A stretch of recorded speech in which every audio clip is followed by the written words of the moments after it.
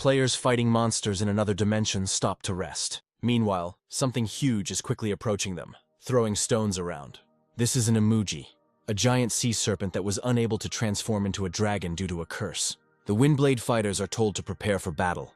This is the oldest monster from Legends. It is finally here and it roars. We need to calm down and get ready to fight back. Only the best of the best are members of the Windblade. He is also part of this raid. We need to add some fire and go ahead. He was a late awakener about a year ago and is a Tier 1 player. His name is Frank Neumann and he is 27 years old. Just 3 years ago he was an ordinary student, but then suddenly problems began as his father was hospitalized due to an incurable disease, mana deficiency.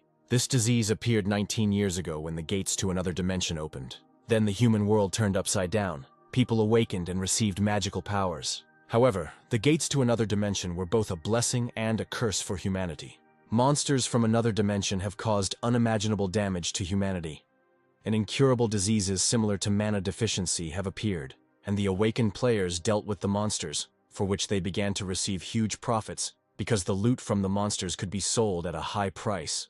Thanks to this, people who were somehow connected with the gaming industry were able to accumulate a fortune. But for Frank, the gate is just a curse.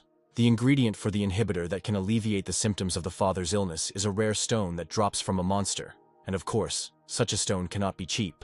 Frank's mother began working 2 jobs. The older sister gave all the money she had saved for the wedding, but even that was not enough. After work, I had to rush straight to a part-time job. It was hard, and of course, there wasn't enough money. If only Frank were awakened, he wouldn't have to deal with all this anymore. He could destroy rocks with his bare hands and jump over high-rise buildings. It would be very nice to become a player. Now he is dying of fatigue, but then everything would go well. They say they make an incredible amount of money, but no one knows how to achieve the awakening of the Force. It's something like a lottery, in which Frank hardly has a chance. He really wants to wake up, to become a player, but not some ordinary one, but a strong one. If people became gamers simply because they wanted to, everyone would probably be one by now. I need to wash up and go to bed. Suddenly, the towel Frank is holding in his hand flies up. A blue panel appears in front of him. He woke up. They say there are people who died of heart attacks because of a sudden lottery win. Now Frank seems to understand them. He hopes there will be something cool in the status window. There are 5 undistributed points. Usually there are 10. It's a miracle, of course, that Frank became a player. But the statuses are crap. There are no active or passive skills. Strength 5, Dexterity 3, Magic 1. This is too much. Just some kind of mockery. Even if it's a cursed hero, the overall status should still be over 40. Other players have an average of 50, but for some reason he only has 18. And even if he increases his overall level, he will only be given 5 points for status distribution. He needs to level up to level 6 or 7 to be on par with regular level 1 players. Frank doesn't even have active and passive skills, which are usually given 1 or 2. If you have good skills, you will be treated like a king at the party, and getting into the ranks of the best will be easy. Usually after awakening, players get one of the following classes: Tank, Damager, Healer. 99% of players definitely get at least one of them.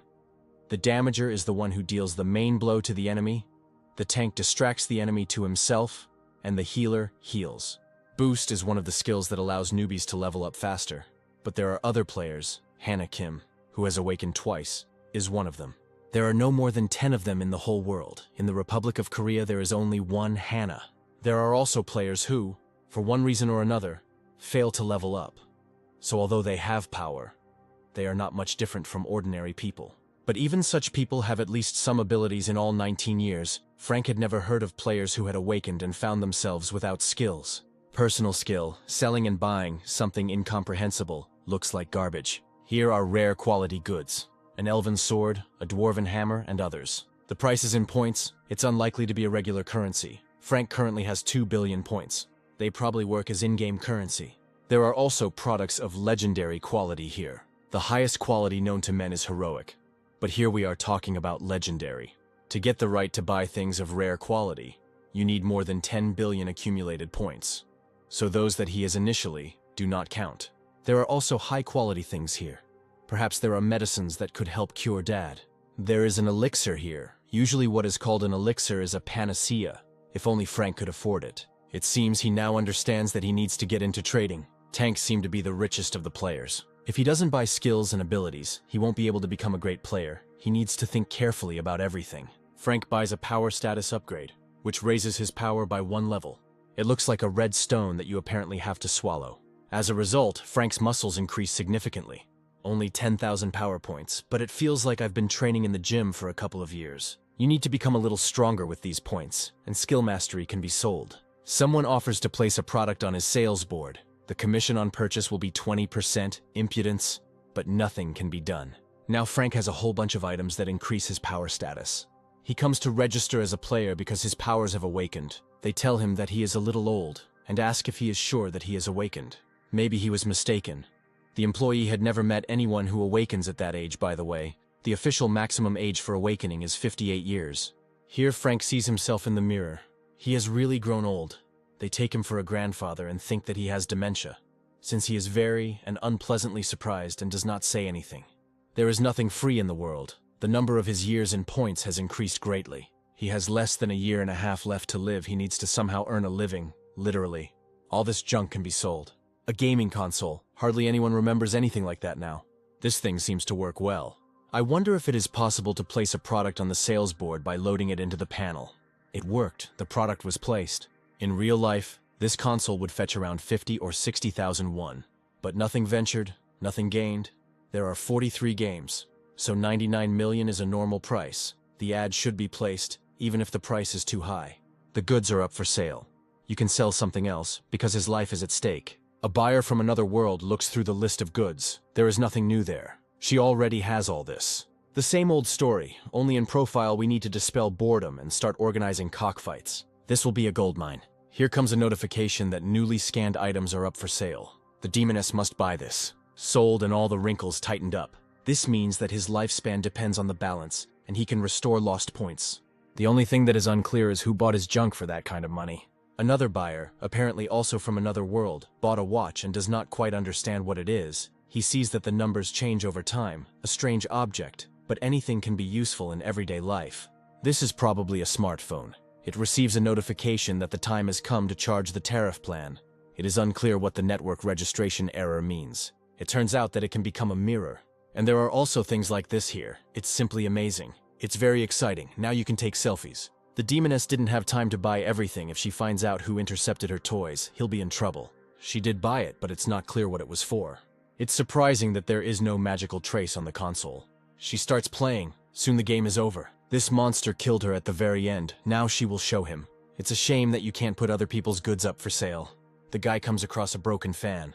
It can be sold, probably because it is nobody's, and he picked it up. Or maybe the system decided so.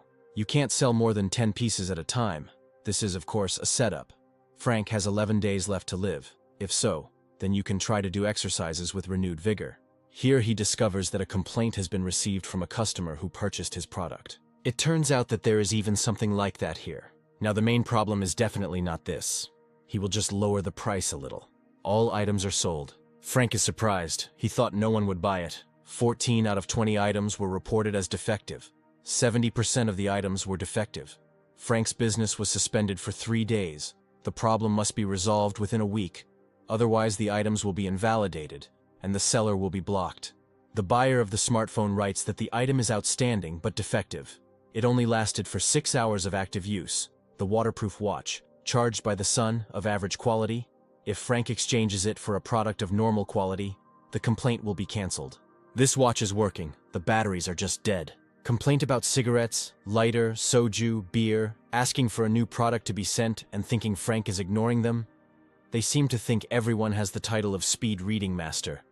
They could at least give them a little time. The system said that from today his activity is suspended for 3 days.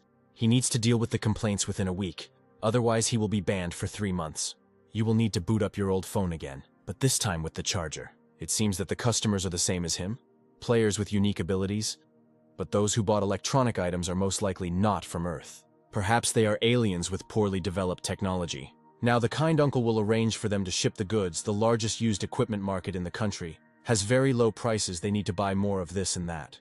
It turns out he doesn't have enough funds. You can sell the skill book. Frank still can't register as a player because he's old. Now he can lift heavy weights. They tell him that he really is a strong man and ask where he worked before this. Frank says a little bit of everything. After 3 days it is unlocked. However, he received another complaint. Complained about all his products. Frank was banned again.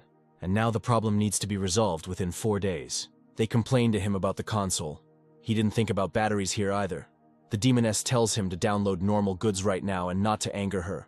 If there are no new products, she will find it. She complains about glasses, chewing gum, and a lighter. For some reason, these customers can't wait at all, and they're so rude. Another 3-day ban. If Frank doesn't figure it out in 4 days, you'll be dead. Now he lifts even heavier weights. The person who buys all his trash just to slap a ban on him will definitely buy batteries too. They are also suitable for consoles. I just wonder how long they will last. They seem old. He was unblocked, all his ads were posted, and complaints were resolved for all products. Now he has enough points. That's the power of money. Frank is wondering what to sell next, a gaming console or an old phone. First, you need to register as a player. To obtain a certificate, you must complete 3 weeks of training at a training center. You can return to training as much as you like until you manage to pass the exam. If you fail, you will simply be without a certificate, which means you will not be considered a player. So Awakening is just the beginning of becoming a player. Frank passed another test. One of the students says he thinks he's a big deal because of his rare skill. It's been like this from the very beginning. 3 weeks later, Frank is invited to celebrate the end of his studies by having a drink. He says he has some things to do at home and needs to hurry. They say he has good abilities, but it doesn't matter. They can sit without him. Frank understands that they will not even meet again, so going with them simply does not make sense. Finally, he has a player's ID. Now you can sell the skill book. Maybe you can even pay all your father's bills with hunting. Frank rents the equipment for 714,801. If he is late in returning it, he will have to pay extra. All his savings were only enough for the cheapest armor and sword. If the equipment is weak, then you won't even be able to enter the dungeon. And even for staying there, you have to pay 200,000 per hour. Even in low-level dungeons, there is a high demand for tanks and healers, who are promised rent for the dungeon and security. The danger of dying in the dungeon of the Horned Rabbit is small, level from 1 to 5. But it is still worth playing it safe. Strength 70, Endurance 70, Intelligence 30, Agility 70, Magic 30, 12 skills. With these skills, Frank can go to any team, but he will not. His goal for today is to catch the boss alone. He will pretend that he has already obtained all the skills from the skill mastery books. An employee at the entrance to the dungeon notices that Frank is a daredevil and is going alone. Even people with high status rarely go hunting alone. Usually players hunt in pairs. You can't risk your life just like that. If you go alone, you can die or become disabled. So it is very important to find a partner you can rely on. He will let him go alone. Sometimes you have to let people knock their arrogance down on their own. Frank enters the dungeon. In front of the players sits a monstrous horned rabbit with fangs and glowing eyes. Both he and the players are preparing to attack, and they have only recently woken up and have only undergone 3 weeks of training. Before that, their life was completely normal. Some were working, and some were studying. It's clear that the chances of successfully completing the dungeon as a team on the first try are very slim. Not to mention what Frank is planning to do. For some reason, he thought that he would succeed right away. You can't be too self-confident. This rabbit takes a long time to deal with, and he is still a monster, albeit a low-level one. But he can kill. 8 minutes per rabbit was longer than he expected. He needed to deal with the monsters faster. 3 to 8 minutes should be enough. With such allies, it is unlikely that you will be able to achieve anything. But for a lone player, the statuses that he has now are enough. Frank turns on stealth mode. The players worked hard. The rabbit will definitely appear soon. It needs to be caught alive at any cost. They will definitely succeed. The players are confident that they have enough strength. Nobody doubted it. The problem is that it doesn't come out. And this is already the 15th day. The goal of the 4th mission is to get the boss rabbit's head. The monster isn't that difficult, but they still haven't managed to complete the task. It seems like it's just hiding in this damn dungeon. Jane will deal with him in a second, if only she would show up. They turn on the dark curtain to be invisible to the horned rabbits. Lisa hears some sounds. Someone is coming. Probably the commander of the 3rd team and the youngest from the 2nd. They see Frank and they realize that he is just a player who is not worth paying attention to. But it seems he got here alone, or maybe he lost his partner. It's unlikely. There's not a scratch on him. Plus, he used the hide skill. Then it's not clear why he's here alone. He's wearing rented gear, apparently a newbie. But a newbie wouldn't go here alone. Maybe he went for a bet, such as youthful ardor. Even with a bunch of useful skills, you need to be above level 30 to take down a monster of this type in one hit. However, this is exactly what is happening. Frank is also in a hopeless situation. He must adapt for the sake of his father, mother, and sister. The monster is dead, but nothing dropped. This is a fiasco. Frank uses stealth mode and lightning strike. Jane decides that he is not a newbie. If the player's level is lower than the monsters, the latter will drop items and the player will gain experience. But experience and items cannot be obtained from monsters that are 20 levels lower. The magic contained in corpses turns into valuable items. But the higher the level, the worse the loot will be. And of course, when the difference of 20 levels is reached, there will be no loot at all. Now it's clear that this is his first hunt. I wonder what class he is. Jane is not sure. I need to keep an eye on him some more. There's nothing to do at home anyway. Frank gets another loot drop. This is already the 5th one, but for some reason it is very difficult to increase the level. But even if Frank hunts alone, given how many he killed, that should have been enough to raise him to at least the 2nd level. For some reason, experience points don't increase at all. Then he will clear the dungeon within the next hour. 5 hours later, his levels still hadn't increased. Frank heard that the level usually increases within a day or two. Lisa notices that it turned out awkward. He just has catastrophic bad luck. Over the past 10 days, he'd earned 150 million points selling electronics, and only 100 points here, selling the body of one of the monsters. But this is just the beginning. You need to think positively. Another monster approaches from behind. Frank stabs it with his sword without even getting up. The hunt continues.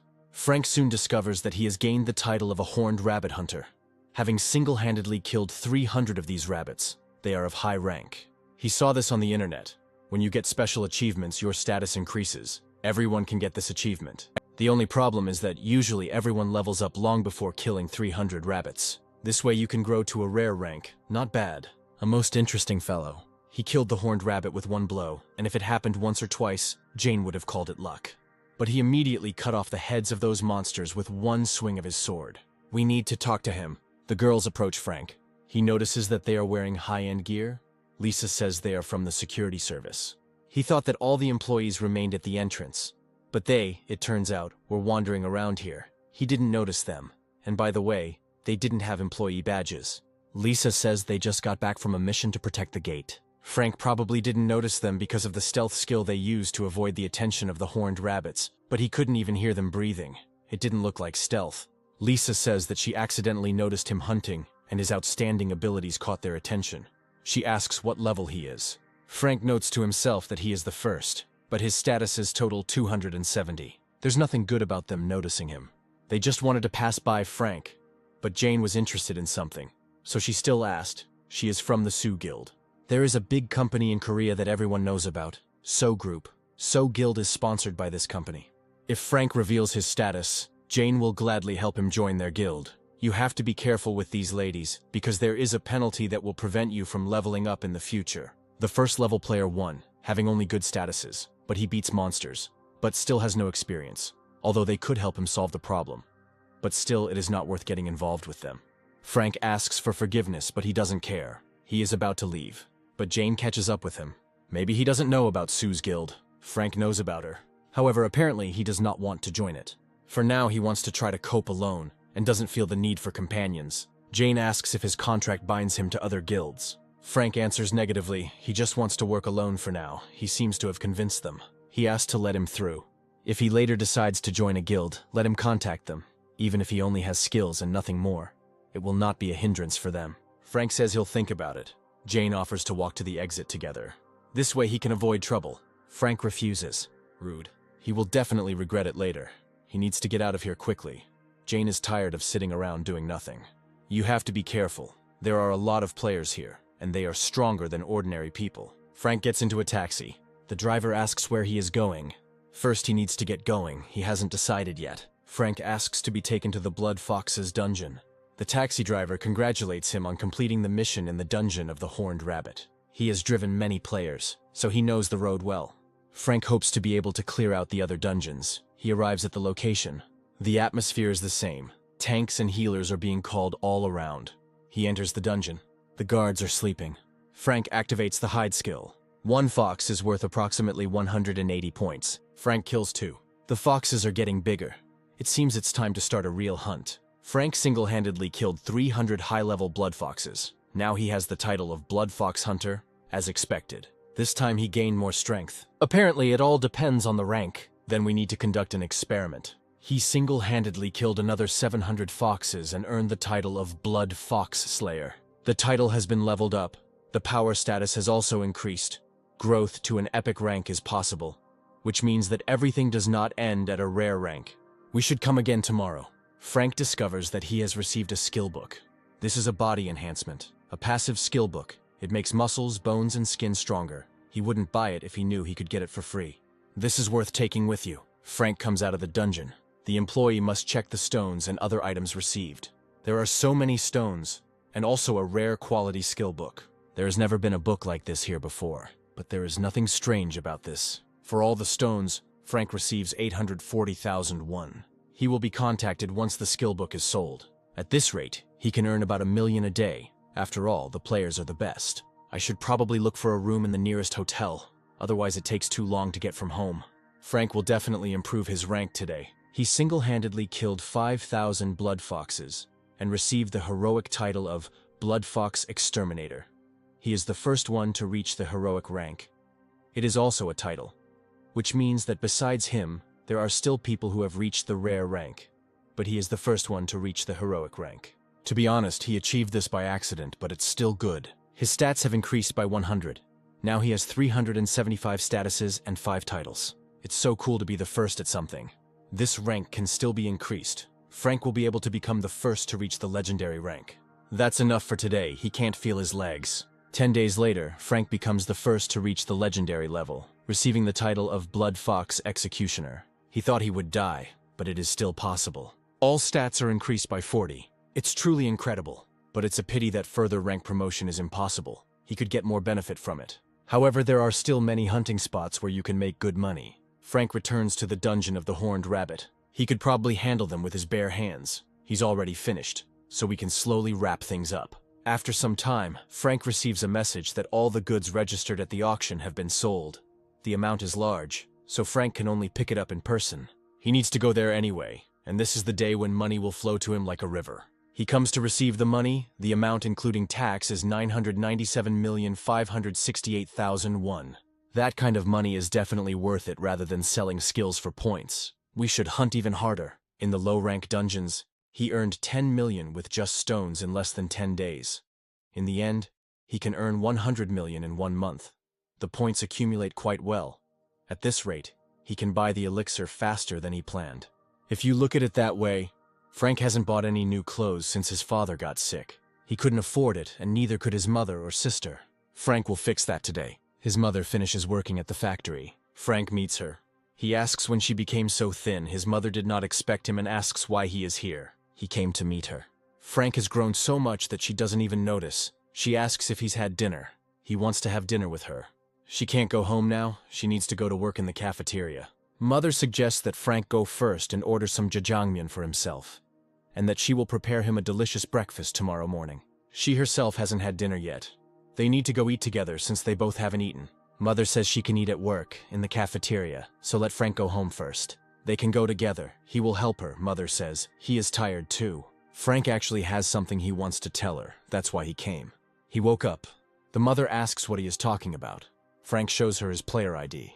Now his mother can quit her job at the factory and in the canteen. She says it's dangerous work. Frank puts safety first, so she can quit anywhere. This is not possible. Players do not earn money so easily. She heard that first. On the contrary, you need to spend a lot of money. Frank hit the jackpot. He has $1 billion. He shows his mother a receipt. While he was hunting, he found a rare quality skill book and sold it. With this money, they don't have to worry about their father's hospital bills, and they can pay off their debts. So from today on, they can live peacefully. Frank's mother apologizes, but she has nothing to apologize for.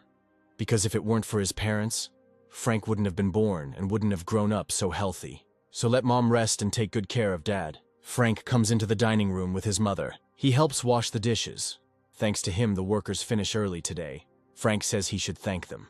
Then his mother comes home with him. His sister wonders why he came so suddenly. Frank says he has good news, so she can relax. He woke up and started earning well. 1 billion, it's unbelievable. But it's true, so there's no need to worry too much and overwork yourself. He'll take care of everything. Frank's sister starts crying. She admits that it was very difficult for her. Frank stays overnight with his mother and sister. In the morning, his mother asks if he will really be comfortable staying here. Frank says, of course it's convenient because there are dungeons all over the country. Mother asks what time he will come. Frank says he will be home when she returns from work. She asks if it's okay for him to be dressed like that. Frank says he can rent gear from a nearby store. It's time for him to go. In the evening, his mother waits for him at the hospital. He does not answer his calls. She is worried that something has happened. Frank apologizes for being late. There are traffic jams on the roads, so he ran. His mother was scared because he came suddenly. They come to the father's room. He will definitely recover. 10 days later, Frank is promoted to the title of Executioner of the Horned Rabbits, having single-handedly killed 10,000. He still has 6 hours to hunt some more. This is the very place he had heard so much about. There really isn't a single player here. It's a vampire bat dungeon. Recommended level is 10 to 15. They say that bats usually live in flocks, so it will be difficult for beginners. It is believed that hunting is impossible without the help of high-level players, which is probably why there is no one here. Frank activates the hide skill. It looks scary, with a whole swarm of red lights looking at it from the darkness. It's time to start the hunt. Frank turns on the shield and turns off stealth. He pricks his finger with a needle. The bats smell blood and attack. It seems like a black wave is approaching. They swarm the shield. Then Frank turns on the fireball. It's not easy to use two skills at the same time, although it seems like a good trick, especially in places like this filled with small monsters. This is more than enough. The ball explodes in the middle of a flock of bats. It was too loud. Frank throws the fireball again. He is now a vampire bat killer, having killed 300 high-level vampire bats. If he tries hard, he can reach the legendary rank in the remaining time. A sword appears. Frank doesn't understand what's happening. It looks like the residual magic has coalesced. This is a vampire sword that restores magicka and stamina by absorbing the enemy's blood. There is only one item, but two properties. Compared to the others, this is an important thing. Maybe something similar will appear. If you catch a huge number of normal rank monsters at once, a rare grade item will appear. Then maybe Frank will catch a lot of rare rank monsters at once. Frank somehow thought it was easy. Residual magic does not collect. It only happened once during a vampire bat hunt. However, he gets a rare quality vampire bat robe. It is thick, elastic, and does not tear. Rare quality will do too. It's time to go somewhere else and earn a rank there. Frank wants to buy an apartment. His mother is worried that if he spends such a huge amount of money at once on buying an apartment, he will have to work a lot here and there. There is no need to worry. He will do it until it becomes burdensome. They come to the real estate office. Frank called them recently. The mother finds out that the area of the apartment is 105 square meters. She thinks that this is too much. Frank says it's okay. Everyone should have a room. A week later, they move into a new apartment. The sister is surprised at how big it is. This is the first time my sister has seen one like this, and she really likes it. Frank says he'll buy an even bigger apartment later. This is enough. My sister suggests treating the neighbors to rice cake tomorrow.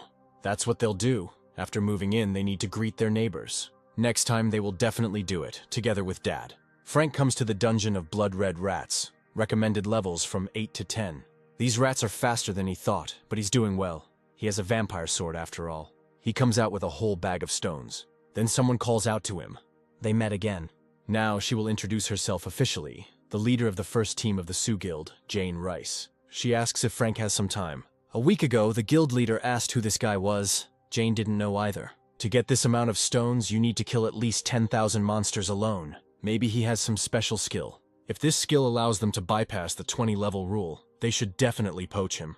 The chief will send a negotiator with Jane, but first let her try since she knows him. The leader hopes that the information has not reached the other guild members. That's right, no one else knows, and Jane will follow Lisa. Frank is confused as to how she found him. It was the security officer who was in the dungeon. He asks how she knew his name and how she knew he would be here. She may have conducted a secret investigation and even bribed the dungeon staff. Here another employee appears, a negotiation specialist. He suggests talking in a suitable place. Frank says he doesn't want to and starts to leave. The employee asks if he can visit him at home then. He was waiting for Frank here to show him courtesy. His name is John Smith. He is the head of the first recruitment team at the Sioux Guild. Frank asks why they were looking for him. John says, of course, to make him an offer to join. He must think Frank wants to join Sioux's guild. There's hardly anything to be angry about. John uses the same methods as the other guilds, and that was even very mild. His words are at odds with his actions. The Sioux Guild is one of the 3 oldest and largest guilds in Korea, and so on. Here's the chatter. Frank asks what his annual salary will be and what the deposit will be. The exact amount will be determined after he joins the guild and reveals his skills, status, and level. As a result, he first needs to reveal all his cards. However, John guarantees him a deposit of no less than 10 billion and a salary of 1 billion. This is weird. No matter how highly his abilities are valued, it's a very large sum. Maybe they want to make him a representative of the guild. Even if it was some newbie with potentially top-notch abilities, there was no guild that would take the risk of investing 1 billion won. With the exception of Hannah Kim, who is the only buffer in the country. It is possible with her because she is an example of a successful buffer for the whole world. Frank doesn't have any proof yet, nor does he have the outstanding skills of a buffer. Of course he has the skills to sell and buy, but he can't talk about it. Even when he received a certificate from the association, there was only a rank. Frank asks if it's because of the rocks. John doesn't seem to understand what he's talking about. He seems to have no idea about Frank's abilities, but Jane has an idea. It can't be that Sue's guild just had their eyes on his stones. They think he has some special skills or some information. John says Frank has nothing to lose. He's not sure about that. For a player, showing his status window to strangers is a loss. And besides, Mr. John Smith did not promise him anything specific. If this is true, let him pay Frank 10 billion won in advance as a deposit. Then he will calmly reveal his cards and join the guild. John says they need to make sure first. Frank has nothing more to say to a man who is pushing a one-sided offer on him, as he thought it was better not to get involved in this. You also need to keep an eye on the number of stones. Otherwise it stands out too much, information about it has already leaked. Then Frank gets a call from an unknown number. This is John Smith. Frank hangs up. At home he receives a message. It's John again. He writes that he seems to have said too much and wants to apologize. If Frank has time next weekend, he would like to have lunch with him and discuss joining the guild. Frank blocks him. After some time, he meets John on the street. Frank just passes by. Soon, he comes to a new place of the game. There, he fights with blue lizards. He has already accumulated a decent amount of points. With this, Frank will quickly buy the elixir. The next day, he comes to the dungeon of the red-furred wolf. The recommended level is from 15 to 20. Compared to the lizards he hunted yesterday, these monsters definitely seem stronger. Frank will deal with them in one go anyway. Now he is a blue lizard executioner, and he has more than 500 points. If this continues, he will be able to deal with monsters of the 6th and 7th levels at one time. Today, Frank will start with the title of Hunter of Red-Furred Wolves. A giant 3-headed monster ate the player. This monster is clearly much higher level than the red-furred wolves. Another player is about to attack this monster, but he bites off his hand. It's not too late, we can attack again. But this time the monster bites off his head. It seems to be a very popular dungeon, usually not that crowded at the entrance. For some reason Frank is worried. After the natural disaster, the number of interdimensional gates increased endlessly for 10 years. But after the appearance of the heroic rank gates 9 years ago, their number neither increased nor decreased. And the number of players increased every year. Frank hunts red-furred wolves. He uses a fireball and a vampire sword. Now he has a new weapon that resembles a shield. He attacks with it. Now it's the turn of the magic projectile. Let them attack. The wolves rush to attack. Frank finished faster than he expected. He was given the title of Red Wolf Hunter, and the ability of this sword is really good. Looks like he's done here. Now we can go. He meets other players who are fighting wolves. It's occupied here. And here too there are already players. So I'll have to go to another dungeon. Then he hears some sounds. 2 players had half of their bodies bitten off by the monster. This is no longer a wolf, but that same giant monster with 3 heads. He bites off the head of another player. The head flies off and lands right next to Frank. He starts to feel sick. A giant panther with 3 heads and huge fangs is now right in front of him. This is bad business. Frank activates the hide skill. However, the monster still sees him. Frank flies into the air. Now he is right in front of the monster's mouth. Frank attacks him with a stone shield. But this weapon has almost no effect on the monster. Then Frank turns on the fireball. He uses a triple strike. And this also does almost no harm to the monster. This panther is incredibly strong.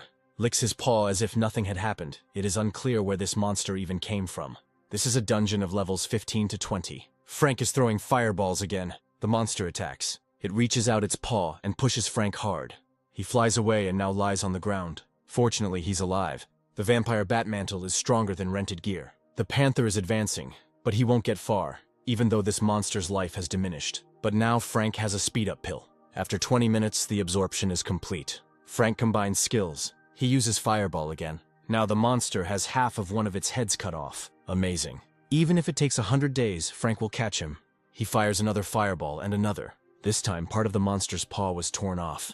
If this continues, Frank will definitely be able to catch him. But then the monster's torn-off parts begin to grow back. It turns out that the fireball is powerless. The monster attacks again. There must be a better weapon. A fire spear with powerful penetration power. A bit pricey, but it'll do. First, I'd like to survive, and then we'll see. Frank prepares to attack. This weapon should work. He throws a spear at one of the monster's heads. Got it, now this head is gone. But the monster is still ready to attack. Frank throws the spear again. This time the monster dodges. Frank will still have to see who gets who. He throws the spear again and again, and manages to knock off another head. Just a little more, and he will catch it. Here Frank notices that something is wrong. Mana is running low. Fortunately, there is no problem with endurance. If Frank can hold out until his mana regenerates, victory will be his. Meanwhile, other players stumble upon the site of the three-headed monster's attack. Here one of them was attacked, leaving traces. This is definitely not a simple monster. Perhaps it is not worth following these tracks. They were unable to contact the security personnel guarding the entrance on the other side of the gate. This means that they suffered from the owner of these tracks. There are hardly any other ideas. In any case, they can't stay away. They have to search everything. Then let him go alone. I don't want to die like a dog doing my duty. Another player asks what to do with the players who are inside now. He has no idea. He's not here to fight such a monster. They are so angry that they are ready to fight. Other players calm them down. Now is not the time to squabble among ourselves. Frank's mana is slowly recovering. The monster still doesn't get tired. Maybe he's like the Hydra from Myth, a many-headed monster with one mortal head. We must try to win before his head recovers. If Frank misses, he's dead. In any case, a protracted battle is not an option. The longer it is, the more chances the monster has. We must try to finish it all with one spear. It's crazy, but he has to do it. Frank attacks the monster with a fire spear. He dodges again. He tries to crush Frank with his paw, but misses. Frank attacks again. Fire spear leaves a scratch. Now Frank cuts off one of the monster's fingers and jumps on his back. He plunges a fiery spear into the monster's neck. The last head is cut off. Here the monster swings its paw.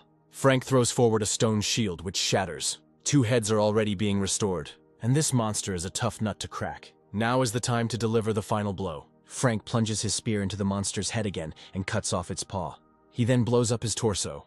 The monster collapses to the ground without a head, neck, or paws. Frank killed the 3-headed Graydon, a rare rank named Monster, and was given the title of the one who single-handedly slayed the 3-headed Graydon. It turns out that this creature also had a name. He was awarded another title, Level 1 Destroyer, and he single-handedly killed a high-ranking named Monster, the difference with which was over 100 levels. Of course, it is good that he received 2 titles, although it is disproportionate to the efforts expended. Frank receives a magic item. This is the Book of Immortality, a unique rare quality item.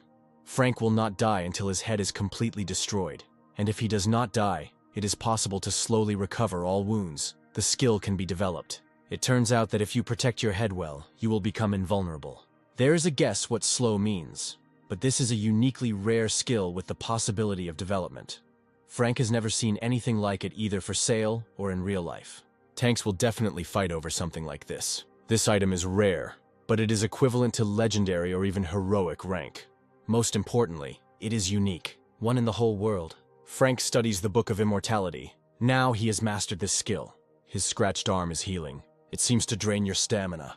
Luckily, Frank has plenty of it. The first level Destroyer title increases each stat by 5. It's crazy, and this is a normal rank, but at a higher one there will be a double increase. The title of the one who felled the 3-headed Graydon increases stamina by 3. And this 3-headed Graydon was a nice guy. Now it's time to go back. A team of assassins from the Players Association arrives. They were informed about a high-ranking monster that appeared in the Red-Furred Wolf dungeon. We need to leave the dungeon as soon as possible. 2 players are already known to have died.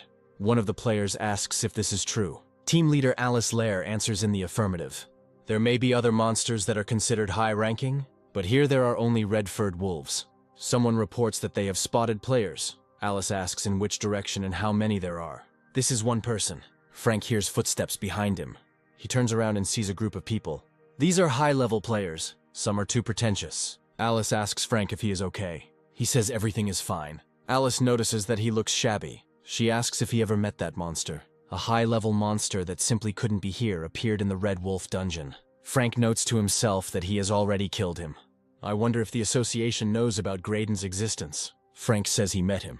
Alice asks where he is now, maybe somewhere nearby. She didn't want to scare him. Alice is too pushy towards the one who miraculously survived an encounter with this monster. She offers Frank a healing potion that quickly heals wounds. This is an expensive item.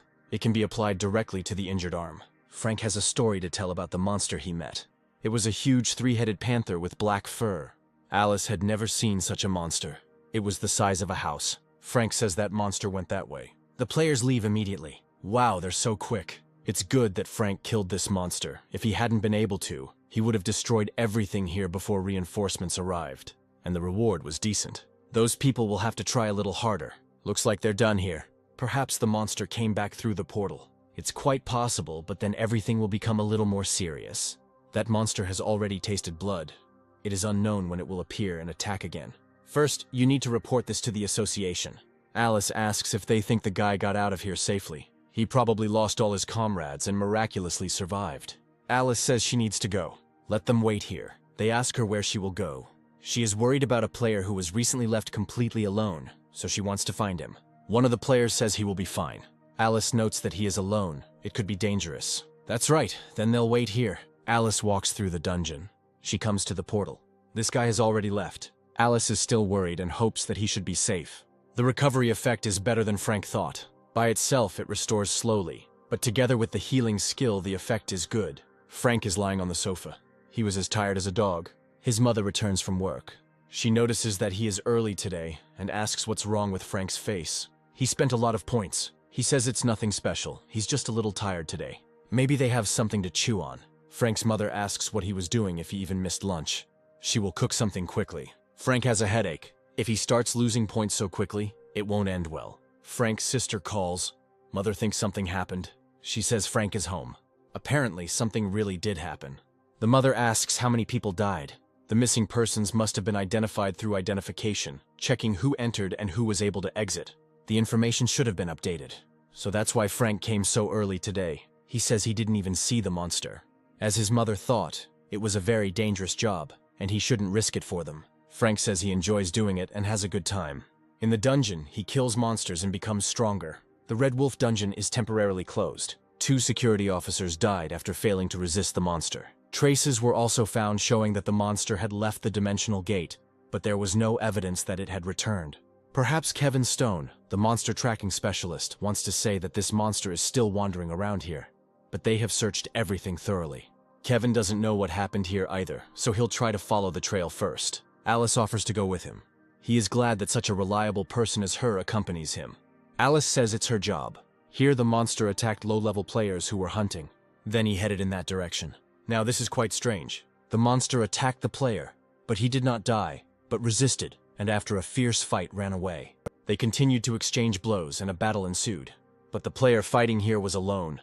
Kevin still feels the remnants of fire magic, and this player's agility seems to be well developed. Perhaps he belongs to the class of magic swordsman. They find traces of the monster. Here he received an extremely serious injury and lost a lot of blood. It's amazing how it happened that the security personnel were powerless, but the monster was seriously injured by some nameless player. Kevin thought it was a player from the magic swordsman class, but it could just be a mage player with a high dexterity level. He used a very strong magic skill. This is where it all happened. Kevin thinks that it is a magician after all. Here they got into a close fight, and then he killed the monster with some kind of magical skill. No, it was definitely a magical swordsman. Most likely, the monster's residual magic turned into a magic item, or mana stone, so they won't be able to find the body. This is just incredible. Any player of the magic swordsman class, with the exception of a few individuals, can be called a universal soldier. Because of this, they cannot stick to any one specialization. And this player fought a monster whose level was significantly higher than the dungeon level, alone. Judging from the tracks, the player who fought here was around level 24. Something doesn't add up here. He's not even a security officer. The 2 who were monitoring the spatial gate were killed instantly. The security personnel working on the border from the land side did not try to catch the monster until the assassination team arrived. This player was clearly not an ordinary player. This could be a person who has not yet renewed their player ID, which needs to be renewed every 2 years. It's still weird. Before renewing your ID, you can at best rise just above level 50, and none of the players who hunted in the dungeon that day received support from the guild. It's really weird. Even if it's true and a high-level player actually managed to defeat this monster, there's simply no reason for him to hunt in a low-level dungeon like this. Alice asks if Kevin can track down the player who fought the creature. He's a monster tracking specialist, but it's worth a try. Immediately after the battle ends, the player's tracks are lost. It might not be that easy to track him down, and the dungeon's landscape isn't conducive to that. But Kevin was able to find traces of this player's battle with the monster. A monster of such size simply cannot help but leave traces. No matter what a monster of that size does, it will leave massive tracks that are easy to track, while a light player leaves virtually no tracks unless he is in combat. There is also no indication that the player used any skill after the battle. If he had used anything, Kevin would have been able to track him by the remaining magical energy. Apparently, Alice asked him for the impossible. Kevin apologizes for not being able to say more. Now it's time to go back. We need to take a closer look at the list of players who entered the dungeon that day. There was definitely a strong player there who killed a level 100 monster and did not renew his ID because 2 years had not passed. If there is such a player, then he must definitely be a member of the Players Association. They cannot give the talented player to other guilds again. The Players Association is controlled by the state. On the other hand, guilds are private organizations. In the first years after the disaster, the influence of the association was great.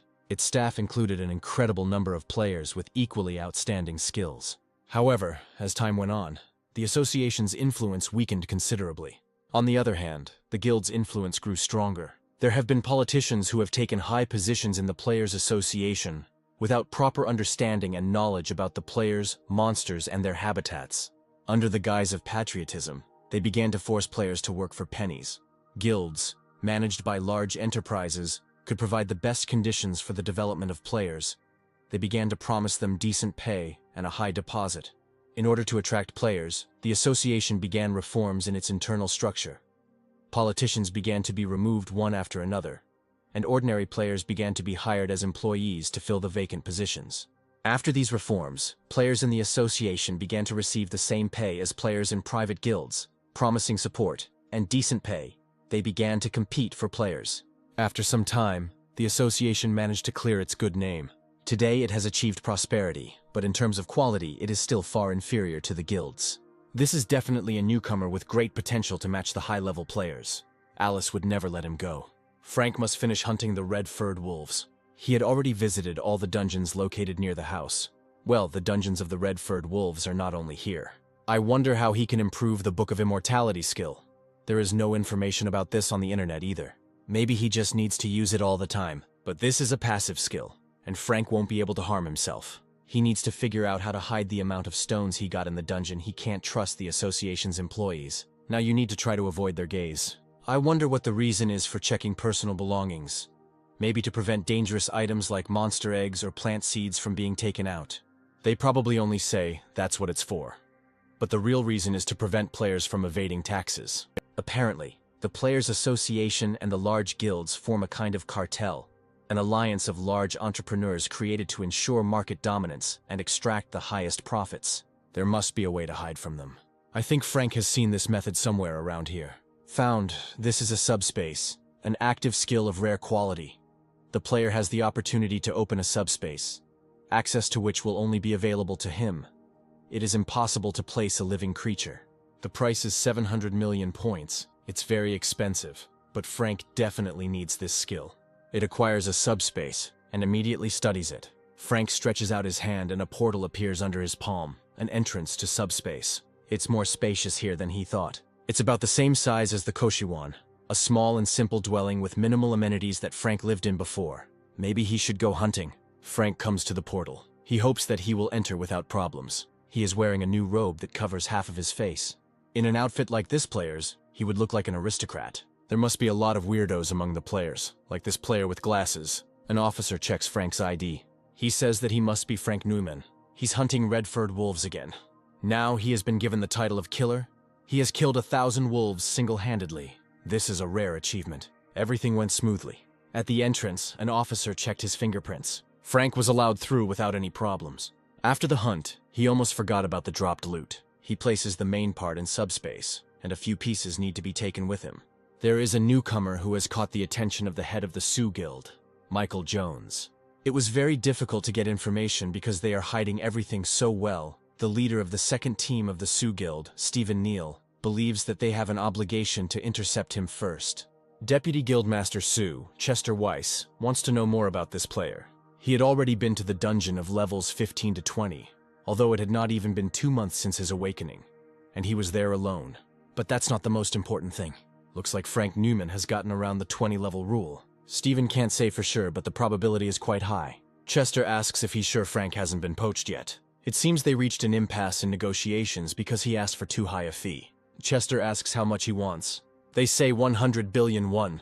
He's crazy, he's a child, and he's asking for 100 billion. This is the amount for hiring a high-level player who can do everything. If this is true, then it is not even about the amount itself. The real problem lies in the positions of the two sides.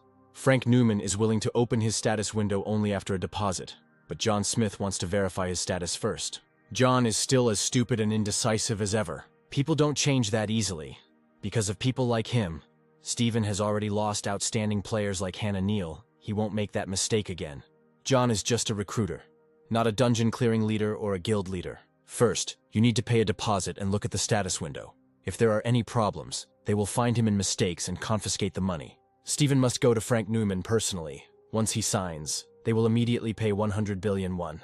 If everything goes well with the contract, then when problems arise, they will be able to return all the money in full. If Chester solves this matter, he will be able to become the head of the guild. An employee checks the items received by Frank. There are only 2 loot items in his bag. Everything has been checked. Now he can avoid the attention of the Sioux Guild. A few days later, Frank finally earns the legendary title of Red Wolf Executioner after killing 10,000. He's done for today. He needs to put things in order. He already has it. And this is the Wind of Rebirth, a passive skill book that speeds up the healing of wounds. Frank finally got it. This is a popular book that is used not only by players, but also by ordinary people. This time Frank didn't get anything unusual. Here comes a notification that it was not possible to read the book of the passive skill Wind of Rebirth. Frank had never heard of such a thing. The unique rare rank passive skill Book of Immortality has absorbed the normal rank skill book Wind of Rebirth. Passive skill Book of Immortality has evolved. Nothing has changed, but it clearly states that this is a developing skill. It turns out that the Book of Immortality absorbs skills that promote recovery, but it is unknown how much the skill has grown. To test this, Frank takes out his vampire sword. He runs the blade across his finger. The scratch is healing at the same rate as last time. I wonder how many of them you need to absorb for the skill to improve. This is an expensive book worth 30 million won. A very bad investment. Frank returns to the human world. An unknown number calls him. Frank picks up the phone. They greet him and call him by name. Frank asks who it is. This is Steven Neal, head of the 2nd Recruitment Department of the Sioux Guild. Frank had told them not to contact him unless they were prepared to accept his demands. Apparently, he's talking about 100 billion won. They accept his demand. Steven offers to meet in person and sign the contract immediately. Frank asks if this is true. Steven answers in the affirmative. There is no room for lies in a deal with such a large amount of money. Frank says he's hunting right now, so it'll be hard for him to come. Maybe they can send the contract first. Steven agrees to send it right now. Then Frank will contact him after he checks the contract. Almost immediately, he receives a message from Steven, who sent him the contract by mail and text message, and wants Frank to be sure to contact him when he reviews the contract. No peace from this guild. Frank goes to see a lawyer, who looks over the contract and says that the offer is very good and very profitable. However, there are a few clauses that say that in case of unforeseen circumstances, some items will be confiscated. Frank doesn't like these points. For example, this part. If a guild member damages the guild's image, the contract may be terminated. In fact, the decision on this part is entirely up to the guild's top management, which is a bit unreasonable. Also, the contract can be terminated if the abilities and character of the guild member do not correspond to its level. The lawyer doesn't know how much the deposit is, but the penalty is quite high. If the contract is broken due to Frank's fault, he will be forced to pay a penalty equal to 10 times the deposit. According to the lawyer, if he adjusts the amount of the penalty to the amount of the deposit and asks to exclude those absurd points, then you can sign. Frank gets a call from John Smith. Now they definitely need to talk. Frank tells the lawyer that he will answer the call and come back. John Smith clarifies that he is calling about a contract. He asks if Frank will agree to the sum of 50 billion. Apparently his demands were too high for them. He asked for a deposit of 100 billion won, not half of that amount. John knows this well, but Frank needs to think more realistically. Even though the Sioux Guild is a top guild, it will still be problematic for them to pay such a sum. The amount that John had difficulty getting permission for from management was a maximum of 50 billion. Frank says he'll think about it. Before that, he would like to look at the contract. John promises to send it right now. Frank returns to the lawyer's office. He asks if he can look at this copy of the contract again. Frank seems to be a truly exceptional player. The lawyer reviews the contract. He asks if it was made by the same guild as the previous one. Frank wonders how he knew. In general, the content of the contracts is the same, but some parts differ. There are fewer strange points here, but overall they are similar, and the fine for violation here is only 5 times the amount, which is somewhat more reasonable. Frank asks the lawyer if he knows why one guild would send different contracts. There must be some internal conflict going on in the guild that wants to hire him, and a very serious one at that, since they sent him the contracts separately. But for Frank, it is advantageous. If he acts wisely, he will be able to choose the contract with the most favorable terms. Frank asks if the lawyer can make a new contract based on the first version, but after eliminating all the unfavorable terms, the lawyer answers in the affirmative. Guildmaster Michael Jones and Vice Guildmaster Chester Weiss seem to be in competition with each other. Frank decides to play a little. He calls Stephen Neal. He asks if he has made a decision. Frank thought about it, and it seemed that the deposit was still too small. He asks if Stephen can pay him 200 billion won. He can't give Frank an answer right now, but he thinks it's possible. Maybe then 300 billion at once. In fact, Frank was also contacted by John Smith, the head of the first team. Frank heard that Stephen didn't get along very well with him. He says he will definitely provide Frank with conditions much better than John offered. They really seem to hate each other. Now Frank calls John Smith. He asks if he has read the contract. Frank says he was going to call him to sign the contract, so John suggests they meet right now. It seems there is no need for this anymore. John says he recently sent him a new contract. Let him look at it first, and then they can continue the conversation. John asks to wait a little. He looks over the contract. Next time, he should solve his internal problems and send one contract. Besides, after thinking carefully, Frank decided that 100 billion won was too little. Frank wants 200, although this is also very little. 300 is better. It looks like he's making fun of Stephen now. If he doesn't want to, then there's no need. It is very easy to edit voice files these days. Submission complete. I should probably change my phone. Chester Weiss asks where Frank Neumann has gone. It is not even found in the hunting grounds they manage. Stephen says they were looking for him. He can't even handle that. He must be found at all costs. Since that voice file Frank sent a month ago, the chief and deputy have been fighting constantly, and the guild was indeed divided into 2 camps. Before this, Stephen miraculously obtained the entry record book and found Frank Neumann. No matter how big the Sioux Guild is, they can't look through these records whenever they want, because it's hard to share information with each other in the guild now. It also makes it hard to find. But that's not a problem now. The problem is that Frank Neumann has disappeared into thin air. Chester asks if he could join another guild. Stephen doesn't think so, and he dares to tell him this. Chester tells him to get out. He doesn't want to see him. Because of the damn fabricated file and contract, most people sided with Michael Jones. We need to find Frank quickly. The points he gets from hunting also come in handy, as he earns around 600,000 won per day alone. If you collect bit by bit, you can collect a lot. But there is one problem. The sales window is too small. Every time a product is sold, it needs to be added and registered again. It would be nice if it were possible to add and register everything in huge quantities, like in games. He can't even remove other electronics from the sales window. I wonder if anything will change if Frank raises his personal skill level. He had heard that other merchants could register hundreds or even thousands of items, especially the merchant Rikomos who sold medicine. But Frank needed to accumulate 10 billion points to level up, and he currently had just over half the required points. We need to hunt more. Frank knocks down a green humanoid monster that came up behind him. He uses a magic projectile and blows off the head of another monster, but there are even more of them. A truly difficult opponent. That's why people hardly hunt here. Monsters are attacking. Frank uses a fireball, and after the explosion, eyes are visible in the smoke. Fireball has almost no effect on these monsters. Frank takes out the vampire sword. The monsters are attacking again. He cuts them in half. All it takes is one hit. Looks like someone bought up the batteries. Complaint received. Frank has a bad feeling about this. He will check the complaint first. The buyer complains about the batteries. He writes to sell this product for half price in the future.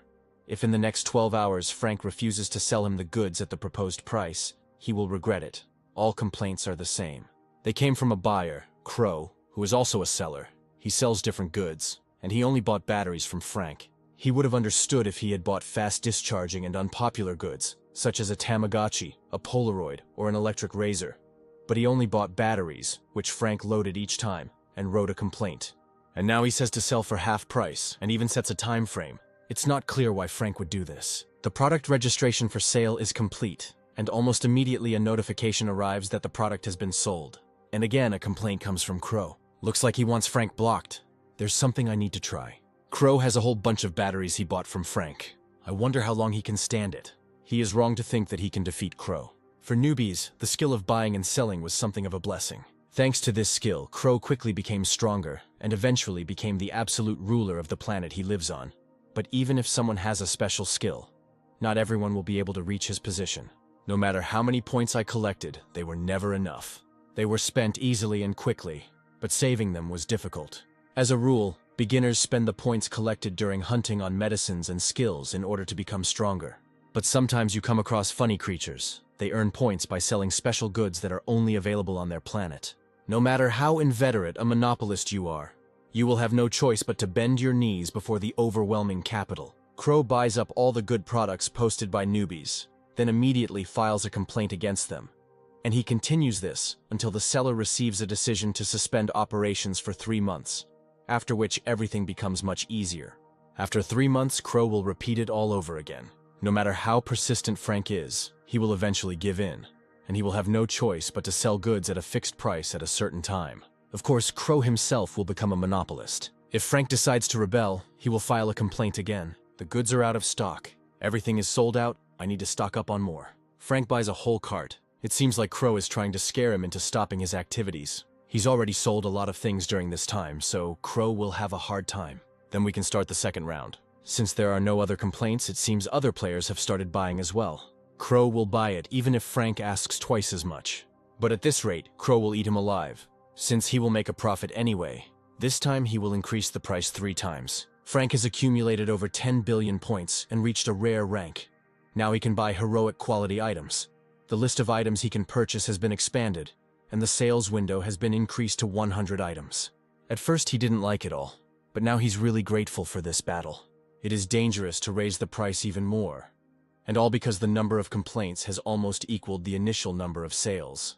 Perhaps it is worth gradually starting to adjust the quantity by changing the name of the product. I wonder if Crow can buy this. It now has a lot more batteries. He thinks that Frank will definitely give up now. He needs to take a little rest and recover. It will take a long time for the deficit to become a surplus. In the end, when the price quadrupled, it really got annoying.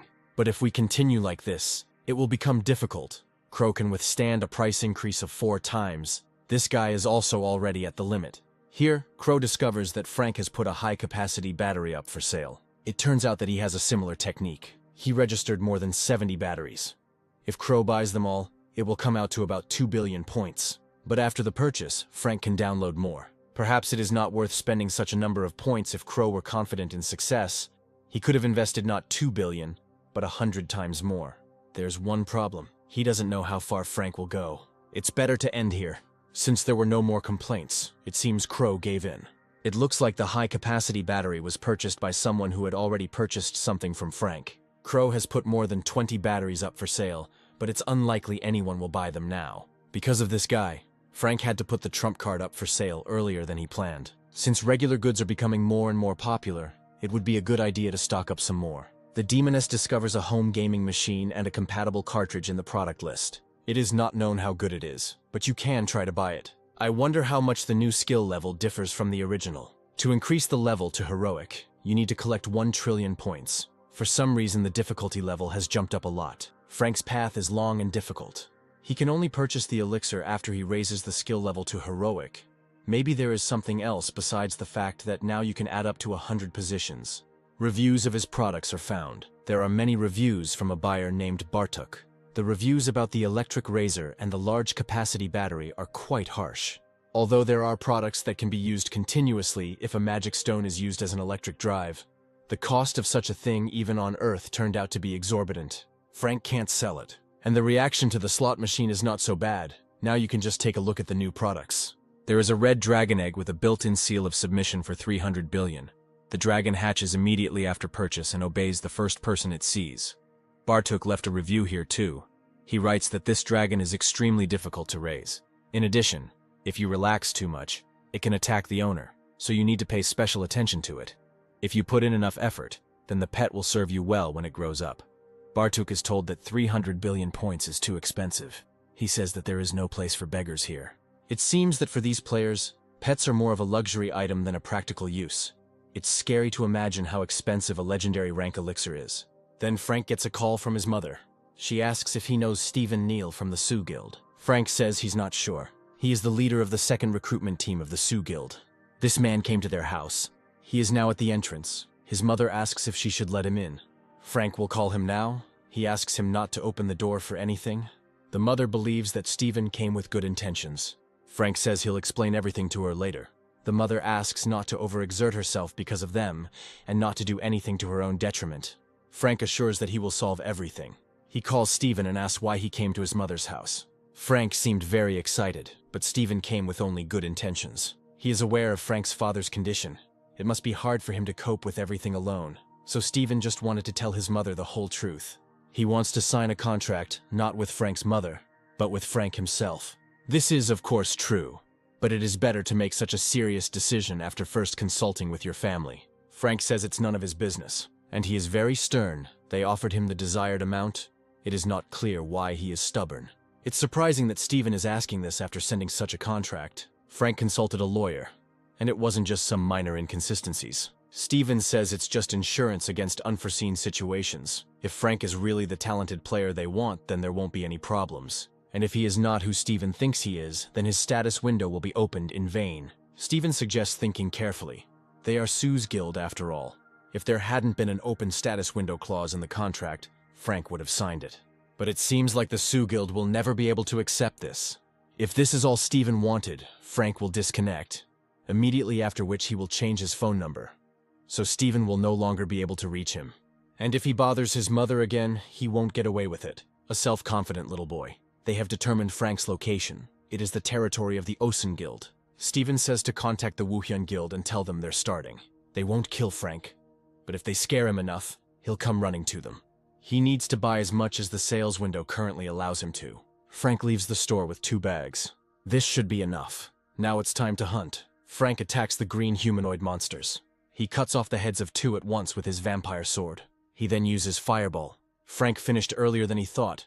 He single-handedly killed 10,000 toad-like creatures, and was given the legendary title of Toad-like Executioner. Today he will still have time to go to the Goblin Dungeon. He walks past a group of players. One of them tells us to follow Frank quietly. He comes to the Goblin Dungeon. This is the first time that a hunting site has been found in such a large forest. Then maybe he should go there secretly. Frank activates the hide skill, so he passes by the security. Here he will no longer be detected. Now we can begin. Frank hits 2 goblins at once with a magic projectile. He then uses Fireball. However, the goblins attack again. It turns out they are smart. Frank uses Fireball again. Now it's the turn of the magic projectile. The goblins throw darts at Frank that just bounce off him. That cloak is really strong. Frank again cuts off the heads of 2 goblins at once. It's time to finish. Frank stops a goblin from attacking him. He cuts off the head of the last of them. Now he's definitely finished. Then Frank hears footsteps. He thinks there's someone else left. But it's the player who asks what fool has caused the mess on their territory. These are the same players who followed him. Frank asks why they say it's their territory if he pays the same entrance fee as them. They hunt here every day, so of course it's their territory. And since he hunted here, he'll leave all the stones to them. And as an apology for the killed monsters, he will leave all his equipment. Frank had, of course, read about such cases on the internet, but he never thought that he would find himself in such a situation. He says they made a big mistake.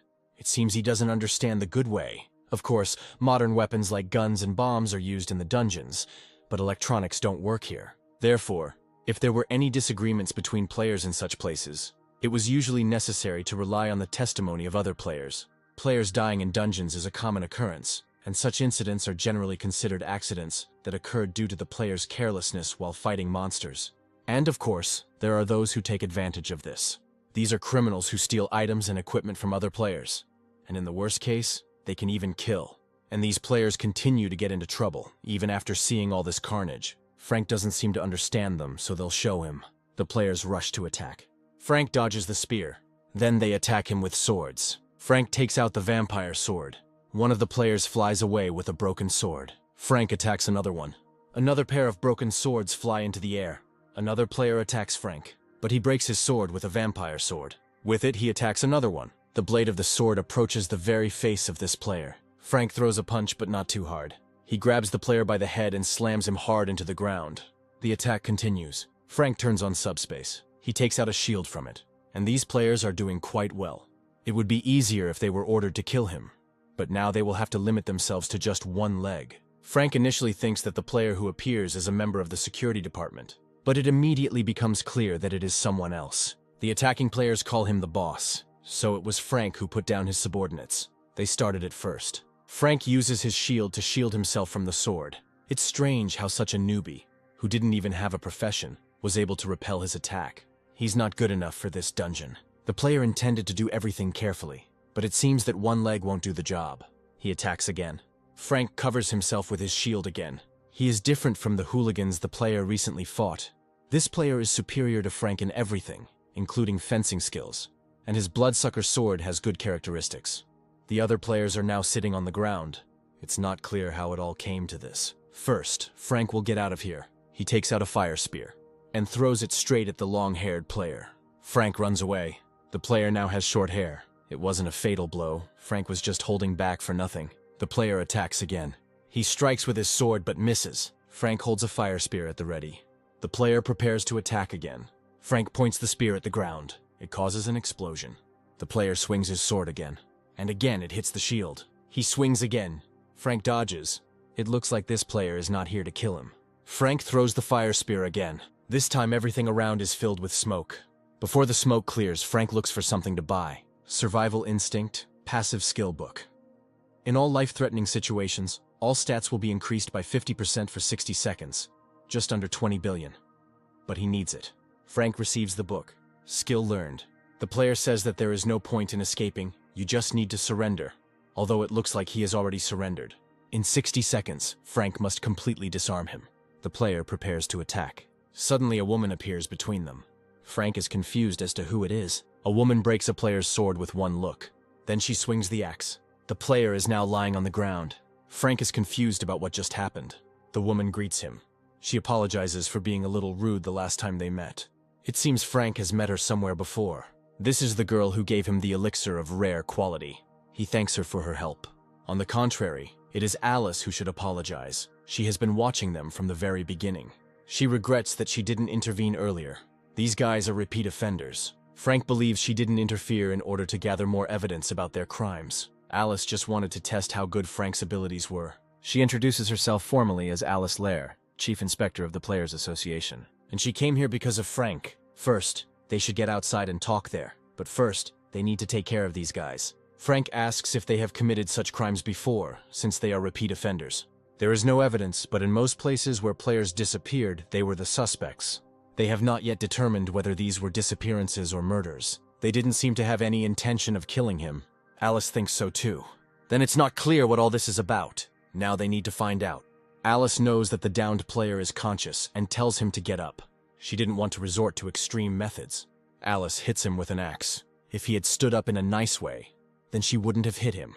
Alice asks why he attacked Frank. He was only trying to protect the guild members who were being unfairly attacked. It is unacceptable for the association's management to attack innocent players like this, and even attack those who were unconscious. He will tell the press about this incident, and he will also report it to the police.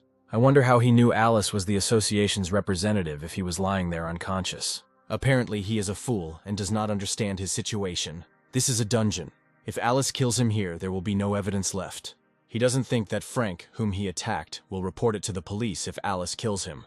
If he doesn't want this dungeon to become a grave for him and his comrades, he'd better tell the truth. He can stay alive as long as he is useful as a witness. The player says that a representative of the association cannot kill a respectable player. It seems like this guy still hasn't come to his senses. Alice asks Frank to leave them alone for a moment. That's what he will do. We need to make sure that none of the unconscious people escape. If even one of them goes missing, problems will be inevitable. Frank leaves. The player asks for mercy and says that he was wrong. Frank wonders what the purpose of those who attacked him was. They couldn't find out about his skill. Maybe it was because of Sue's guild and the three-headed monster. Maybe this was all the work of Sue's guild. Alice might ask how he dealt with that monster. He must become stronger. Sue's guild will definitely not back down. Frank thought that if he became a player, he could solve all his problems. Alice heard that this guy received an order from the Sue Guild. He was assigned to put pressure on Frank Neumann. It seems they were trying to lure him away by pretending it was none of their business. Luckily, this time they were able to gather evidence and find out their personal information. so now they can strike at Sue's guild. First, we need to get out of here. The player is taken away by the police. Alice asks Frank if he has a minute. He asks why Alice was looking for him. She says it's because of the three-headed monster situation. Frank asks how she knew he was in the Goblin Dungeon. They looked at the records. They know who entered there and when. They have the right to request any information about the players if necessary. Frank understands the whole essence of the situation with the three-headed monster, since he defeated it. It was an unofficial investigation, so Alice planned to secretly enter the dungeon and assess his abilities. But then the same situation happened. She once again asks for forgiveness for not intervening immediately, so she wanted to evaluate his abilities. Alice was convinced of them when she saw the skills Frank used at the end of the battle. That's why he killed the three-headed monster. Frank asks if it's a crime that he killed that monster. Alice replies no. They were looking for him in order to reward him for his work. Good pay is due for the massacre of the three-headed monster. They also have one suggestion for him. Apparently, they want to accept Frank into their ranks, but he has no desire to join any organization. Alice knew Frank would answer like this. She asks to hear their conditions first. They offer him the same deposit as the Sue Guild, which is 100 billion won. And if he becomes a member of the association, he will be able to receive many other benefits, from tax waivers to free equipment rentals. Frank thinks that of course he should show his status window, but this is not necessary. He only has to pass the test. All he needs to do is answer honestly the questions of the person she points to. This skill has nothing to do with combat, and is usually used by police officers or investigators. It is called a truth contract. If the person being interrogated is telling the truth, then nothing will change. However, if he lies, his body will begin to emit red light. Frank asks why they want to hire him if they are willing to go that far. Under these conditions, they can hire a high-level player. There are different types of high levels. Even these conditions are not good enough to lure worthy players to the association's side. Those who have both a high level and outstanding skills usually have something to do with it. It might be because of the 20-level rule. Alice can't deny it. Frank doesn't know how to get around this rule, so he asks if Alice still wants to hire him. She answers in the affirmative. He showed outstanding results in just 3 months. This is enough to invest 100 billion in him. If Sue's guild and the Players Association found out, then probably other big guilds did too. Frank accepts their offer. Another employee of the association enters. She activates the truth contract. Alice asks if Frank agrees. He answers in the affirmative. When the skill is activated, a confirmation message will appear in front of his eyes. He just needs to click yes. For some reason, Frank doesn't like this. Skill activated. The employee who activated it leaves. Now he can sit back and answer questions. Alice asks if he really woke up 3 months ago. Frank answers in the affirmative. Alice then asks him if he knows how to get around the 20-level rule. He replies in the negative. Alice knows he is at least level 140, so she asks why he is hunting in low-level dungeons. Maybe he has a personal skill. Alice says this question needs to be answered. Alice asks if the reason he only hunts low-level monsters is related to his personal skill. Frank answers in the affirmative. Next, Alice asks if he can use his skill on other players. He answers in the negative. Alice asks if he can bypass the 20-level rule using his skill. Frank answers in the affirmative. They are finished. Frank asks if he'll have to go through this again. There was no need for that. Alice understood everything, and he was being completely honest. To some extent, she expected it, but he really did have a personal skill. Frank believes that Alice might have a personal skill as well. She can't say which one, but Frank is right, she has one too. So he's not the only one. Personal skill is unique and unrepeatable for each player, and all the players who have it occupy high positions. So Alice Lair was just one of them. He knew, of course, that the association's leadership was all high-level players. For ordinary people, information about players is very limited. They don't know much even about high-level players, especially about players with personal skill. All information is protected by the national security law. Frank asks if it's okay that Alice is telling him this now, and she says it's because he has a personal skill too. Although in fact he is right. She also cannot divulge information about her having such a skill. However, there will be no problems with this, because they will be part of the same organization. Frank didn't say he would join the association. From the moment Alice told him about the personal skill, he has no choice. There is no need to make such a face, because he will become a member of a state organization, not an association. Alice shows him the contract. There are few clauses with obligations, and the salary in emergency situations is solid. Even benefits are paid during military operations, and rights to stones and other items are also guaranteed. If this is true, then they are giving him everything practically for free. But there is one small but. This is a lifelong contract, which means that it can be called slavery. Frank asks if the association's players sign up to such terms. Alice says, of course they sign up, otherwise the association would have gone bankrupt long ago. They only provide such conditions because Frank has personal skill. Even if he hunts low-level monsters, his level still increases, and the monsters drop stones, meaning he can level up without any restrictions. This is a chance to hire a player whose level will be the highest in the world. They would be fools to spare money on this. It's not clear who they even take him for. But this mistake plays into his hands, since there is some truth in it. Frank asks if the contract term can be shortened a little. Alice in turn asks if he knows how many people in the world have a personal skill. According to the government, about 80 people. Before Frank came along, Alice was the only one in all of Korea. It turns out that special skill is very rare. Alice understands that he's not happy with the length of the contract, but they cannot allow a player with a special skill to be recruited by another guild, or even country. So they improved the terms of the contract as much as possible, and changed the term to lifelong. If Frank wants anything else, let him just say so, because they are ready to give him a lot. He would like to change the contract term from lifetime to 1 year. Alice says he knows it's impossible. Then let them reduce the amount of the deposit by 40 times. 10 billion is enough for him. Even if so, the answer is the same. Then maybe they will sign a contract for up to 2 years. They'll increase the deposit, so let Frank agree to a lifetime contract. Frank only agrees to 2 years and a deposit of 20 billion. If during these 2 years they do not have any problems, the contract with the association will be his priority. If Alice refused this too, he would not sign the contract at all. Alice asks if Frank is planning to emigrate to another country. He just doesn't know much about association and doesn't like to obey anyone. Alice says he saw the terms and conditions. There are more benefits than responsibilities. It's hard for Frank to even imagine a multi-billion-dollar deposit right now. But he can't neglect his future and let this money shackle him. All he needs now is a nest that can hide and protect him, of course. If he likes it, he can stay there. But he can't sign a lifelong contract without knowing what it promises him. Frank will definitely re-sign with the association on the same terms, but it might still be worth thinking about a 2-year contract as a training period. Looks like I'll have to change this contract to an internship. But Alice can't make such a decision alone. She needs to report it to management first. A few minutes later, she reports that she has passed on Frank's proposal to her superiors. They have a counter condition.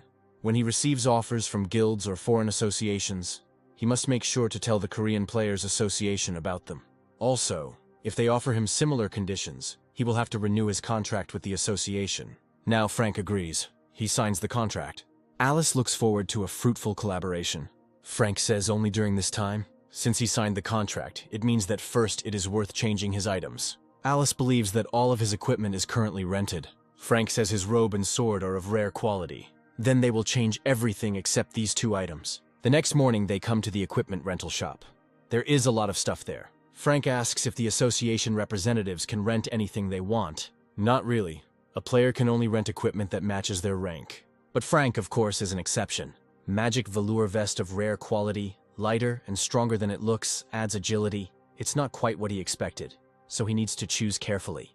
Alice can tell him all about the association while the equipment is being adjusted to his size. They should talk about where he was assigned. He was assigned to the investigation department as planned. Simply put, his job will be to resolve incidents in the dungeon or conflicts between players. It's mostly troubleshooting, but they also have to help the support team as they are understaffed. Frank asks if he can handle such duties. He won't have any trouble figuring out low-level dungeons, but in higher-level dungeons it will be quite difficult for him to sort out the situation. Don't worry, they will definitely take his current level into account. By the way, since Alice is his boss, he needs to immediately report to her if any difficulties arise at work. In that case, Frank would like to discuss one problem that arose before the contract was signed. Information about the amount of stones he earned and sold somehow fell into the hands of the Sioux Guild, and they also knew about all the dungeons Frank had visited. Alice will try to find out more about this incident, and then she will be able to put the squeeze on Sioux's guild. After all, this is not the first time that things like this have happened. She is ready to deal with the guild right now, but her strength is not enough yet. The association will also provide Frank with a place to live. He says he leads a nomadic lifestyle, so he doesn't need it. This is a bit difficult as they need manpower due to emergency unscheduled work. In this case, Alice asks Frank to inform her of his movements every time. Then she can provide him with work depending on the location. They also provide him with a card for personal expenses, which he can use to pay for housing. Frank realizes that this is hardly the way to do it. Of course you can't. And if other members of the association find out about it, there will probably be a fuss about them having a special relationship with someone. So you have to keep it a secret. Officially, this will be recorded as compensation for frequent job changes. It's the least they can do to get Frank to sign with them again in 2 years. The magic jacket fits like a glove. Let him also take this ID card. It proves that Frank is a member of the Players Association. Now he has the authority of a member of the supervision team, and there should not be any troubles like in the past. Now he can go, and let him check the notifications from time to time, since sometimes everyone can be urgently called together. There are practically no emergency calls, but if they do occur, you need to respond immediately. Frank asks when he can get the deposit. They've already transferred it. The contract only comes into effect when the deposit is paid. It seems Frank is in dire need of funds. He says he was going to buy a couple of skill books. It's a good idea. The association has its own store with such books, so they can go together. She will show him. The main thing is to become stronger. He will invest all 20 billion in the skill book. There are not as many of them as he thought. Skill books are not updated very often. Besides, demand exceeds supply, so if a good book appears, it is immediately bought. And their assortment, unfortunately, is smaller than that of the official auction house. Down with taxes. It seems that buying so many books is not very efficient. Even if so, they will still find a use someday. This completes Alice's work. The car is insured, so let Frank enjoy it. No matter how much the president of the Players Association thinks, 2 years is a rather short period of time. He must be upset that they weren't able to sign him to a lifetime contract. Of course he's upset they had to do it. Alice believes the president was more concerned with money. Not at all. And in her case, they also honestly improved the conditions. She is wrong to think that since it is a lifelong contract, they will force her to work for low wages. But that's how it was originally. If she hadn't insisted, they wouldn't have given her better terms. And she should have changed the contract term from the start, just like Frank. There was no need to compare him to yourself. Alice's situation was new to them. If it weren't for her, they wouldn't have known about the existence of a special skill. So they should have treated her better. But that's what they did, and they made a lot of concessions with the contract for Frank, just like she wanted. If she hadn't intervened, they would have only offered him a lifetime contract with a deposit of 100 billion won. Alice says if they hadn't done that, information about him would have leaked out, and overseas associations or guilds would have taken him away. The president decides that Alice is threatening him by passing information to other associations. She only said that there was a high probability of this, but the president has known her for a long time. If he knows her so well, he should understand what she is thinking. There's no need to pretend he doesn't understand. He should change her 2-year contract too. The president says it is impossible. If Alice hadn't objected, no matter what the cost, they would have signed a lifetime contract with Frank. What a bastard. He does this not for himself, but for the good of the country. Nothing bad would have happened if he had signed a lifetime contract with them. It would have been better if he had not signed it at all. If the president doesn't like it, let him cancel her contract. He does not agree. Alice leaves. The president asks where she is going. Alice says to work. Frank transfers 1 billion won to his mother, enough to pay his father's hospital bills for the next 10 years, and also enough to live on. To avoid suspicion, he only bought 1 skill book related to restoration. He needs to improve his immortality skill. He'll see how many books he needs to improve it. Frank finds an auction item, Restoring Nature, which is a passive skill book that speeds up the healing of wounds. He must buy it, as it is a book of rare rank, just like immortality. Even if he can't study it, it would be nice to have such a book in reserve. According to Alice's advice, passive skill books are always up to date, so everyone buys them, while active skills are most often ignored and not used. You need to buy everything that is of rare rank and higher. And he spent a decent amount of money. Maybe it's worth spending the extra points. Frank sold so much stuff. The game console and laptop were popular. The cosmetics and perfume were also sold out, and the watches sold out unexpectedly quickly. But still, nothing can surpass this thing. A high-capacity battery. Frank comes to a used electronics store. He asks what about his order, batteries. The employee says they have already charged and configured everything. Frank will have one more request. They will, of course, be able to prepare the same volume of goods with a full charge. He can rely on them. They gave Frank a discount because he always pays with points, so if he needs anything, he just needs to say so. Frank decides to spend it all. There are about 3 billion left. A weak increase in various statuses costs 5 million and a small one 10. To improve all indicators to 200, you need about 5 billion points. Increasing the indicators affects all skills, so it is profitable to invest in pumping up the statuses. He will spend the remaining 5 billion points on books. The description of the Book of Immortality no longer says that wound healing is slow. Frank decides to check it out. He runs the blade of the sword across his finger. The cut heals immediately, leaving no trace. Then Frank gets a call from Alice. He asks what's the matter. They have evidence of the information they received earlier, so they reported the leadership of the Sioux Guild to the police, and today they will arrest everyone. Great. Otherwise it would be a pain to deal with them, Alice says. Although the Sioux Guild is in close relations with the prosecutors, they won't get away this time. On the contrary, they say that this time the investigation was stricter. Frank believes that this is due to the conflict of factions. That's right. The head of the Sioux Guild, Michael Jones, not only did not hinder the investigation, but also provided all the internal documentation, as if he wanted them to be caught faster. Frank asks what happened to Chester Weiss. The order for his arrest has not yet been received, but he won't be able to flutter for long. When the player attacked by Alice was arrested, all the murders and attacks that had been committed became known because the customers were close to Chester. Alice asks if Frank can turn on the TV now. He turns it on. Chester Weiss, the Vice Guild leader, has been expelled from Guild X and is currently being sought by the police and the association. Strange semi-censorship. The name was published, but the name of the guild was not. He won't be able to avoid arrest. Now everyone, even those who were kind to Chester, turned away from him. Frank thanks Alice for sorting it out. Alice apologizes for not doing it sooner. Later, he will treat Alice to a meal as a token of gratitude. If this is not empty chatter, then she will wait for his call. Frank needs to find the book. This is the last one. He spent all the deposit and studied all the available skill books. He ate so much that he simply had to develop at least something. Now the passive skill book of immortality of unique rare quality has been upgraded to unique heroic quality. He finally got it pumped up. Frank will not die unless both his head and heart are damaged at the same time. If he does not die instantly, all wounds will heal, and skill development is also possible. However, he poured so much into this book to achieve heroic rank that he probably won't even mention legendary. Now it's time to sleep. Tomorrow is his first day at work. The next day, Frank meets other members of the association. One of them asked many times to send them a newbie, and finally they actually did so.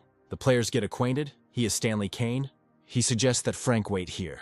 If he's assigned to a dungeon below level 100, let him go with Sandy Lee. She turns 25 this year, and like Frank, she is somewhere around level 100. Frank hopes they can work together. Sandy says, of course. Stanley points out that she should introduce herself properly, and for some reason she has switched to informal speech from the very beginning.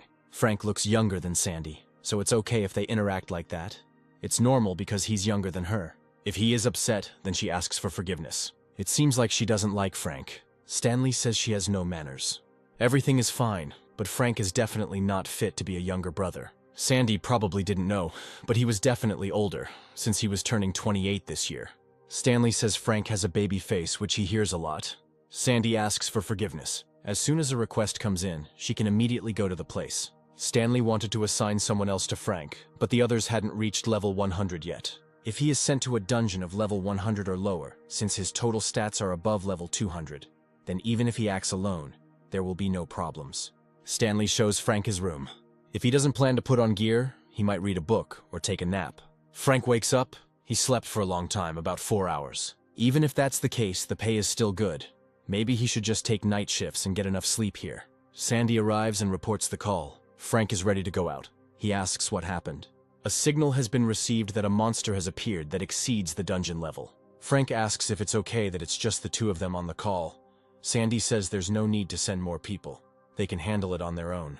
A werewolf of levels 70 to 80 has appeared in the dungeon of the Horned Turtle of level 60. There are no victims yet and none are expected.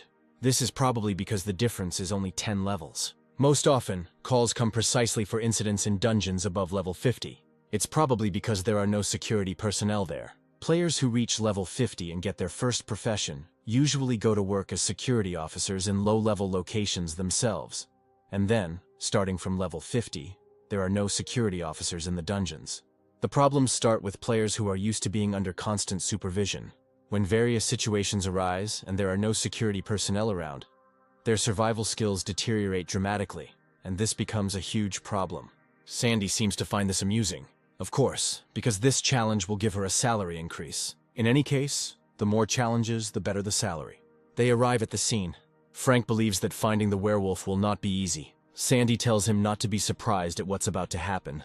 She grows the spotted skin of a predatory cat. Sandy now has the paws, claws, ears, and nose of a predator. Frank asks if she is a cat. Sandy is offended. She is not a cat, but a leopard from the feline family. If Frank hesitates, she will leave him behind. So let him keep up. Sandy is making very good progress. She uses 4 paws after all. They soon find a werewolf. Frank is surprised at how big he is, Sandy says, like a hunting dog.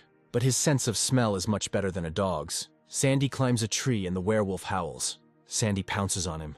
Frank is impressed by her attack. Now the monster is killed. Frank notes that the gear is very flexible. Sandy says it couldn't be any other way, although it is expensive. Now we can go back. Suddenly, Sandy senses something. This werewolf is not alone here. It seems that before his death he managed to call his flock. And indeed, a pack of werewolves appears and heads towards them. Werewolves look huge and very strong. They have red eyes. The other players run away from them. Frank asks if this happens often.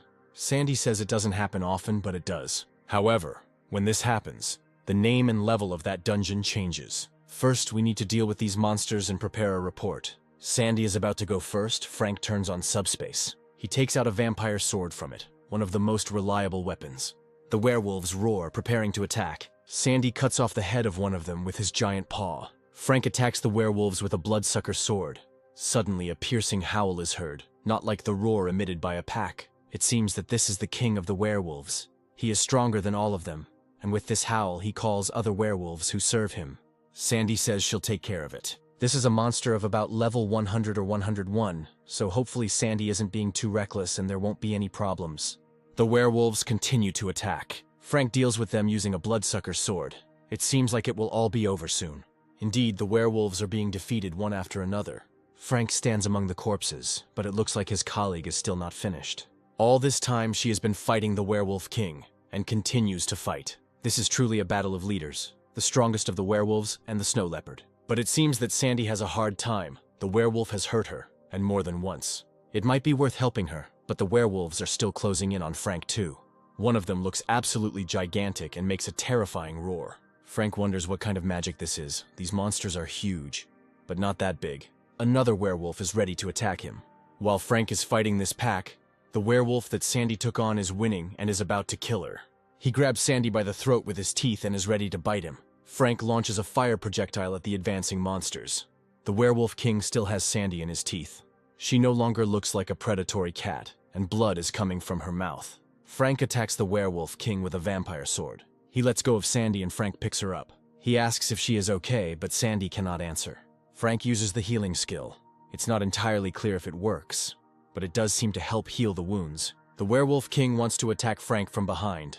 However, he cuts off his claws with his sword.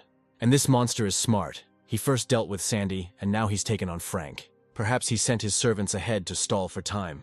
Now the Werewolf King attacks Frank. He dodges the blows of the vampire's sword. The werewolf continues to attack. Then Frank kicks him.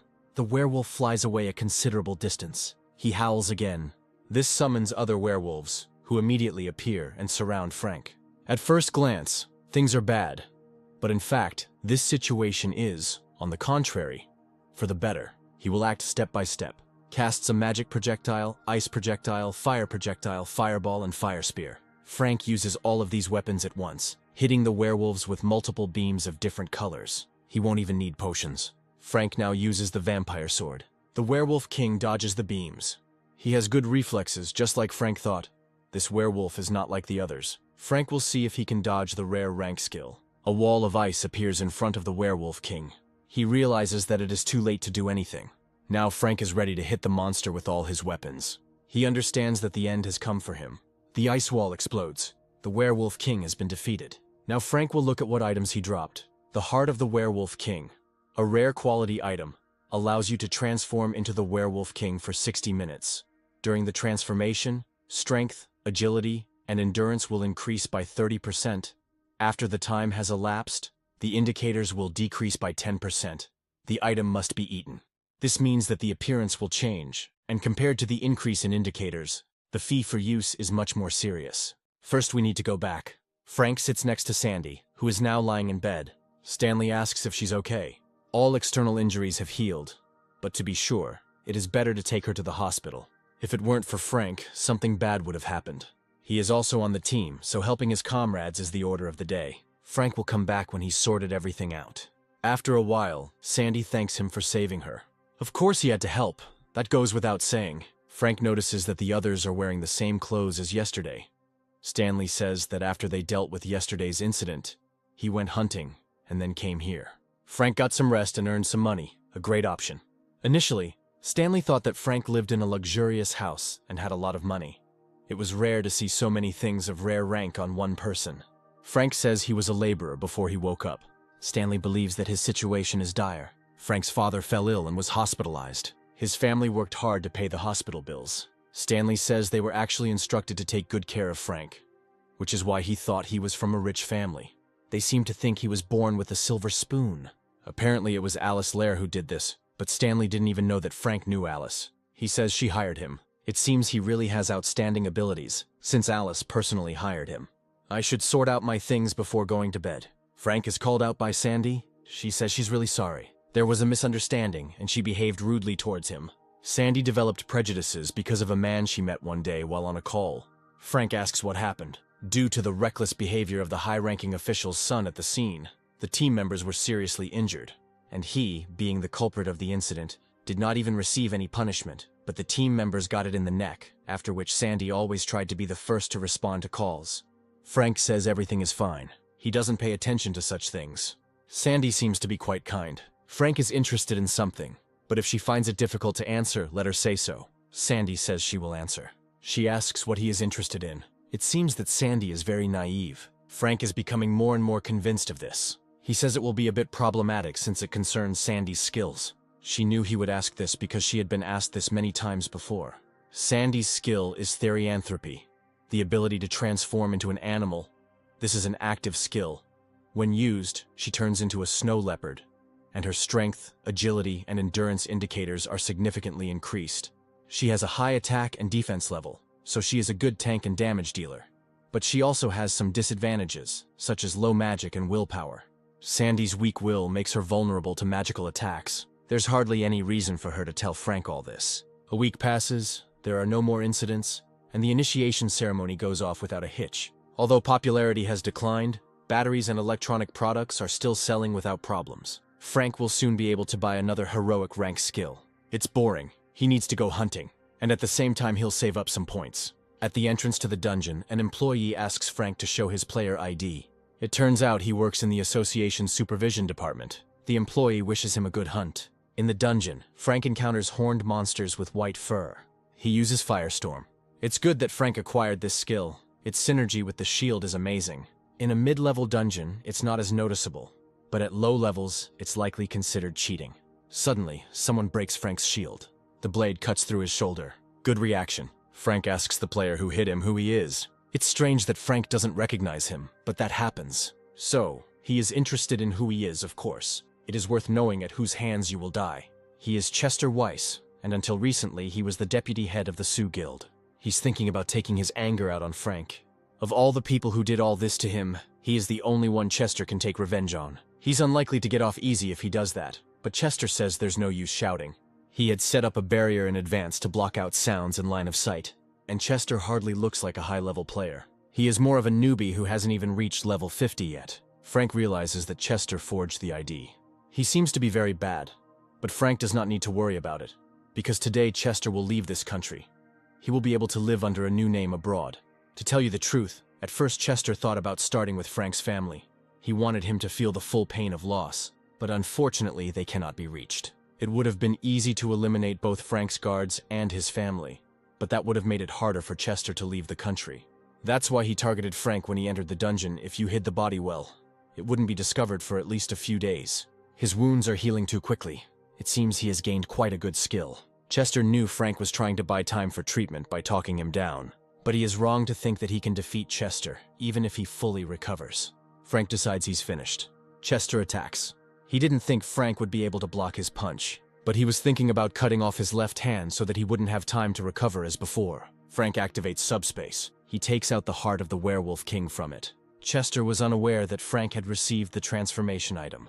After eating a werewolf's heart, he turns into a monster. Frank seems to have improved his status a lot. He rushes away. From a distance, he prepares to launch a fireball at Chester. Frank starts it. Chester casually appears from behind him and touches him with the tip of his sword. Frank is wrong to think he can escape. Chester grabs him by the hair. Frank flies far to the side. He turns on the fireball again, but this weapon has no effect on Chester. Then Frank is going to attack him hand to hand, but his huge paws hit the sword. Frank still hopes that he should be able to cope. Chester swings his sword. Frank dodges the blow with lightning speed. He punches the ground and it explodes as if from an explosion. He's truly incredible. Chester asks if Frank knows his nickname. He is a lightning sword. Chester throws lightning bolts at Frank, causing wounds. He cuts off his hand. If Frank had listened to Chester then, everything would have ended differently, and then Chester would not have regretted giving him even more than some 100 billion. Frank is enveloped in a cloud of cutting lightning. They inflict wounds all over his body. Maybe Frank wants to tell Chester how to get around the 20-level rule, or it would be nice to know how he was able to become so strong in a short time. If Frank tells, Chester might let him live. He's wrong to think Frank will believe it, Chester says. It's understandable. He doesn't even trust himself. But it would have been possible to give Frank an easy death. Chester plunges his sword into his back. It seems that regeneration is not the best assistant during torture. This is more of a disadvantage because Frank will feel all this endless pain, and the executioner will not have to hold back, especially a newbie like Chester. It's too painful. Maybe I should just tell him about the existence of a special skill and beg for mercy. This psychopath doesn't want revenge. He gets pleasure from tormenting Frank. He asks to just kill him. He won't say anything. It looks like he'd rather die than be of any use to Chester. And since he needs time to get rid of the body, he will do everything cleanly, as Frank asked. Chester cuts off his head. Now it would be necessary to assemble the remaining parts. Suddenly, the werewolf king's paw pierces Chester through and through. He doesn't understand how this is possible. Chester falls to the ground. Frank gets his head back. Chester is still alive. Sound and visibility blocking is broken. Frank returns to his human form. His body moved even after his head was cut off. However, it is not entirely clear how he dealt with Chester. No one outside should know about this. Even the Players' Association would be dangerous to tell. If it becomes known that Frank killed Ranker Chester Weiss, the association will question his level and abilities. Frank turns on the fireball. There is no need to reveal your secrets. Chester's body disappears. Something appears in its place. It turns out that items don't just drop from monsters. This is a heroic rank lightning breath, an active skill. A protective electric barrier is formed around the user. All skills and actions will be enhanced by lightning, temporarily paralyzes the enemy's body. The skill has no cooldown. Frank learns a skill. Now he is surrounded by a barrier of lightning. It activates a magic projectile. Now his power is greatly increased. This is a real scam. The skill level has changed completely. Frank defeated a player more than 100 levels above him. He was awarded the title of the first rebel of the normal rank. He also defeated a player more than 200 levels above him. He was awarded the title of the first rebel of the rare rank. It turns out that titles are also given for players. Frank was awarded another title, the first rebel of the heroic rank. I wonder if he could have beaten Chester now before he cut him up. Frank must become even stronger. In addition, he needs to refrain from using ranged skills in combination with lightning breath, as it consumes too much magic. A few days later, in a review of a game console Frank had put up for sale, a user wrote that this seller seems to be raising prices too much lately, especially for high-capacity batteries. Such a battery will last for 2 or 3 days at best, and it costs 30 million points. The battery power is even less than the energy from one low-level stone. The user believes that the price of the product should be reduced and organizes a boycott. From tomorrow, he will ignore this product for a month. Those who want to join him, let them leave a comment. Several users join the boycott. A month later, Frank looks through the list of goods and thinks about what he should buy. The Ancestral Instinct or the Vampire Ball. He would buy both items if he could. But there are only a few points, and in total it comes to 60 billion. Frank will think about it tomorrow, but for now he can watch TV. After all, today is his only day off this week. On the screen, the guild leader tells the female player that he likes her and wants to date her. They show a battle with monsters. So, this is the drama they filmed for the 20th anniversary of the Cataclysm. They seriously put on expensive gear for it. They all suffered that day. On the 20th anniversary of the disaster, the whole world was worried, afraid that something would happen. But, as on the 10th anniversary, nothing serious happened. Some journalists write fake news that the number of dungeons has decreased, but this is just chatter on the internet. Frank is thinking about what else to buy. Then he hears some sounds. At first he thinks it's an earthquake. It turns out that monsters have entered the human world. Frank charges forward with a bloodsucker sword and a fireball. One of the monsters is chasing a woman and is ready to attack her. But Frank attacks the monster. He strikes him with sword and fire. The monsters are advancing. Frank uses Firestorm.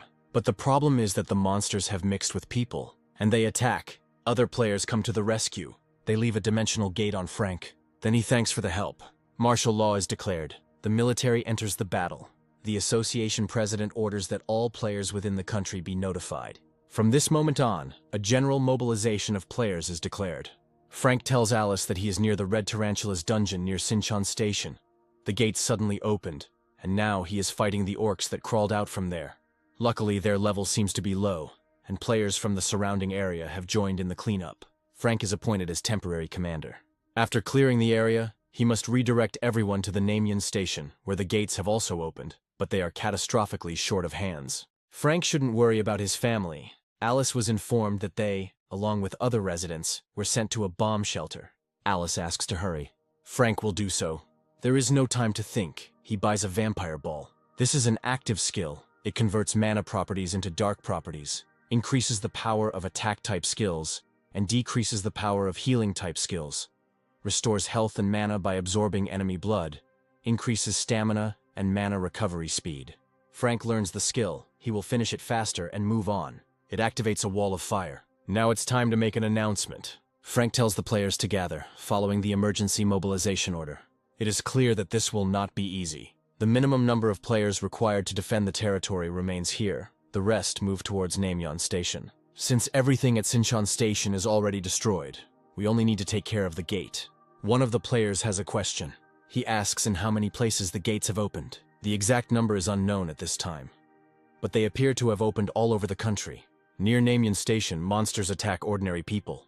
They have horned heads, similar to horse skulls, but with glowing eyes they are humanoid lizards. The player attacks one of the monsters. The other players are waiting for reinforcements to finally arrive. A wall of fire appears from somewhere. She absorbs monsters. Reinforcements have arrived. The situation is serious. There aren't many dungeons here, so there aren't many players. It's time to begin. Here a giant monster appears, apparently the leader.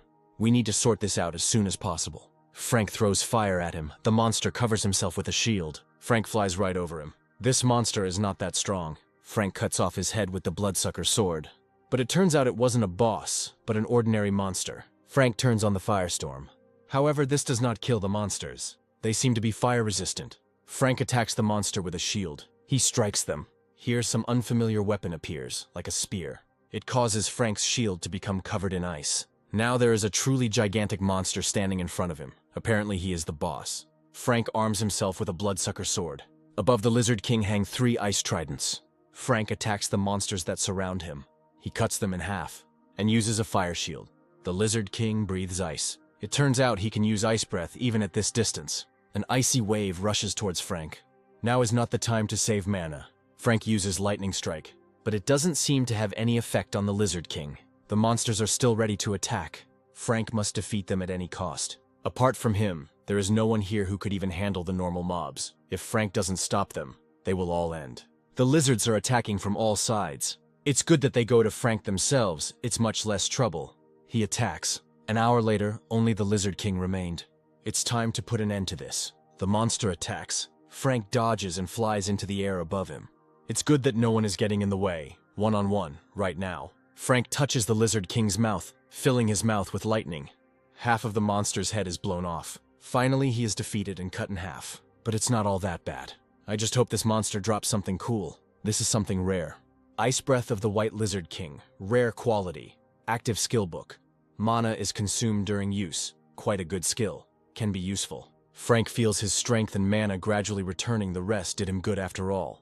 Namyan Station has been completely cleared. It looks like the mission is complete. 3 days later, it was reported that the second wave of the Cataclysm had dealt a strong blow to the global economy. Such everyday things as food, water, electricity, oil, gas, and so on became very scarce. The government of the Republic of Korea began building defensive camps around major cities and evacuating residents of suburbs. The essence of this was to reduce the amount of protected territory in order to prevent a possible increase in the number of victims. However, this completely slowed down logistics and trade turnover.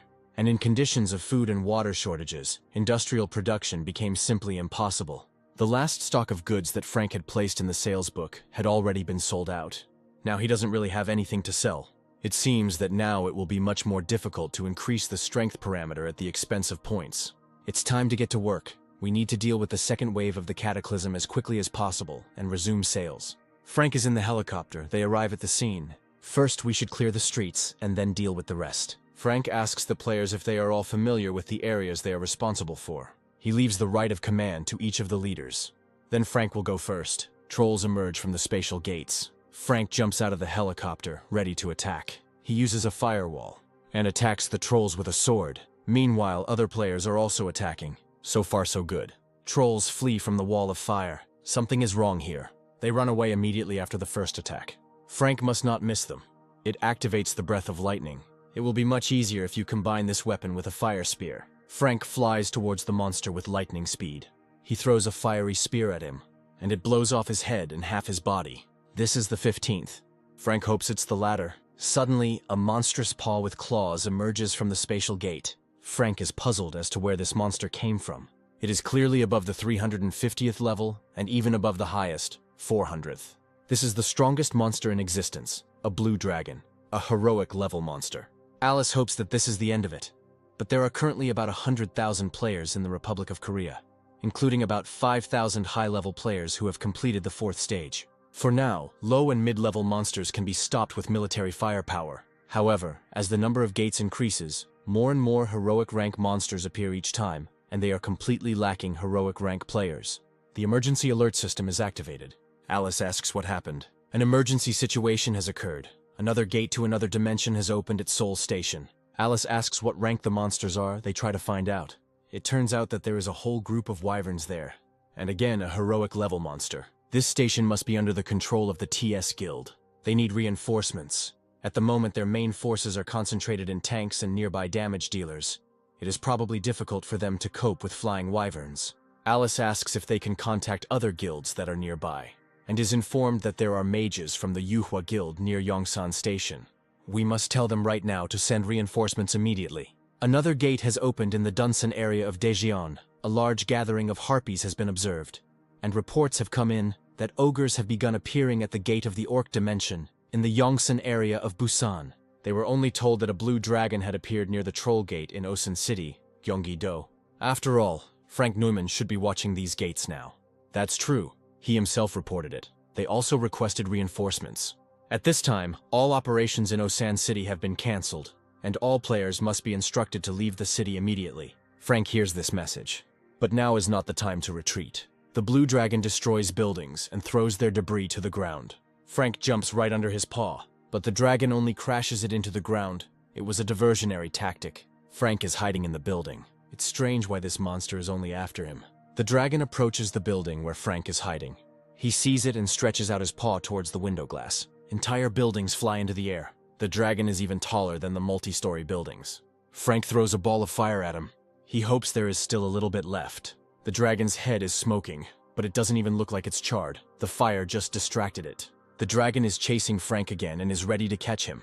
Frank turns on the ice wall, but it collapses. The dragon's paw touches his head. It's unclear how this monster even caught up with him. Apparently there is no other way out. All that remains is to fight. Frank activates his lightning breath. The dragon attacks again. Frank is about to attack him with the bloodsucker sword. However, the dragon's scales prove so strong that the sword flies off. This monster must have one weak spot. This is his stomach, Frank wielding a sword. Then he descends to the ground. There is not a drop of blood on the dragon, and besides, it's very fast. Something is happening. The dragon launches lightning bolts at Frank. It collapses onto the roof of the building. The dragon approaches him. He bit Frank in half and swallowed him. Frank can't just die like that. His father needs medicine, and his mother and sister need his support. He grabs the sword. It's time to get out of here. Frank plunges his sword into the dragon's abdomen. It seems that his body parts are slowly starting to regenerate. The passive skill Book of Immortality has been upgraded to the only heroic rank. At this rate, Frank will never get out of here. He begins to tear the dragon's flesh with his teeth. Alice is informed that Frank Neumann appears to be dead. She doesn't understand how this could happen. After all, she gave the order to leave the city immediately. Frank was in charge of closing the interdimensional gate and was very close to the blue dragon. After Alice announced an emergency evacuation, he tried to return back, but apparently he was unable to leave the city. Alice asks if they told his family about this. They have not yet made an official statement about his death, but the list of deceased players has already been posted publicly. His family probably already knows. Frank continues to try to escape from the dragon's belly. Finally, he no longer loses strength. There was a lot of blood flowing here. Seems pretty good. However, something is wrong again. It doesn't look like Frank is able to cut through the peritoneum. He keeps trying. The dragon roars in pain. The players are puzzled as to what is happening to him. Blood begins to flow from the dragon's mouth. He knocks down the building with his tail. It almost falls on the players. By this time, Frank's arm had recovered and he seemed to understand what to do. Here it is, a blood vessel. Frank activates the fire blade. He cuts the vessel. The dragon's roar is heard. There is very little time left until complete regeneration. Frank finds the dragon's heart. He stabs him with a vampire sword. Frank stabs him in the heart over and over again. Finally, it breaks into pieces. Here, Frank discovers that only a stump remains of his sword. The passive skill, Book of Immortality of unique heroic rank, was improved. The active skill, Lightning Breath, was improved to heroic rank and to unique heroic rank. Then Lightning Breath was renamed to Thunder Dragon Breath. It turns out that not only the skill level changes, but also its name. Frank single-handedly hunted a high-level named Monster, with a difference of more than 200 levels, and was awarded 2 first-level Destroyer titles, Rare and Heroic. He single-handedly hunted a top-tier heroic rank monster named Blue Dragon Zetos, and was given the heroic title of Blue Dragon Slayer. The rare rank Vampire Sword has been restored and upgraded to a single heroic rank, renamed to Blood Destroyer Sword. A magic item appears. Heroic Grade Thunder Dragon Scale Passive Skill Book greatly increases physical strength and skill resistance, also increases resistance to electric charges. The dragon continues to twitch, but gradually his movements become slower. He collapses to the ground as if he just suddenly died. One of the players thinks the dragon is sick. The girl had never heard of a blue dragon getting sick. Another player suddenly notices the man. He is in the place where the dragon was. After such a hunt, it wouldn't be a sin to take a break. Some of them had never found themselves in such a mess before. Alice doesn't believe that Frank could die so easily. It turns out that they want to issue him a fine. He's dead anyway. And even if not, they are already incurring large losses. They'd better cut their budget. Alice asks if they are really human. They say she's crossing the line. So, this is how they do their job. They would probably do the same thing if Alice were in Frank's place. They ask her to calm down. That's all they have to do. An emergency message is received. Alice asks what happened. The blue dragon is dead. The players think that he was being hunted by another group of rankers. They're not sure there's any team that can handle him. It is said that the player who was eaten by the blue dragon managed to survive. He found himself inside the dragon and began to strike at its internal organs. Alice asks what his name is. This is a player from the association. His name is Frank Neumann. He must look miserable. All the wounds seem to have healed. They are no longer anywhere. The player offers Frank a cape. He asks to borrow his phone. He needs to call his family. Frank is given a phone. He calls his mother. She asks if it is really him, her son Frank. Apparently there was some kind of mistake. He was fine, but for some reason his name was among the dead players. Frank asks how his sister and dad are doing. He says he's really okay, he ate a lot and slept well. Mother thanks Frank for being alive. Yesterday a man from the Players Association came to see them. She paid them compensation, which is paid to the families of players who died while fulfilling their obligations. And she also knelt down and apologized profusely, saying that it was all her fault. She said she shouldn't hide it from his own mother. Anyway, Frank did a great job, and his mother is very happy that he came back alive. He is crying. The player offers him a handkerchief. First, let's take a look at his updated vampire sword. Now, it is a unique heroic rank dragon blood sword. A bound item, it absorbs the blood of the attacked target, thereby restoring the player's physical and magical powers. When absorbing dragon blood, the attack power increases, and health points and the speed of strength recovery are significantly increased. It is possible to upgrade the rank by absorbing dragon blood for a long time. The mana of the blue dragon Zetos and the player named Frank Neumann were mixed and exceeded the original requirements. This option can only be used by the player named Frank Neumann. Depending on the desire of the player Frank Neumann, the dragon blood sword can be used once a day. Now he doesn't have to worry about weapons. He also needs to see what's going on with the Thunder Dragon's breath. This is an active skill. A powerful lightning shield is formed around the user. All skills and actions will be endowed with the power of lightning. Temporarily paralyzes enemies hit by the breath of the Thunder Dragon. Has infinite uses and does not require recovery. It is possible to increase the rank by absorbing items or acquiring other lightning-type skills. There is only one new option here, but one way or another, it can be upgraded. The first level Destroyer title increases all stats by 20, mana is increased by 4 points. After all, this is a pretty good bonus. But something needs to be done with his clothes. Frank wants to go home. A helicopter appears. Alice jumps out of it. She is so happy to see Frank. It is such a blessing that he is really alive. Then Alice realizes that he has no clothes on, only a cape. All his clothes dissolved in the gastric juice. One of the players brings Frank some clothes. What a touching reunion. He was truly surprised. He didn't expect Alice to like younger guys. Apparently this man is her boyfriend, whom she was hiding. Alice says, "Don't joke like that." She asks why they came. She told them that the plan was cancelled, so they can go back and rest. One of the players came here because she was curious. Frank is really her type. She asks if he has a girlfriend. Alice grabs her hand. He's the one who was just on the brink of life and death. They need to stop joking. She's not joking, and it's strange why Alice got so upset. Frank needs rest now. He should stop by the hospital just in case. Players should find out how he took down the Blue Dragon. It seems like they will all be interested. This is a fitting example. Alice suggests that Frank go to the hospital first. Their helicopter will be used for an emergency evacuation of Frank. Alice rises into the air, holding his hand. It's interesting how he hunted the Blue Dragon alone. Judging by the way Alice takes care of him, he's probably an unusual player. He will ask Frank about it later. User Makawais has no new products for sale, and it has been over 15 days since user Dashat ran out of battery he had stocked up on.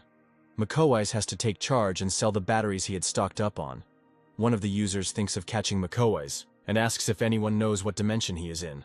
It is unlikely that he has enough points to forcefully open the dimensional gate that previously boycotted the battery, just because it costs 30 million points.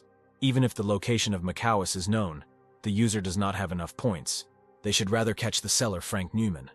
But it has been less than a year since he was active. It is the protection period, so the gate will not be opened. Frank Newman's level is low, so he can't see the posts here. Come to think of it, it seems like that jerk Makawais is acting like this because he's jealous of Frank's success. Makawais' main selling items were hobby items. It turns out that when Frank first showed up, Makawais' sales plummeted. In other words, this guy was intentionally encouraging a boycott to stop Frank. Maybe he even filed a complaint and got him removed. They will boycott and complain about the products sold by Makawais. This bastard was playing with them. Makawais writes that the boycott started with good and sincere intentions. He could not do that if he mistook this newbie for a competitor. Other users write that they need a much stronger movement to address the complaint. It was clear that this would happen. Korea suffered great damage. However, having suffered significantly less damage compared to other countries, the country prevented a second cataclysm.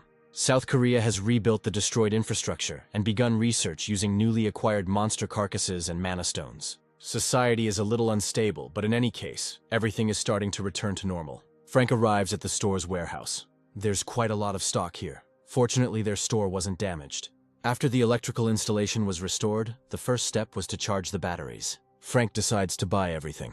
Supplies are still low, so he should raise the price even higher. A notification about the completion of the sale appears, so it's for sale, even if he raised the price. Another sale has been completed, so it looks like the price can be raised even higher. A few days later, Frank comes to the store again. The employee only ordered the amount he usually buys, so there are no more. Then he will immediately make an additional order. He heard that the factory has started working as usual, so it will not interfere with the production of goods. In the meantime, the store employee will immediately send the goods to another department. If Frank leaves his contact information, they will contact him once the item is back in stock. He says he'll just come back again tomorrow.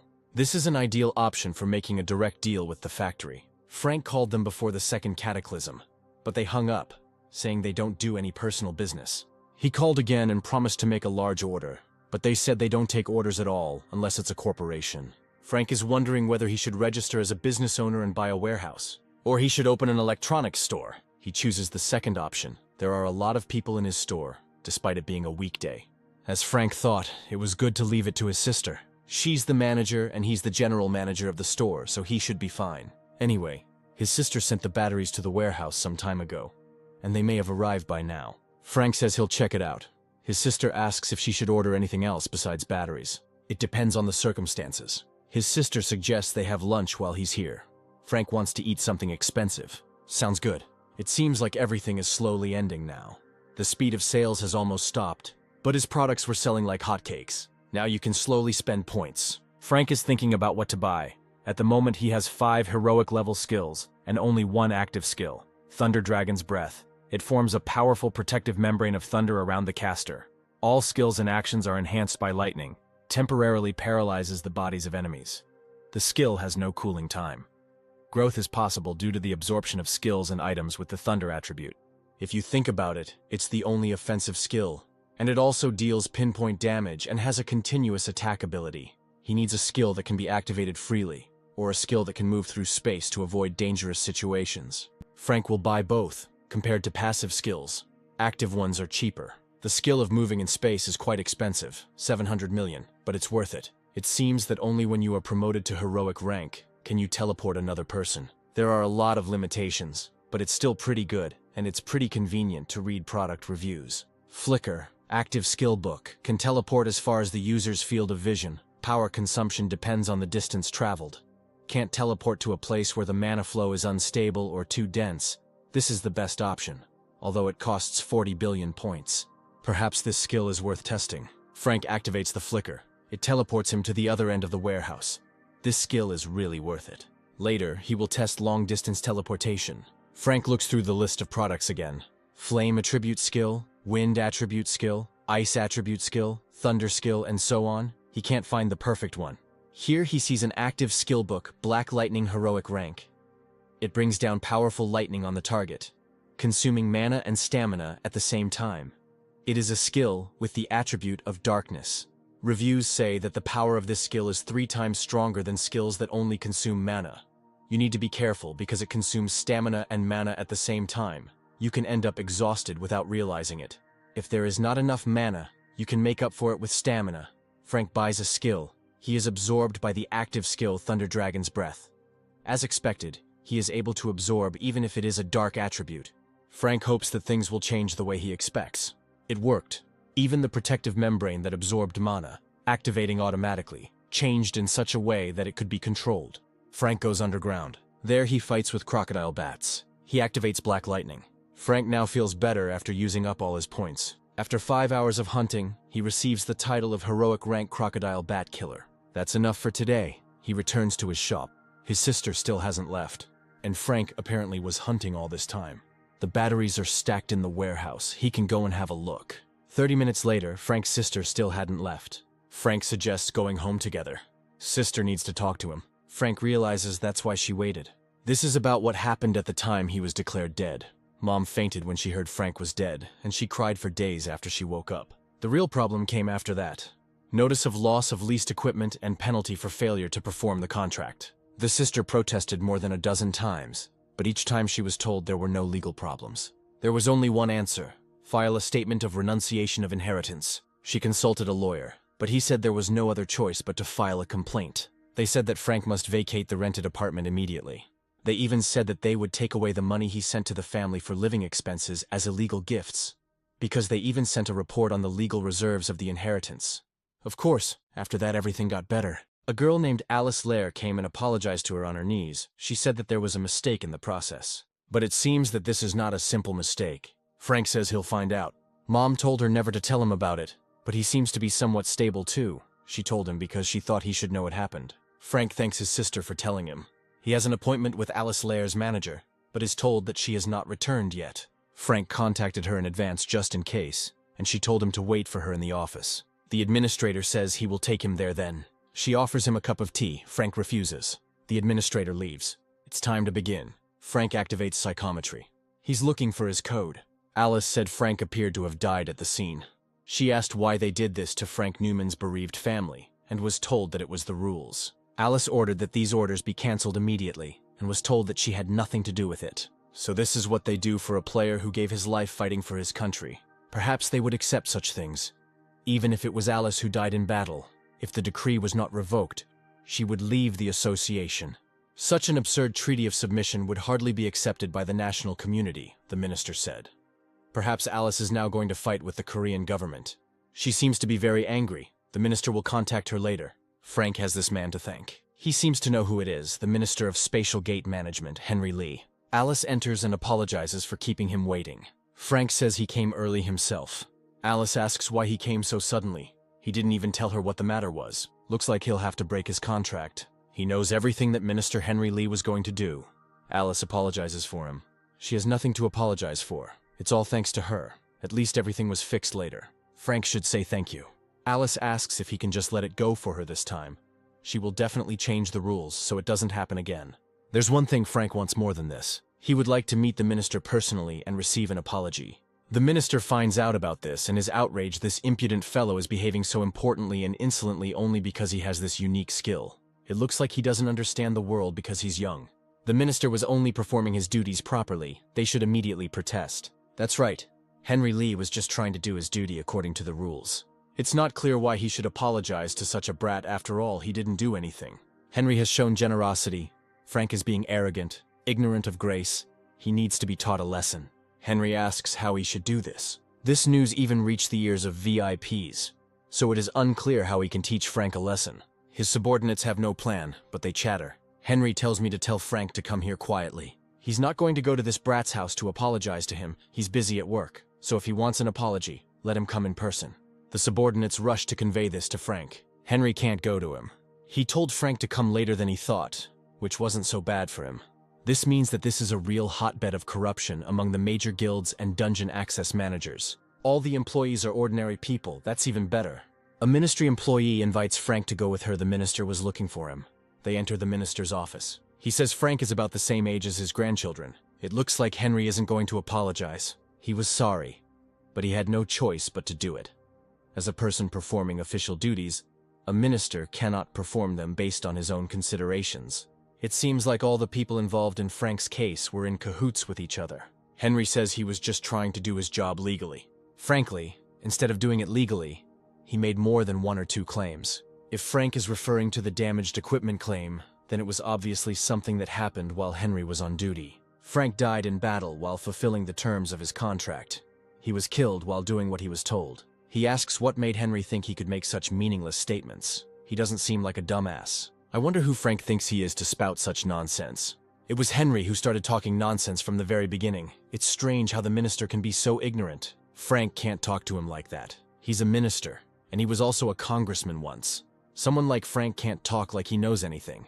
Just because he luckily woke up after a lifetime of nothing but eating and shitting, he thinks he dares to insult Henry, a brat like him who is smaller than an insect. Maybe Frank should just finish him off. From now on, Henry should live with a little more common sense, and when he wants to open his mouth, let him think carefully before saying something out loud. His head is not an ornament, especially since he is a minister. Frank also wrote down all the offensive remarks Henry had made earlier. He will file a formal complaint about this. He has heard that it is possible to sue for such insults. Then they will see each other in court. Frank leaves.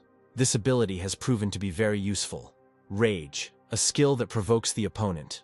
When a person is overcome with rage, he begins to attack without sparing his own body, and his fighting strength increases. This is definitely a scam against the public. A few days later, Minister Henry Lee's corruption ledger began to circulate on the internet. First circulating among ordinary players, but recently, small and medium guilds have become the center and are going on collective strike. Heroic rank psychometry skill allows viewing of past information embedded in an item, offers hologram videos and audio recordings. Information from a month ago cannot be viewed. Past information cannot be extracted from objects that have mana embedded.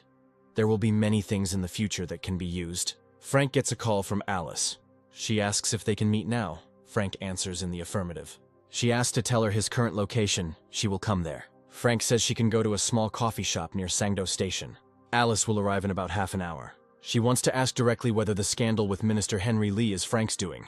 Alice believes that he is the only one who could do this. Government officials are very sensitive, and he is suspected of this, so he should be careful. If it turns out that Frank did this, he could be arrested for trespassing and theft. Frank says he would be subject to aggravated punishment under the Special Players Act. If that were to happen, he would have to rely on public opinion. That would be nice, but Frank isn't to blame for this, so he hardly needs to worry. Alice says he has to be careful. Some people in power don't want to share it with the players, but after such an incident, they should have taken it as a warning. They made a lot of enemies after this incident. Their wariness of Frank has also increased, so it's best for him to lay low now.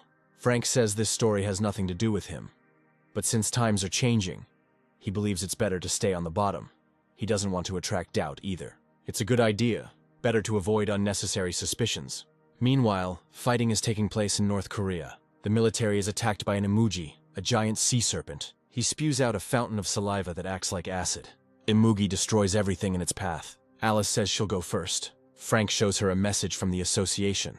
There was an emergency call for rankers and high-level players. They will go together. Alice will call headquarters first. It's all over the news now. Pyongyang gone, North Korean regime collapse. Possibility of a high-ranking Imugi making it to South Korea.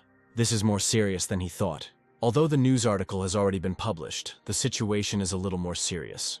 Pyongyang is now in a state of collapse, as is the North Korean government. Since all the rankers and high-level players were wiped out during the fight against the Imugi, waves of monsters appeared at all the gates of the country. Numerous refugees and defeated soldiers are now heading towards South Korea, so the monsters are also moving south along with them. This is the entire report on the current situation. The association president will now explain why only rankers and high-level players were summoned. Their job is to defend against monsters coming from North Korea, in preparation for the defense against the Imugi from the front lines to the south. 10 days later, in Gyeonggi-do, players fight against orcs. Severed heads fly into the air. I wonder how long they'll have to deal with this little thing. This looks terrible. A werewolf wants to attack Frank. He cuts it in half without even looking. Sandy attacks other werewolves. Frank asks how long they will do this. Thanks to his sister, he replenishes his supplies here. To be honest, he feels a little awkward. An orc attack occurs in Dandong, China. They are shot by the military. The red dragon appears. He is being attacked by players. Fire doesn't do much harm to the dragon. Then one of the players uses a sword and cuts off his head. Then he descends to the ground. It is said that the Imugi is currently moving here at high speed. This is a monster whose rank cannot be determined that destroyed Pyongyang. The expert who just joined and was sent to North Korea was unable to analyze the level of the Imugi, but he successfully determined the rank to be legendary.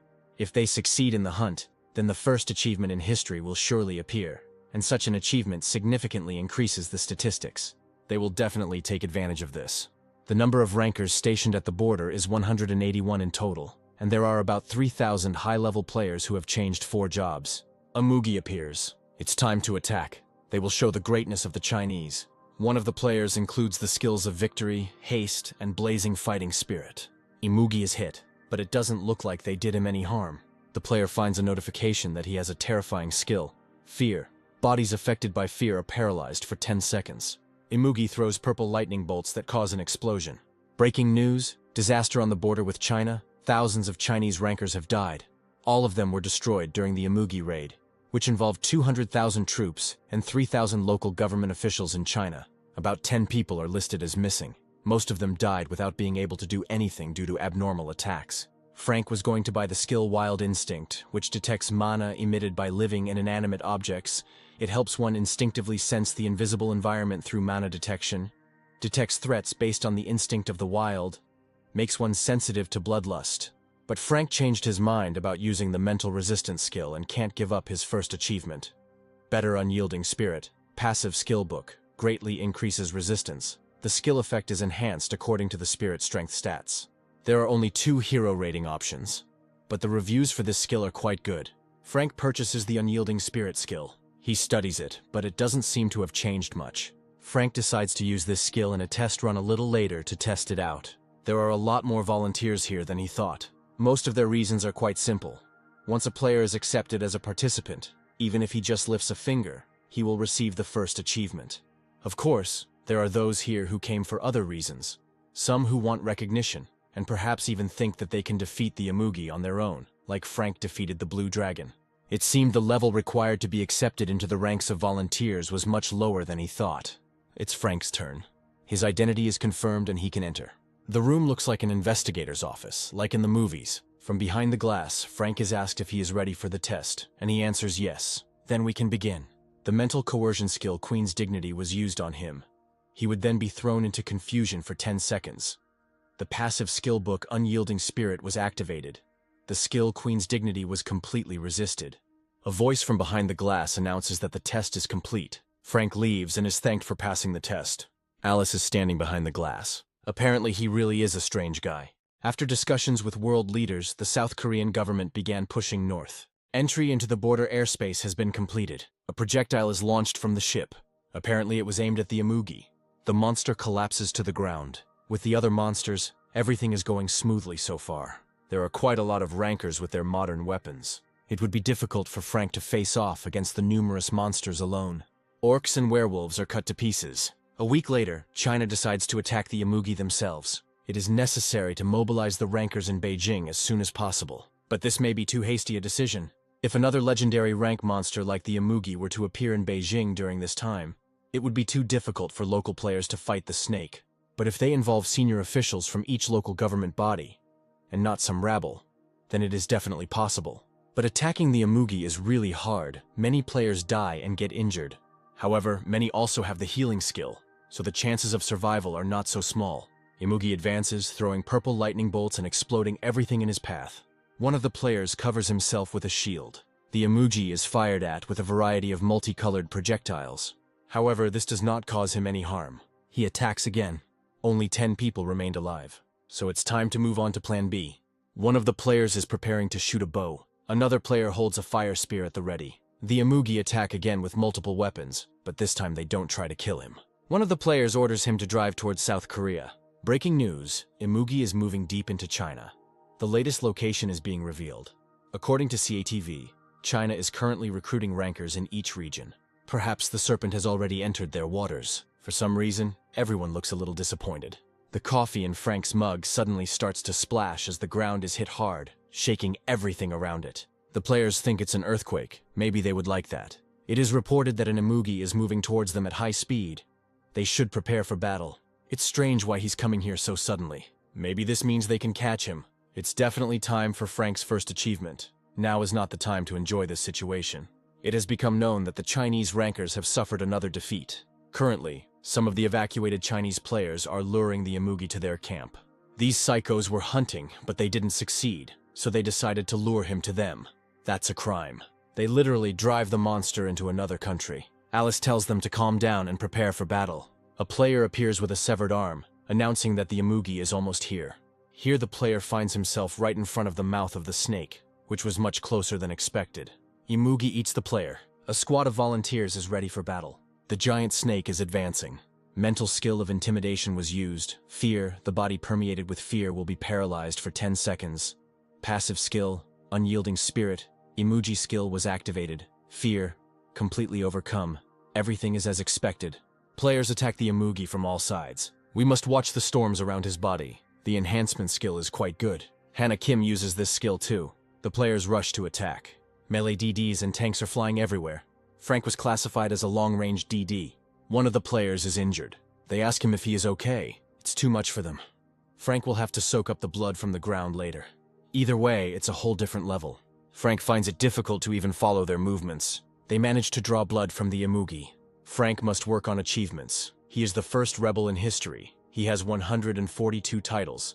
Until his accumulated points reach 1 trillion, he must continue to increase his stats without elixirs.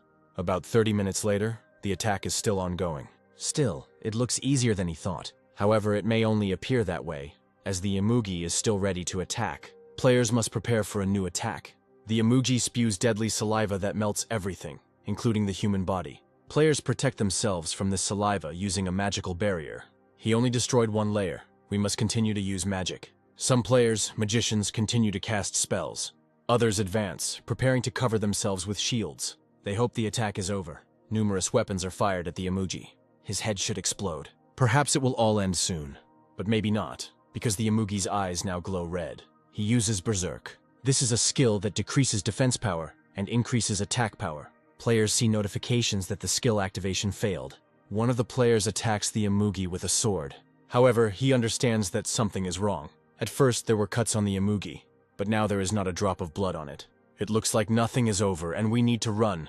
Imugi slams into the ground with all his might, attacking the players.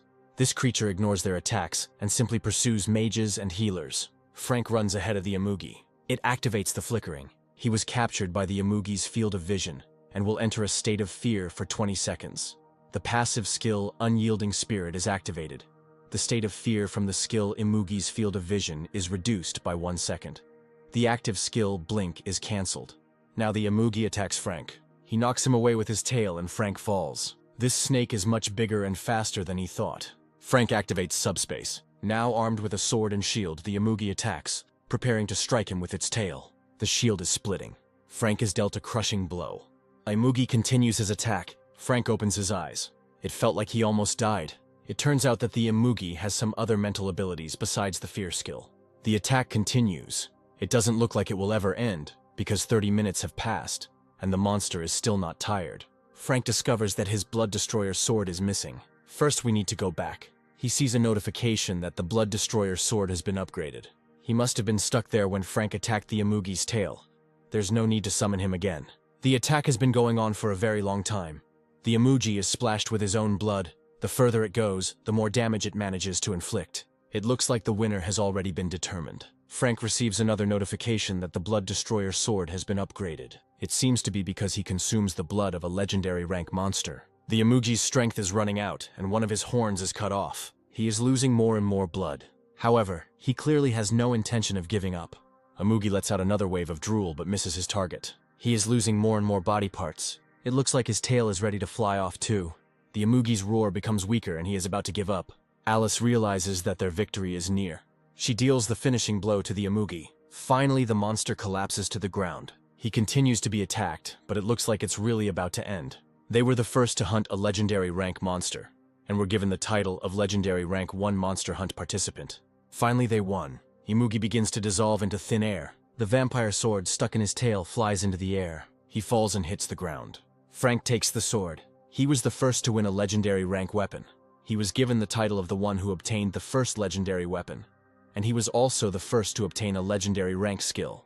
Now his Bloodsucker sword looks different. I wonder what changed in it. The Blood Destroyer sword restores the owner's stamina and mana by absorbing the blood of the attacked enemy.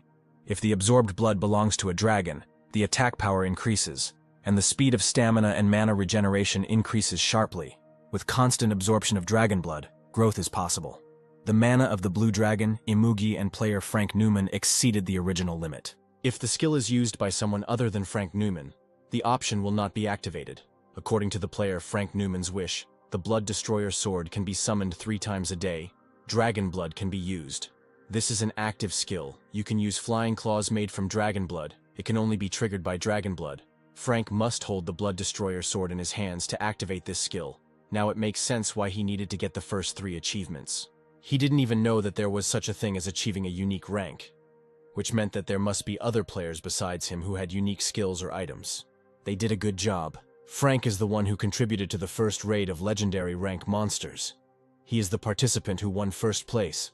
All stats are increased by 10. It's incredible that he's in first place, thanks to the Blood Destroyer sword that got stuck in the Amugi's tail. I wonder how the goods will be distributed between them. They are usually paid in cash based on their contribution. But revealing Frank's investment will only bring him losses. There is no need to get carried away with greed. Due to the defeat of the Amugi, which appeared for the first time in human history, the world's attention was focused on Korea. The list of players who participated in the raid and the hunt itself were classified, but it was certainly a subject of curiosity, as was what items or skill books the Amugi left behind. However, the Korean government kept everything regarding the raid a closely guarded secret, such as the player list and the hunt process, as well as all item and book drops. The government announced through a spokesperson that they had decided to keep all information regarding the raid a secret, considering the possibility of information about prominent players being leaked to other countries. However, requests to sell goods continued to come in.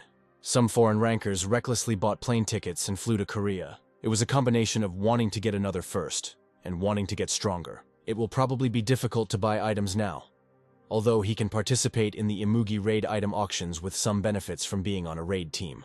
The reward for hunting the Amugi was 300 million won, but even if the items weren't legendary, they could be worth hundreds of billions of points.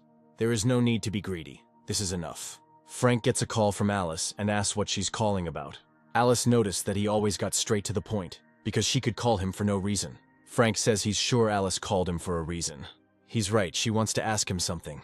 Alice asks if Frank is interested in legendary rank items. There are hardly any players who are not interested in them. Alice can help Frank buy one of the legendary rank items that are up for auction this time. Frank understands that there must be some condition for this. Of course, there is a condition, and Alice is sure that what he thinks is correct. It's probably a lifetime contract. The government will do everything in its power to acquire the items dropped by the Amugi, and there is hardly a player who can surpass the financial power of the government. Only those who participated in the raid are qualified, which is why Alice called him. Currently, she and Frank are the only players among the raid participants who are in the association. Frank says that then Alice could simply monopolize all the goods for herself. At first, she thought so too, but one of the skills really doesn't suit her. She thinks that it would suit Frank more than her. Frank asks if he can check the product first before buying it. Alice says it's possible, but it would be difficult right now. It was decided that information about the goods would be revealed to the raid participants the day before the auction.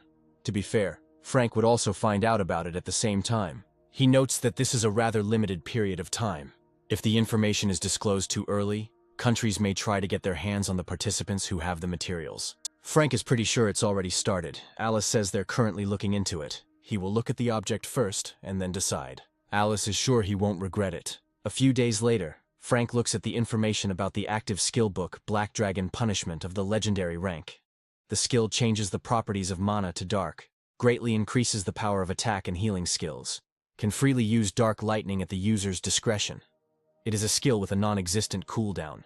Technically, it's just the ability to use dark lightning, but it can be used at any time and also has no cooldown. It's unknown if a heroic rank skill can absorb a legendary rank skill. Frank asks Alice if she's sure she doesn't want this. Her mana attribute is Divine Mana, and most of her key skills are set to react to her Divine Mana. If Frank rejects the product, she will likely sell it to one of the other long-distance damage dealers. There is a man the government is trying to trap with a skill book. Time is short, so Frank should make a decision quickly. If Alice fulfills one of his conditions, he will take the item. He asks to be allowed to terminate the lifetime contract when he later pays the same amount as the initial payment for the goods. Alice says this is perhaps too convenient a condition. If this is not possible, Frank will reject the offer. From now until the date of termination of the contract, they will accept the legal interest rate, 5% per annum. Of course, it's compound interest, and it's a huge concession that Alice is making for him. Frank says it suits him. Then she will report this to her superiors. And she didn't do anything special. Soon, an auction of legendary items opens. The auctioneer offers another bid and counts to 5. There are no more bets. The Black Dragon Spear now belongs to Alice Lair. It is quite expected, because this is an amount that ordinary players cannot afford. It is clear that the association set everything up.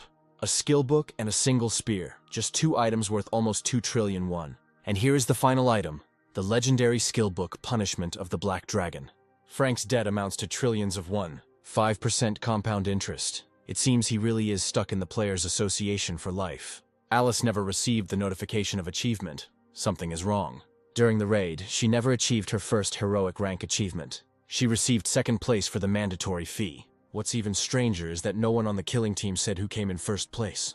Even when Alice first hunted a heroic rank monster, she was in 1st place for contributions. She got the first 5 rare rank achievements. All rare rank achievements. But it's a pity she missed the first armor and accessories. She thought it would be the same this time. This is impossible without hunting the legendary monster. It is unclear how this could happen. To get the first 2 achievements, Alice specifically placed Black Dragon's Punishment at the end of the auction. Frank congratulates Alice on her win. She asks if he has mastered the skills. Frank answers in the affirmative.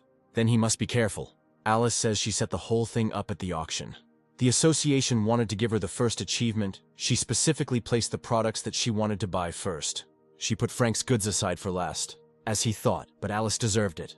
It seems that this is her first achievement, and apparently the association took advantage of this. Now Frank understands why the association did what it did, so Alice has nothing to apologize for. Now it's time for him to go. He really is a generous man. Alice shouldn't do this anymore. It's amazing how honest she is. She could have just left everything as is. It was in vain that she apologized and gave everything away. Frank retrieves the Black Dragon Punishment skill book from subspace. We need to try, but it's not clear whether it will work. Maybe it works separately. Failed to obtain the skill Black Dragon's Punishment. The current skill is combined with Thunder Dragon's Breath. A new skill, Black Dragon's Breath of unique heroic rank, has been created. Frank received his first legendary rank unique skill, earning him the title of the first to receive a heroic rank legendary unique skill. The raid on the Amugi was the best decision. Frank earned over 450 statuses. Black Dragon's Breath turns mana into darkness, greatly increases attack skills and greatly decreases healing skills, consumes health and mana, causes Black Lightning and Thunder Strike, temporarily paralyzes enemies hit by Black Dragon's Breath, no waiting time, can level up by collecting skills and items with Lightning Strike. Now is the time to test this skill. Frank strikes the monsters with Black Lightning. She dissolves them. A new group of Cyclops is advancing. Frank activates Black Lightning again. The monsters disappear too quickly. Looks like a wyvern dungeon or something. After some time, Frank receives a message from Alice. He needs to talk. She asks him to call as soon as he receives the message. Alice asks if he is at the dungeon. Frank answers in the affirmative. Alice asks if Frank would like to go to the cave in the northern region. They have few people in the North Korea they captured. Alice wants Frank to do her a favor and help her fight the monsters in the region. The rate is doubled for emergency service workers. Players have no problem killing monsters below their level. Of course Frank will help. Besides, he is indebted to the Association for Life. Alice thanks him. They'll send a helicopter. It'll be there any minute. It seems like it's very important. Alice says there are many other dungeons there. While this is not a reason to demand an urgent call to the player, it may take some time. Frank promises to do everything in his power. In 2 weeks, he arrives at his next hunting ground in North Korea. The accumulated points have exceeded 300 billion, and access to the mercenary system is open. Frank didn't even know that was possible. He launches Black Lightning at the monsters. Nothing has changed in the status window. Frank opens the list of mercenaries. There is even a heroic rank. The heroes have strong defensive and offensive abilities. If the employer's instructions seem unreasonable, the mercenary can terminate the contract and leave. The employer can terminate the contract if he believes that the mercenary is working in bad faith. In case of termination of the contract, the number of points spent will depend on the time of joint work. Heroic rank mercenaries are paid a minimum of 600 billion points for just 2 hours. It's interesting that it's a rare rank. One of the players, named Lucia, is said to be a Knight-class mercenary with good ground and air combat skills. She is able to break through enemy lines as well as defend, but she should not be trusted too much. She is a fugitive and a loser. The minimum cost of hiring is 300 million points for 3 hours. Frank is intrigued by the strange words in Lucia's profile and hires her. Lucia appears and thanks him for his trust, saying that she will fight with all her might. She asks who their enemy is. Frank says no one yet. He hired her to ask a few questions. Lucia realizes that this is Frank's first time using the mercenary system. He says he just unlocked it. Don't be shy about asking. Lucia will tell you everything she knows. Frank asks who is behind the mercenaries. Lucia says they are players just like him, so to speak. She is a player with similar unique skills. This is the skill of selling and buying. Frank asks if Lucia's world is also attacked by monsters, and where these dimensional gates come from. The world Lucia lives in is also attacked by monsters, but she doesn't know where the gates come from. If Frank wants to find out, he should hire a mercenary of legendary rank or higher. Even the heroic ranked mercenaries she met knew nothing about this. In Frank's world, 20 years have passed since the appearance of the spatial gates. They have survived 2 cataclysms, but now everything is more or less stable. Frank asks if Lucia knows when the next cataclysm will happen. She says that as far as she knows, this was the last one. Cataclysms are not predicted for the next 20 years or so, and she cannot promise anything further. In the world Lucia lives in, 40 years have passed since the first cataclysm, because it was completely captured and destroyed by monsters. She knows that her job application labels her as a runaway and a failure. Frank asks if she knows why it says that. Lucia says she is a failure who ran away from the world she was born into. One day, a spatial gate suddenly opened in her world. That's where the monsters came from. Lucia rushed to the attack. The Orc King approached her. Lucia entered the battle. This is how she became a first-level player. At first, she used the accumulated points to increase statuses and learn new skills, but quickly regretted it. Afterwards, she earned points by hunting, as well as selling gems and skill books, just to survive. 16 years later, Lucia had hope, but soon a second cataclysm occurred. There was no way to stop the growing number of legendary monsters. The magical force field allowed the use of spatial movement skills or items, and Lucia had to resort to what she had been saving for emergencies. She used the element of dimensional movement. There was a risk of being lost forever in the interdimensional continuum, but she had no other choice. Her fears came true. She was stuck in an interdimensional continuum, in the empty black space between dimensions, in the space of non-existence that does not exist. However, her salvation turned out to be the mercenary system. In the unique trade skill panel, you can see a window called Mercenary System. Lucia registered there as a mercenary and began to wait, but everything turned out to be not so simple. She once tried to reduce the cost of her employment for the employer. In return, she asked for permission to live in his world and was refused. The minimum cost of hiring rare mercenaries is 1 million points per hour, 24 million per day, about 700 million per month. One day, a player offered Lucia a condition: give him 24 million points. Frank didn't know that you could transfer points to other players. They can only be transferred to players with similar unique skills. 10 billion points are available for exchange. Frank asks if it is possible to increase the number of points accumulated by constantly sending them back and forth. This cannot be done if players exchange points with each other. Their accumulations decrease accordingly. The same applies to recruitment. Lucia refused the condition set for her. The Nimnik system works the same as selling items. It is entitled to 20% of the cost of the hired work. Things were getting worse, so the player hired her again. By hunting monsters, she gained points to earn the required 24 million. She could hunt all day and still lose 4 million points, unable to change anything. All Lucia did was hunt monsters, taking breaks only to sleep and eat. She started earning 5 million points a day, but the employer wanted more and more, so in the end she had to terminate the contract. She was out of work from then on until Frank hired her, and she admits that those 3 months were tough, so she has a proposal. Since Lucia's minimum hire fee is 24 million points per day, she will return them to Frank every day. She will fight wherever he wishes, and in return, she asks to be allowed to live in his world. Frank wants to think about it for a bit. Lucia agrees, and besides, the hiring period is running out. This means it's time for her to go back. She disappears. Frank is thinking about what to do. It seems that the mercenary system is really useful. He hires Lucia again. She's sure that he will not regret it. Frank hopes so, but first he needs to know something. He must be curious about what skills she has. He asks to show her status window. Since he is interested in her level and status indicators, she will demonstrate it. Frank thinks that it is unlikely that a first-level player can have any impressive stats. Lucia only means statuses. She opens her status window. It turns out that her indicators are quite high. The total number of statuses exceeds 3,500.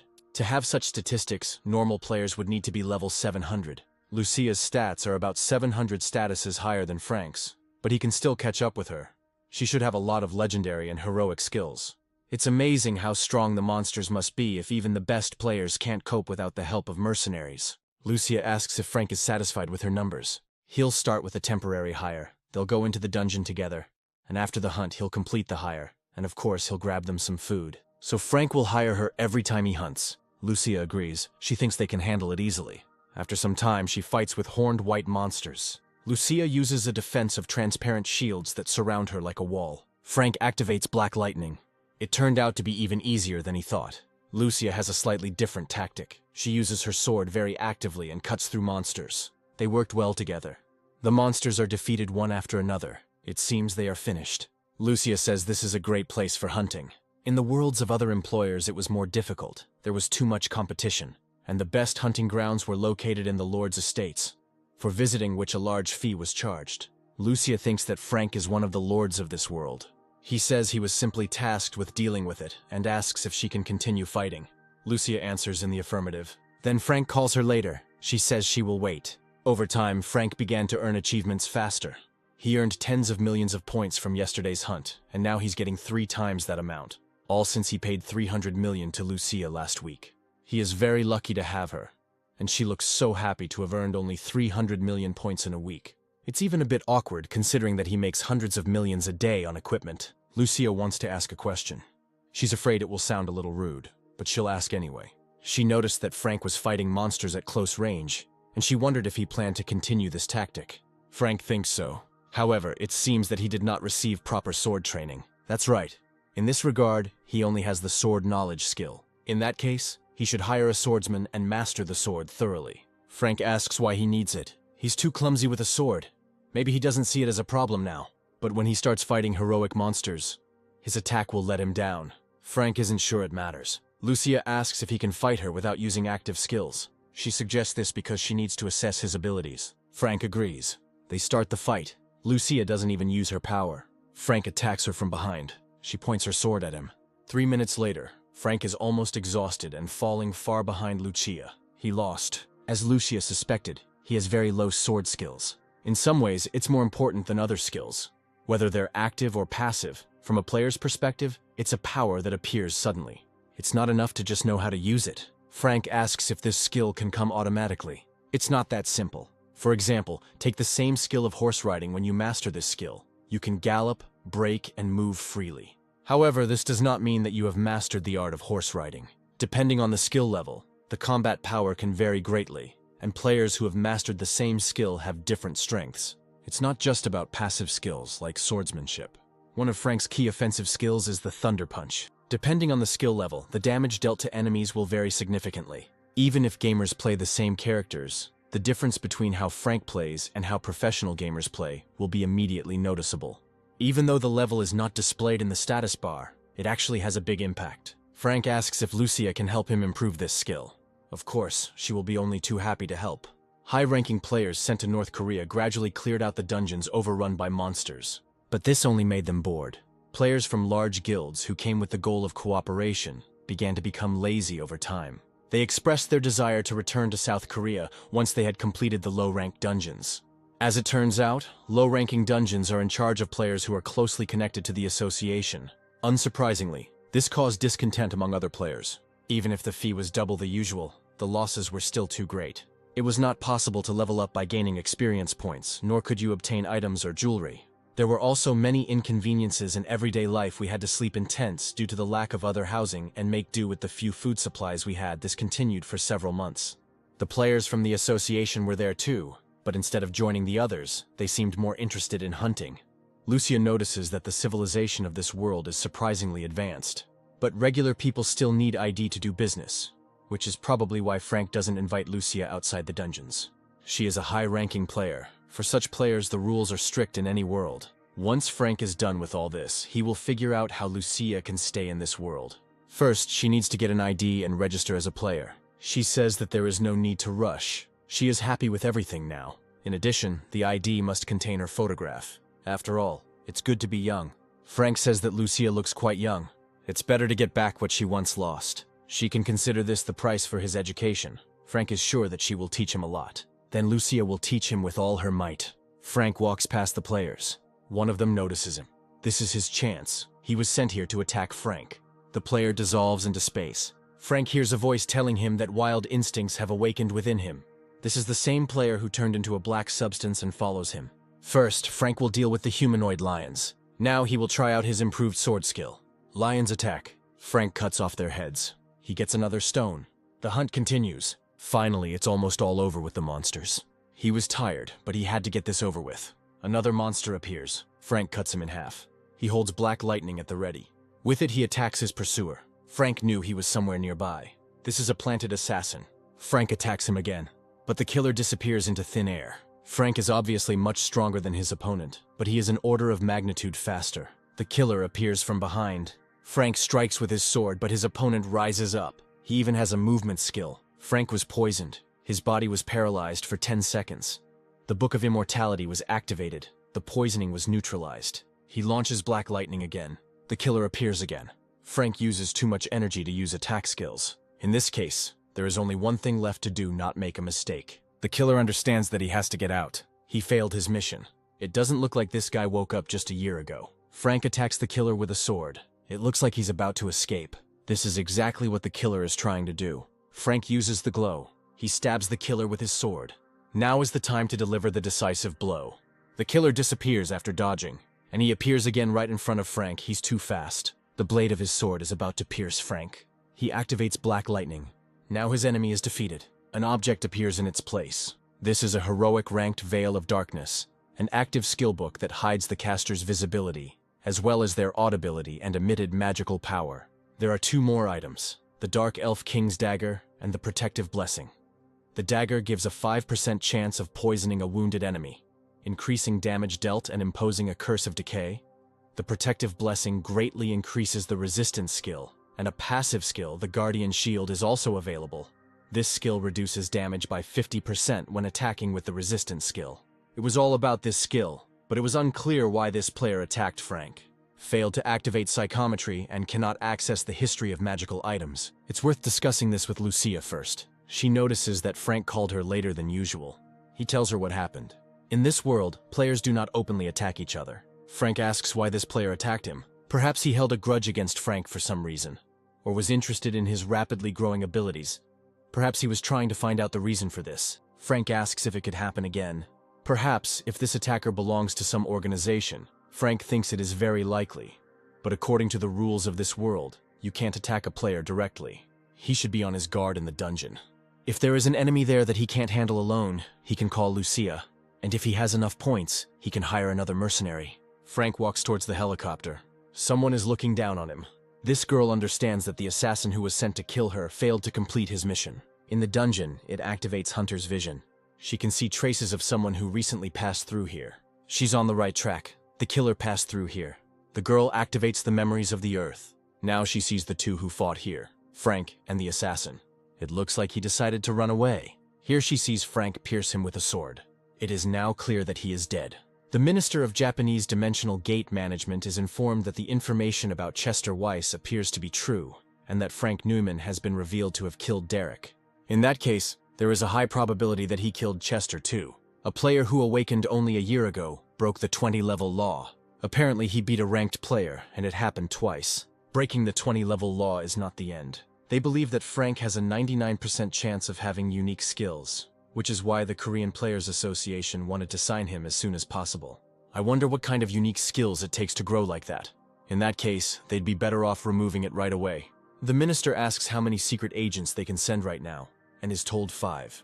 They have to go to North Korea, and there is no need to pretend that his subordinate can't hear him well. This time the goal is the same, but there is something else. If the mission fails, Frank must be killed at any cost.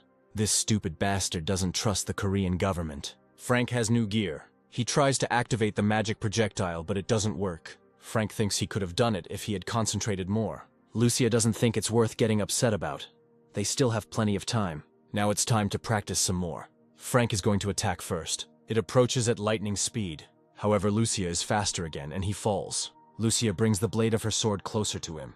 They continue to fight. Finally, Lucia says that's enough for now. Now they can move on to the next dungeon. Frank hopes that he has already improved his skills. Lucia says he's become faster at striking a moving opponent, but when he dodges attacks, he makes a lot of unnecessary movements.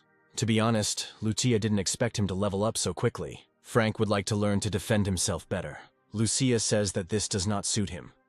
If he wants to master the shield better, he should learn patience. He immediately attacks the enemy as soon as he sees him. At this moment, the shield only gets in the way. Frank tries to be more patient, but it's not that easy. That's all he is. Besides, it will be more difficult for him to defend himself with a shield and a sword at the same time. He will move much easier only with a sword. The metal armor that he is currently wearing is enough to protect his left hand. They're done for today. Lucia disappears. So now it's time to move on to the next dungeon. Then Frank notices a darkness ahead, glowing with red lights, as if a monster with red eyes is hiding there. Frank realizes that he is not alone here, and he is smart. This man speaks Japanese. That's right, he's from Japan, and Frank better not resist, but just follow him. Frank asks why this man wants him to go with him. He can't say, and offers to choose either Frank resists or gives in. Apparently this man is in cahoots with the killer who attacked him. Obviously they wouldn't attack at the same time. Maybe we should call Lucia, but perhaps now is not the time. As he tries to repel the attack, Frank takes out his sword. So he chose resistance, but the one who came for him wanted the best. He takes out a katana. Frank activates the Black Thunder Dragon's breath. A player from Japan approaches him from the opposite direction. Frank activates the spatial movement skill. Then he fires Black Lightning again. The Japanese is still ready to attack. You need to conserve stamina and mana and try to use your improved sword skills. Frank once again launches Black Lightning, but the Japanese dodges it. Now he is ready to attack Frank with a katana. He falls to the ground. His opponent notices that he has a quick reaction. And his skills are also quite good. But it is unknown how long he can last. Finally they cross swords. Frank moves away from the enemy at a considerable distance. They attack each other with swords again and again. Frank is about to activate Black Lightning again. He launches it at the target. However, the Japanese is ready to attack him from behind again. It seems that the Black Lightning has no effect on him, or he manages to dodge them. The battle is being watched by the same girl who learned that the assassin was defeated, along with someone else. The girl doubts that Frank woke up only a year ago, but she is assured that this is true. A year ago he was on the first level. The girl is puzzled as to how he got up so quickly. It really is incomprehensible. They are here to find out. Maybe his method can be applied to other players as well. But Frank is hardly a ranker anymore. He wasn't even afraid of Steven, who is now fighting him. The girl asks why Derek got involved with a guy like this. Because he's not that good. If his opponent was her, it would be hard for her to resist him. This is nonsense. If the girl doesn't intervene, Frank will slap Steven.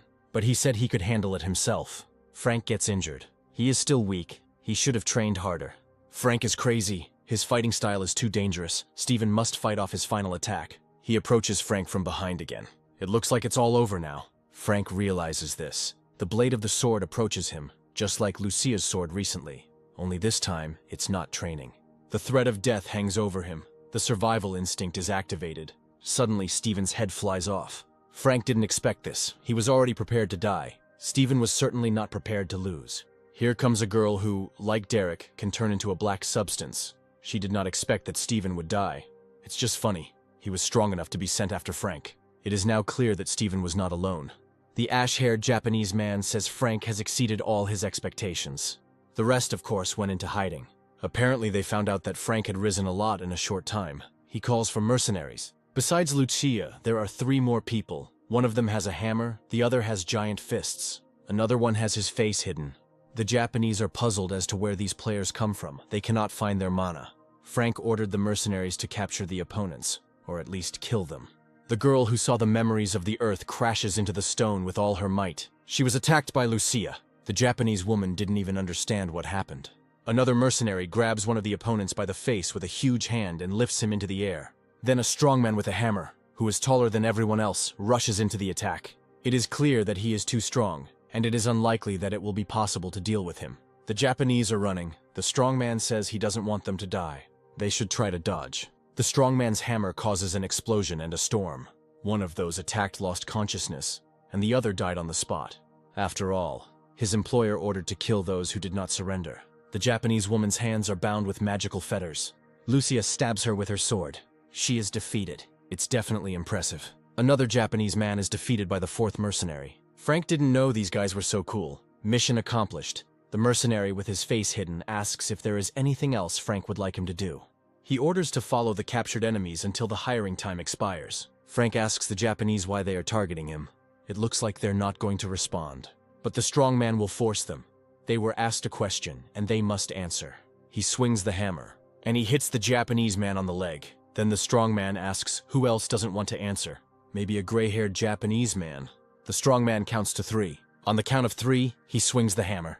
The Japanese woman says that they are here on behalf of the Japanese Department of Dimensional Gates. They were ordered to capture Frank Newman and bring him to Japan. He had bypassed the 20-level rule and had risen too quickly, and they needed to find out why. First, you need to make sure of this. Opponents must show their inventory. Frank looks through the inventory of one of the Japanese men in hats, then the girl's inventory. He notices something strange in the gray-haired Japanese man's panel. Frank asks why he lied, and he hesitates to answer. A strong man approaches him. He hits the Japanese man with a hammer. Frank asks if there are any more of their allies outside the dungeon. The Japanese woman says that there are, but she knows little about them. She guesses they're around level 200. Frank asks where they are. The white-haired Japanese man says that they have left the dungeon. Frank will be back soon. In the meantime, the mercenaries must keep an eye on them so they don't escape. Frank comes out of the dungeon. He uses the flicker to transport himself to the opposite bank of the river, into the forest where the other Japanese are hiding. He appears again right above one of them.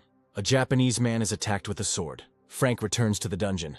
The strongman says that it is time for him to return. He asks if Frank wants to extend the lease. He thanks the strongman for his help, and he can leave. Strongman is always happy to help. Let Frank call him if he is needed. The mercenary with the hidden face says that he is always ready for such easy missions. And it is time for him to leave too. The mercenary with the giant fists leaves, saying that he will definitely hire a player with a hidden face next time. Frank wonders what to do with the captured Japanese now. Suddenly, fire appears from somewhere. He rushes past Frank. Lucia reflects fire with her shield. The Japanese are trying to escape. They have recovered during this time, and apparently have become bolder after the departure of the 3 mercenaries. Frank keeps black lightning at the ready. The Japanese are ready to strike with fire. There is a devastating explosion. Lucia activates a protection of transparent shields. She cuts off the heads of her opponents. Frank notices the Japanese wearing hats running away. It activates the flickering and curtain of darkness. The fleeing Japanese do not understand what is happening. Then an explosion hits them. It looks like all that's left of them are black shadows. They thought they could escape because only Frank and Lucia were left. Despite the losses, he gained a lot. But it is hardly worth telling anyone about it. It's just a Japanese criminal organization that does secret intelligence. Frank is sure they'll send someone else after him. It places dropped skill books into subspace. The most important thing at the moment is the safety of his family. If they are that strong, the association's protection won't stop them. Frank looks at the list of goods. A ring of protection of heroic rank, takes a hit if the owner is attacked, is destroyed when the damage exceeds what can be withstood. The item is consumable. 10 billion apiece, Frank will buy 3. There is also a rare rank exchange bracelet. This is a set of items. If you put one bracelet on each owner, you can see each other's emotional state. Blue indicates the calmness of the owner, red indicates anxiety. The bracelet lights up with a black light when the owner is in mortal danger. Frank will buy this too.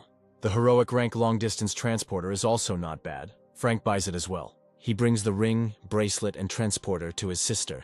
She hopes Frank didn't do anything dangerous. He says he just decided to give it to her just in case. Then Frank comes to his father's room. He puts the bracelet on his arm. It lights up red. Frank asks his father not to worry. He will definitely find a way to cure him. Then the bracelet lights up blue. Father smiles. Frank is confident that he can cure him, and as he thought, his father is uneasy. He knows it's hard for him, but he will do everything to make him feel better. A week has passed, but the minister still hasn't received a single report. He asks what's going on. It looks like their operation has failed, but the minister doesn't care much. Perhaps the people sent by his subordinates simply betrayed him. He says the probability is low, but anything is possible. The minister asks if there are any more secret agents he can send. He says not yet. This subordinate is nothing but a headache. Another subordinate enters the office. He reports that the dimensional gate operation in Fukuoka City has failed, but the district was protected by the Yamato Guild. That's true, but the guild leader was killed, as were all of its members who participated in the operation. The minister asks what rank the monsters that appeared are. It has been established that the monsters belong to the heroic rank. Among them is a humanoid monster called Chojo. Its exact level has not yet been determined. It moves easily thanks to its wings and flies quickly through the air. The minister orders that the entire team of players be sent to the district immediately. In Fukuoka, humanoid monsters attacked and killed many ordinary people. Military forces are directed at them. Monsters devour their victims. The order is given to attack from all sides. Players are also ready to attack. Most monsters manage to dodge magic projectiles, but some are wounded. Their flock is very small. One of them lets out a roar, perhaps because some of the Choji died, or perhaps to call for more. New monsters are arriving, and now their flock is much larger. The military prepares to shoot.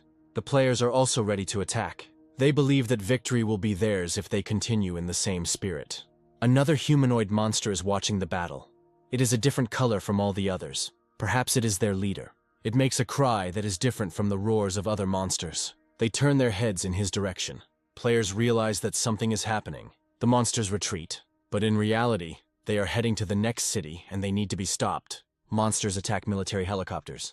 Below, they are attacked by players. The leader of the monsters lets out his special cry again. Then they attack the players. There are rows of humanoid monsters on the buildings, and there are more and more of them. They use something similar to the players' skills. Monsters also throw lightning, causing explosions. One of the players is able to summon fire. He throws a pillar of fire at the monsters. Other players attack them with swords. He will make them regret that they dared. The leader of the humanoid monsters approaches the player. He manages to dodge it. However, the leader hits another player. The monsters surround the one who is breathing fire. It looks like he's finished. He is pierced with a sword. The leader of the humanoid monsters watches this.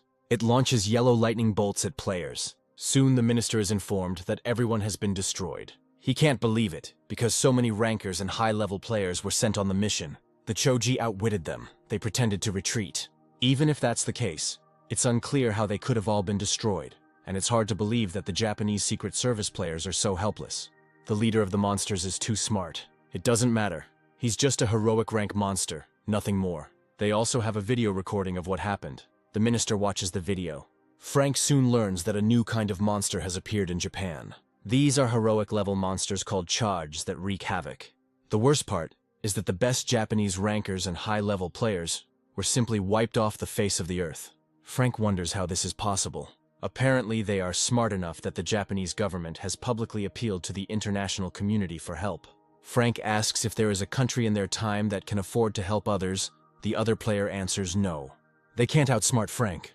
After some time, he hires Lucia and is going to improve his sword skills again, but before that, he wants to ask something. He asks if she has heard anything about monsters called Chojs. In her world, a horde of Chojs destroyed an entire kingdom, and if no intervention is made, they could destroy the entire world. There could be a lot at stake. The Choji are quite smart and agile. The worst thing is that they live in packs and move in large groups. You can get very hurt if you treat them like ordinary monsters. However, the neighboring state is already doing this. If the leader of the Choji is as smart as they say, then it will be difficult to deal with him.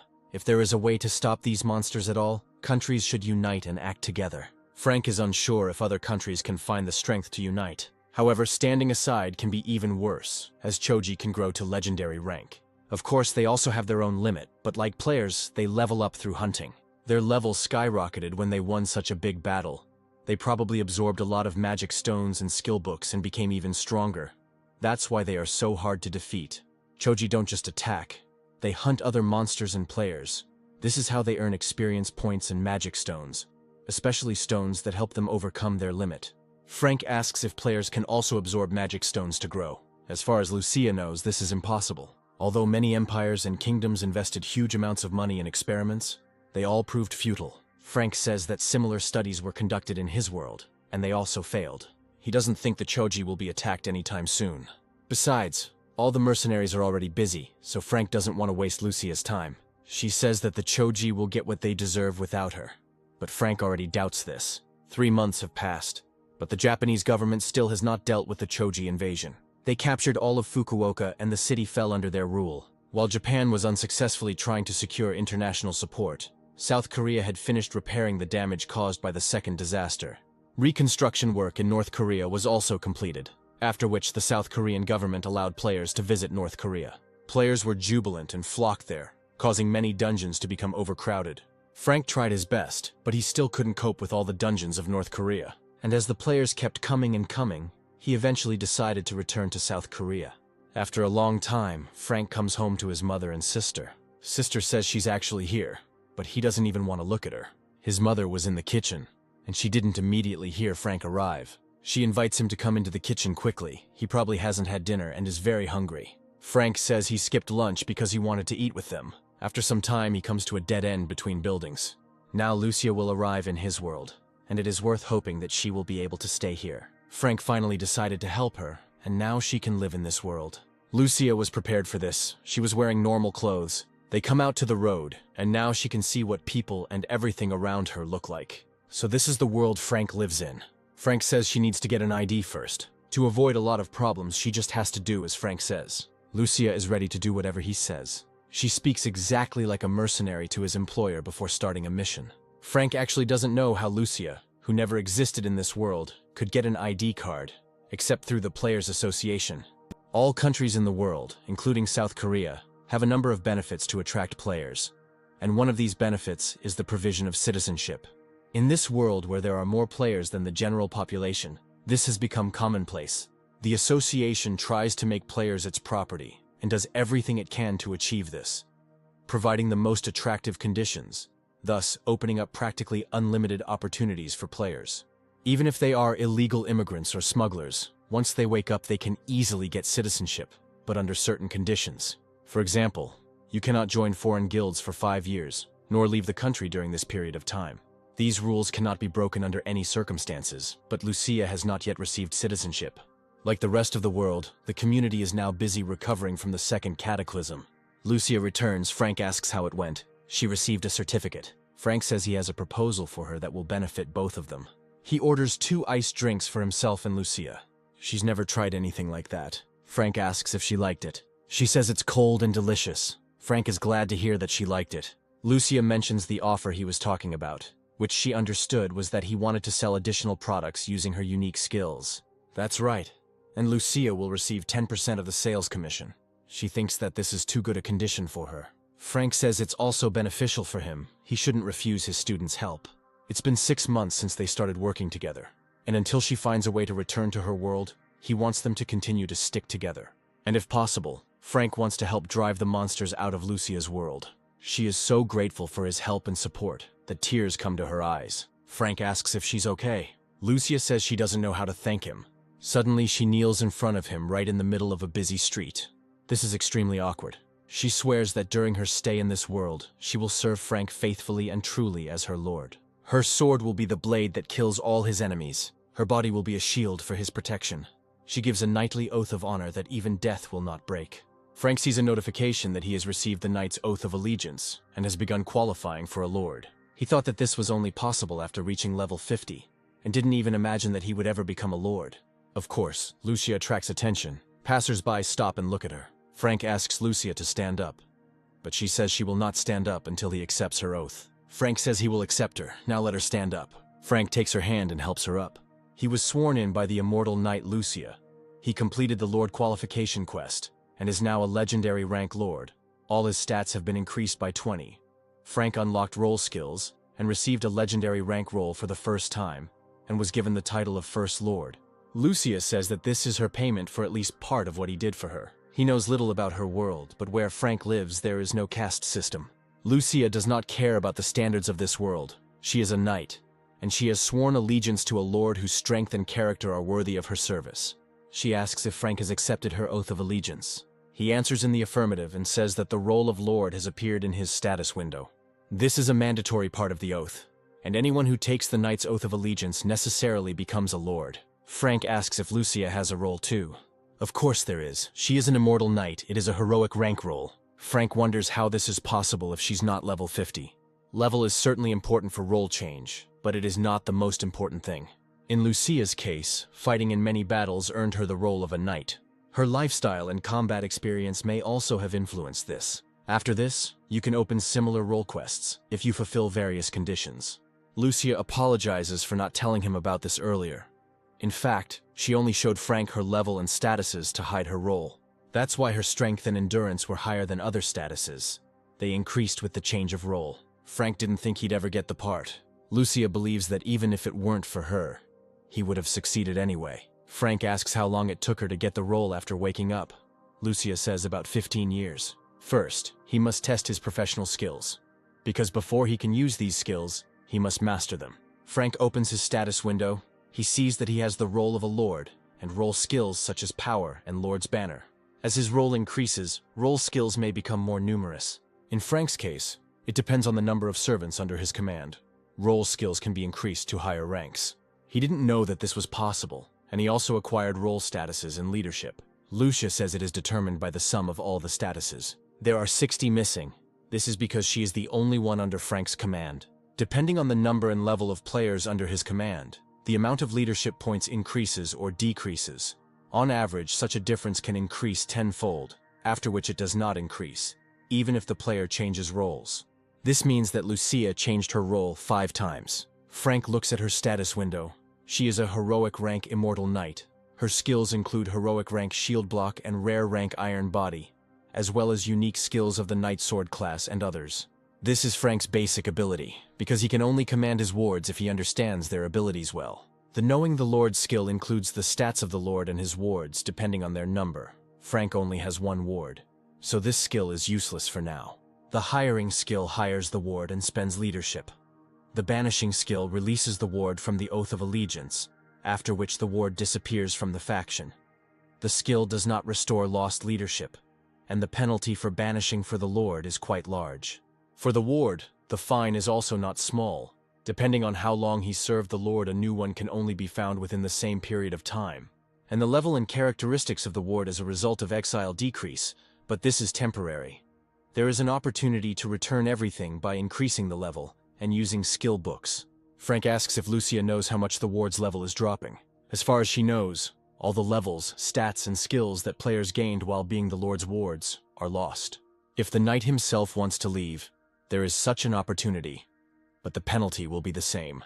Frank asks how many men must be under his command to make the Lord's Banner work. There must be at least 10 people, and it will take time before the skill can be used. Frank thinks he might never use it at all. It's still too unexpected for him. Lucia says that this is not so, because he is worthy of leading hundreds and thousands of knights. After some time, the Choji attack begins again in Japan. The orcs will attack with them, and perhaps the Choji will attack them as well. The leader of the Choj, as before, sits on the roof and watches, preparing to give orders or join the battle. The monsters flock together in huge flocks, preparing to attack.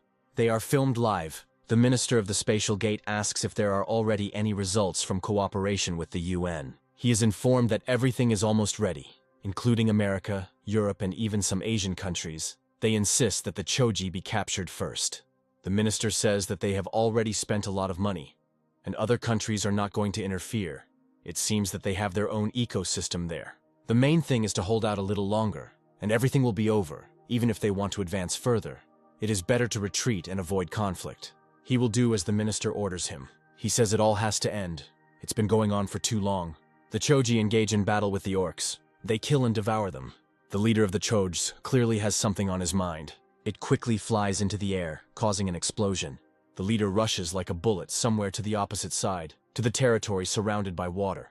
The Chogis watch his flight. They understand that they must follow him. Frank notes that today is not a particularly good day either, with no outstanding achievements. Lucia says he doesn't need to rush. He can get stronger little by little. Frank receives a call from Alice, who guesses that he has just left the dungeon. Frank answers yes. Then Alice asks if he wants to go to Japan. He wouldn't say he's burning with desire, but Alice says it's not necessary. She just thought it would be a good opportunity, so she called. Frank says he plans to take a break in the South for now. He seems to have been really busy lately. Frank thinks that Alice is probably going to Japan. She says that she has to, since their government made a very generous offer. That's why she called Frank, because it would be a shame to miss such an opportunity. Frank gets into the car, continuing to talk to Alice. He wishes her a good trip and says that safety comes first. Alice asks when he is going to fulfill his promise and treat her. He said that he would do it not just for the sake of it. Frank wanted to thank Alice, and she believes he couldn't forget about it. Now she decides that he only promised her this for show. Frank assures that when Alice returns from Japan, he will treat her very generously. Alice says she will wait and hope that they will see each other again. Lucia understands that Frank received a call from the Players Association. He says they asked if he could go to Japan, but he is not going to the enemy's lair. Lucia, on the contrary, thinks that this is a good opportunity, of course, only if Frank is ensured complete safety. The tiger can only be caught by entering its den. If Frank's safety was guaranteed, then that would be a great option. He could fly to Japan and deal with whoever was targeting him. Frank says it won't be easy, but he doesn't have to make a move himself. He can use Lucia. She can easily get rid of his enemies. Frank doesn't think it's right. He doesn't need to get rid of them right now. Lucia says that even if the Japanese continue to send assassins after him, it will most likely be to his advantage. A few days later, Frank comes to the level 60 Horned Turtle dungeon. He thinks that he could have cleared this dungeon a long time ago. He hopes that Lucia is in class now. Frank attacks the Horned Turtles. It seems that finding them is more difficult than killing them. He notices another player who is fighting turtles while shirtless. He doesn't even have a shield, and it doesn't look like he's level high enough to hunt in this dungeon. Another player asks the healer how long it will take to heal a player without equipment. The healer says about 3 more minutes, but she has already spent half of her mana. This player is called a useless bastard and is said to have shitty statuses. He's just an idiot, so there's nothing surprising about that, but he could at least change classes one more time. If he hadn't changed classes, he wouldn't have been any use at all, but it's still worth considering that it was luck. But his strength is still not enough, so when they go to the next dungeon, they will need to find a new tank. The unequipped player says he will hunt with them. Let him say thank you for being accepted here at all. He's asking for it now. The player insists that he will hunt with them. If he really wants this, then let him pump up his characteristics. He still hasn't distributed them. He needs to pump up his fortitude and endurance. The player stubbornly repeats that he will hunt with them. Trying to negotiate with him isn't that smart. He would definitely be stronger if he had normal statuses. It's not clear why he doesn't have them. The player continues to persist, and finally they give in and agree to hunt together. Frank guesses that they forced him to remove his gear to avoid paying for repairs. They are treating this player like a thing. They cannot be allowed to continue to abuse him. He activates a veil of darkness to approach players undetected. They fight the Horned Turtle again. Suddenly, one of them sees Frank appearing unexpectedly from behind. He uses black lightning and knocks down the monster. Frank approaches the player without equipment. He is very tall, taller than everyone present. Another player is outraged at why Frank stole their loot and calls him a bastard. Frank asks to repeat what he said. The player says he stole their loot. They were the ones fighting this monster. Plus, he dropped a rare skill book. Frank says that it seems that Murphy's Law is at work again. This book never fell out when he was looking for it. And now it just fell out. But it was a monster they fought, and that means the book belongs to them. They'll take her for themselves, and Frank would be crazy to go against them all. Frank asks the tall player if his body is okay and why he is not using armor or a shield. Apparently they ordered him to do this. One of them is holding the shield, and the other is holding the armor, and this equipment clearly does not belong to them. Frank wants to know how much the player gets paid for hunting. He doesn't answer. He is clearly afraid of these players, although he wants to hunt with them. First, Frank took their loot, and now he's also asking for the salary of one of them. Frank says he looks at their group and knows something is wrong, anyone can tell. The player tells them to stop bothering them and get lost, unless, of course, they want to get into trouble. Looking at Frank's equipment, the difference is at most 10 levels. No matter how experienced he is, he won't be able to defeat them all. Then Frank shows his ID. He is from the Player Supervision Association, which means he has every right to interfere in the affairs of their group. The player realizes that things are bad. Frank asks the tall player again how much he gets paid for hunting, and he says it's a lot. It doesn't seem like that's the case, but it's unlikely he'll tell the truth. He's too intimidated. Frank then activates psychometry to find out the truth and see the memories. He sees this physically strong player named Jack Lee fighting with horned rabbits. It turned out that he was stronger than they thought, although judging by his height, this should have been obvious. They think that Jack is not quite right in the head, but he is physically strong, and that is all they need. They can use him as a shield and a battering ram, since he agrees to everything. Since they started covering him, his armor cracked and the players were unhappy. Although before that they said that he did a great job. They decided that they were paying too much for a tank that couldn't properly upgrade its stats. They began to shame Jack and told him that he should understand that he was guilty. After the horned rabbits, they went hunting for red dogs. Jack held the line with his shield, but it was hard to keep the monsters from breaking through to the players with just a shield. As a result, one of the monsters broke through, which was quite expected. Then the player ordered to remove the armor from Jack, and said that they were only wasting money on repairs, because he was only ruining everything. Jack returned home very battered. His sister said that he shouldn't push himself so hard. She also got a part-time job, so now, like Jack, she can help pay her mother's medical bills. She doesn't want him to get sick too. After another hunt, he was told not to tell anyone what share he was getting, and that he was removing his armor in the dungeons. Otherwise, he would not be able to hunt with them anymore. Jack asked not to leave him and promised that he would not tell anyone. It seems like these players don't even consider him a human being. They should know what they've done. Players claim they were only looking out for Jack. Let him tell Frank they treated him well, never made fun of him, and always paid him well. Jack nods. The player says that he nodded. Frank saw it, so everything is fine, and he can get lost. He says he's not going to. They will all come out and an investigation will be conducted. If they are all so clean, then they will go with it to the investigators with a clear conscience. The player asks who Frank is to send them to investigators, since the supervision of players is not some kind of government agency. In their place, Frank would agree, of course, if they don't want problems. For now, he's kind, but it won't last long. The player thinks that if Frank simply disappears into the dungeon, no one will say a word. He asks the other players if they will go to the investigators. Frank in turn asks what he is going to do. He thinks he has become scared. The players are preparing to attack him. He asked for it. Frank has good equipment. They will definitely need it. He is wrong to think that this crazy guy, as they call Jack, will help him. Frank tells Jack to close his eyes and wait for him here.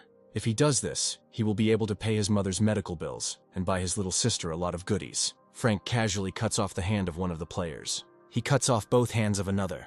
Now it is clear that they were very wrong in thinking they could deal with Frank, and there's no point in trying to resist. He asks the player who bullied Jack the most why they don't attack. He falls to his knees and says that he will go to the investigators. Frank knocks out his tooth so he doesn't get off so easy. Soon all the players are arrested. Frank comes to the hospital to see Jack's mother, and his sister is there too. Jack says that he will definitely repay Frank for his kindness. He thinks it's no use, but Jack definitely wants to repay him. Frank came with Lucia. She says that she will go back to the dungeon. Jack still has a lot of money to earn. Frank asks to show him his characteristics. Jack belongs to the normal rank shield bearer class. From the unique skills of the class, he has the skill Unbreakable Body and 3 others. The active skill Provocation by Area, the passive skill Steel Body, and 3 others. Frank shows Jack's status window to Lucia. She says his stats are enough to become a knight. If Frank gives him to her, she will make him a great knight, not just a shield bearer. Jack's initial stats are amazing, and his unique skills are very useful, especially Indestructible Body. This skill is on par with heroic skills in terms of usefulness. If developed correctly, Jack can become one of the best. However, it will not be able to develop without the necessary characteristics. Lucia asks Jack if he wants to be the best, and he answers yes. Then let him become a subject of her lord. Frank is confused that Lucia suddenly brought this up. She says it will be good for both of them. Jack will become stronger as a player, and Frank will gain an ally he can trust. It might be worth a try. Jack says he wants to be the best. Frank asks if he is ready to become his subject. A notification comes that Frank has offered Jack to become his subject. Jack answers affirmatively. He accepted the invitation. 20 leadership points were spent. First, you need to upgrade its characteristics. Frank gives Jack a power status boosting item that is absorbed by swallowing. Jack swallows it. He also has to learn this. Frank gives him skill books. Now he is much stronger. His physical strength, endurance, fortitude, agility, and magical power have increased tenfold. It should be more beneficial for him to hunt alone, Lucia agreed. Since he's still at a low level, he should be able to get a few achievements with ease. Sooner or later Jack will get them all, but for now it is better to invest in stamina. But before they send him out to hunt, his abilities need to be tested. Lucia and Jack enter the Vampire Bat dungeon with a recommended level of 10 to 15. There, Lucia tests Jack's attack skills. She notes that his stance is incorrect. Very soon he is defeated. Lucia tells you to follow the trajectory of her blow and repeat the attack again. 2 hours later, Jack is completely exhausted. Lucia says he is fun to teach. He has great muscle memory, so he remembers everything easily.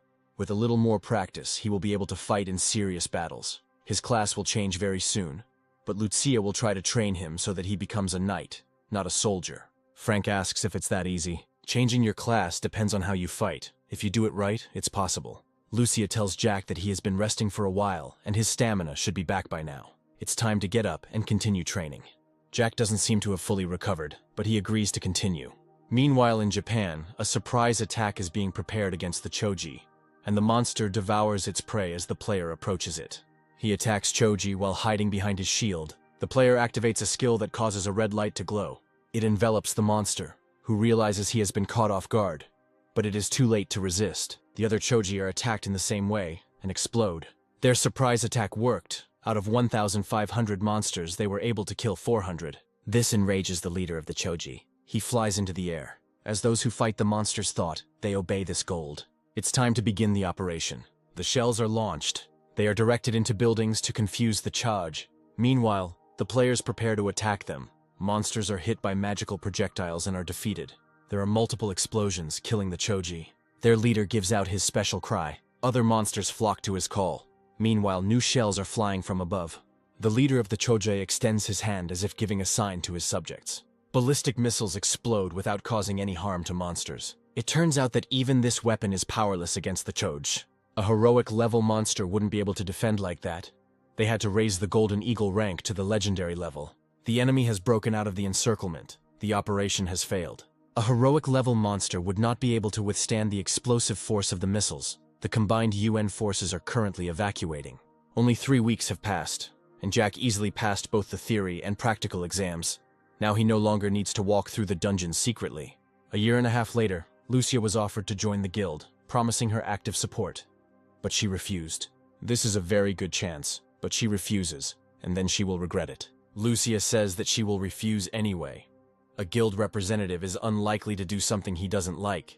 She asks him to step aside. Frank asks what happened. Lucia says nothing special. She's about to leave, but the guild representative grabs her by the shoulder. It seems like she's not listening to him. Then Frank grabs his hand and shakes it off Lucia's shoulder. He says, "The man already said he doesn't want to join the guild." The representative believes that Frank has no right to interfere. He asks who this man is. Lucia says he said he was a scout from a dark guild. Frank activates the protective barrier. He asks if Lucia has done anything to attract their attention. She says she has kept her results at about the level of an average player. However, for some reason, the members of this guild tried to find out about Lucia. Scout is outraged that Frank can act like this, even knowing who he is. Maybe he doesn't know who Frank is to act like this. Scout says he's from a dark guild, thinking it will impress. Frank says he is from the Players Association's oversight team. Scout is not happy about this. Frank tells you not to torment a man who doesn't want to join his guild and to just leave. Scout says Frank will definitely regret this. He was told to make Lucia a member of the guild by any means necessary. Frank comes to a dungeon with heroic level crocodiles. The recommended level is from 280 to 320. He asks if Jack will be okay. Lucia says that he has been undergoing serious training all this time, so he will have enough strength to clear the dungeon on his own. Even if he was in danger, Lucia would be able to find out about it, so there was no reason to worry. It seemed she knew that Jack was going through brutal training. Luckily, Lucia knows this. But every drop of sweat shed during training equals a drop of blood shed during battle. The more seriously Jack trains, the more his chances of survival in a real fight increase. Frank doesn't think Jack will worry about his survival while hunting. He only thinks about how to become the best and serve his lord faithfully. It will be difficult to increase his statuses now, but later it will become possible, because the power of the spirit is involved not only in the skill. This should slowly change after taking the drug given to Jack by his lord. That's true. But Frank wonders what would happen if he invested all his unallocated points into physical strength and mental strength. Perhaps of all the tanks that exist now, this one will be the strongest. There is an enemy ahead. Weapons like spears fly from above. Frank cuts them down with his sword in a flash. Bubbles appear on the surface of the water. From there, new spears fly at Frank. It is clear that crocodiles are hiding under the water. He activates Black Lightning. This seems like it would be a hassle. A spear emerges from the water. Of course, it's a crocodile, which means it can be attacked. Frank plunges his sword into the place where the spear came out, and a fountain of blood spurts out. Humanoid crocodiles with spears emerge from the water. This is even better. Now Frank can precisely attack several at once. Soon the monsters are defeated. These were undoubtedly the weakest of the heroic rank. The one Frank had faced before was the strongest of that rank, and it wasn't easy. This is just the beginning, because Frank is quickly becoming stronger. Although the dungeon with crocodiles is difficult, there is no better place to train passive skills, such as Wild Instinct. Now you can continue the hunt. The leader of the Dark Guild scolds the scout for failing to bring Lucia to them. If he can't even handle such a simple job as hiring one noob, it's unclear what he can do at all. If he continues like this, let him leave right now. The scout says that suddenly a guy from the Players Association's oversight team intervened. The boss asks what kind of team this is and why they are preventing their guild from hiring noobs. He seems to have a friendly relationship with their target, and most importantly, the target is not going to join their guild. The boss said several times that he should have told me about the terms of employment first. Scout told about them, but Lucia still refused. The guild leader thinks that perhaps she has sponsors, or the money offered was not enough. Scout believes it's best to just give up on Lucia since she's being protected by a member of the surveillance team. But they can't just give up in the face of such a lucrative deal. Their sponsor told them to take her and bring her. The guild leader orders to first find out information about that member from the Players Association. They have never been asked so insistently to bring someone, and he cannot refuse. Frank asks Jack if there were any problems during the hunt. He answers negatively. He collected a bunch of stones and several skill books. Jack wants to give it all to Frank. He says there is no need to give it to him. This belongs to Jack, because he got all this by hunting monsters. Frank offers to follow him. Jack gets money for the magic stones he sells. Frank informs that the money from the sale of skill books will come after the auction ends. Jack wants to return some of the money to him as gratitude for his help. Frank says he can pay him back little by little. To start with, let him share with his mother and younger sister, since it was for them that he started hunting. He asks how Jack likes his new apartment. Frank hopes it's comfortable. Jack says his sister really likes it. It seems like it was a good choice, since it's the same apartment complex Frank lives in. So even the unexpected can be well prepared. You always have to be prepared because they don't know how long the Japanese will remain silent. Tomorrow they will do the same thing as today, Jack agrees. The head of the Dark Guild finds out information about Frank. It turns out that he is a newbie, who woke up less than a year and a half ago. And besides, there is also a disabled person hanging around with them. They think that they can get rid of them in one go. Except for Frank's membership in the Player Association, he is nothing special. Judging by the fact that the mission location changes from time to time, his skills seem to be poor. Frank also has a colleague with whom he is especially close. Then right now, they will start preparing for tomorrow's mission. Frank walks down the street with Lucia and Jack. He notices a black car with tinted windows. They get into the car. Frank says they're being followed. Lucia realizes that he means the black car driving behind him. Considering the magic that can be felt, it looks like there are players riding in this car. It could be the Japanese, although for them such surveillance looks inept, but they cannot exclude such a possibility. First, they need to go to the dungeon where Jack hunts. They arrive at the scene and engage in battle with the monsters. Frank hears footsteps. He knows who it is, and suggests going further into the dungeon. These people came later than Lucia thought. Then they will start slowly. Players who were watching them appear. Frank notices that their equipment is somewhat flimsy. It seems that these players mostly belong to the normal class. Frank asks what they are doing. One of them says that he is somehow too brave for a weakling. Apparently he does not understand what a difficult situation they are in. Frank thought they were Japanese, but now it's clear they were some other players. He's also making fun of me. The player doesn't look Japanese at all. Frank asks why they do it then. The player says he was going to deliver his body safe and sound, but it looks like that won't happen now. Now they will teach Frank good manners. They are led by the guild leader, who orders Frank's face to be cut in half. He wonders why these players are targeting him. Jack lets out a war cry. He rushes to the defense of his lord. The first person attacked had a tooth knocked out. It seems there is no need to worry about Jack's safety. Lucia explained this in the car earlier, but it seemed like he had a hard time understanding it. He thinks only about how he must protect and defend them. It looks like it will be good training in the form of a real fight. It's good that the level of their opponents is low. If it were higher, it could be dangerous. Lucia says that it is all her fault. because a knight who does not understand his lord's orders cannot be useful in battle. Jack said that in the future, in a combat situation, he would flawlessly carry out his lord's orders and would train even harder. Players who have not yet been attacked are hesitant to engage in combat. The guild leader tells us to stop just watching and fighting. He didn't expect Jack to be so strong. He believes that if he catches those two, everything will end.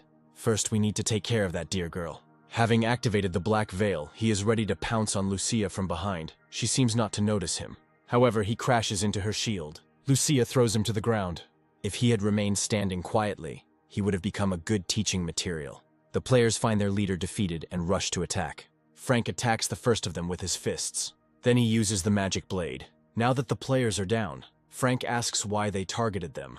The leader doesn't understand how this could happen, because this monster, who is taller than everyone else, is a newbie who recently graduated from the player academy. The leader's level is 220.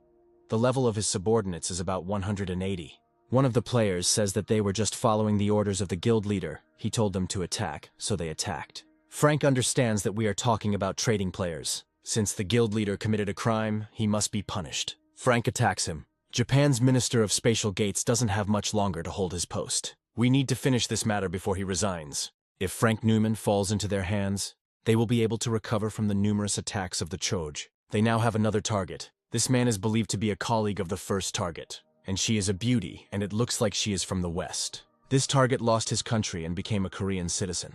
However, there are some strange moments. According to the documents, their target graduated from the Player Academy only a month ago.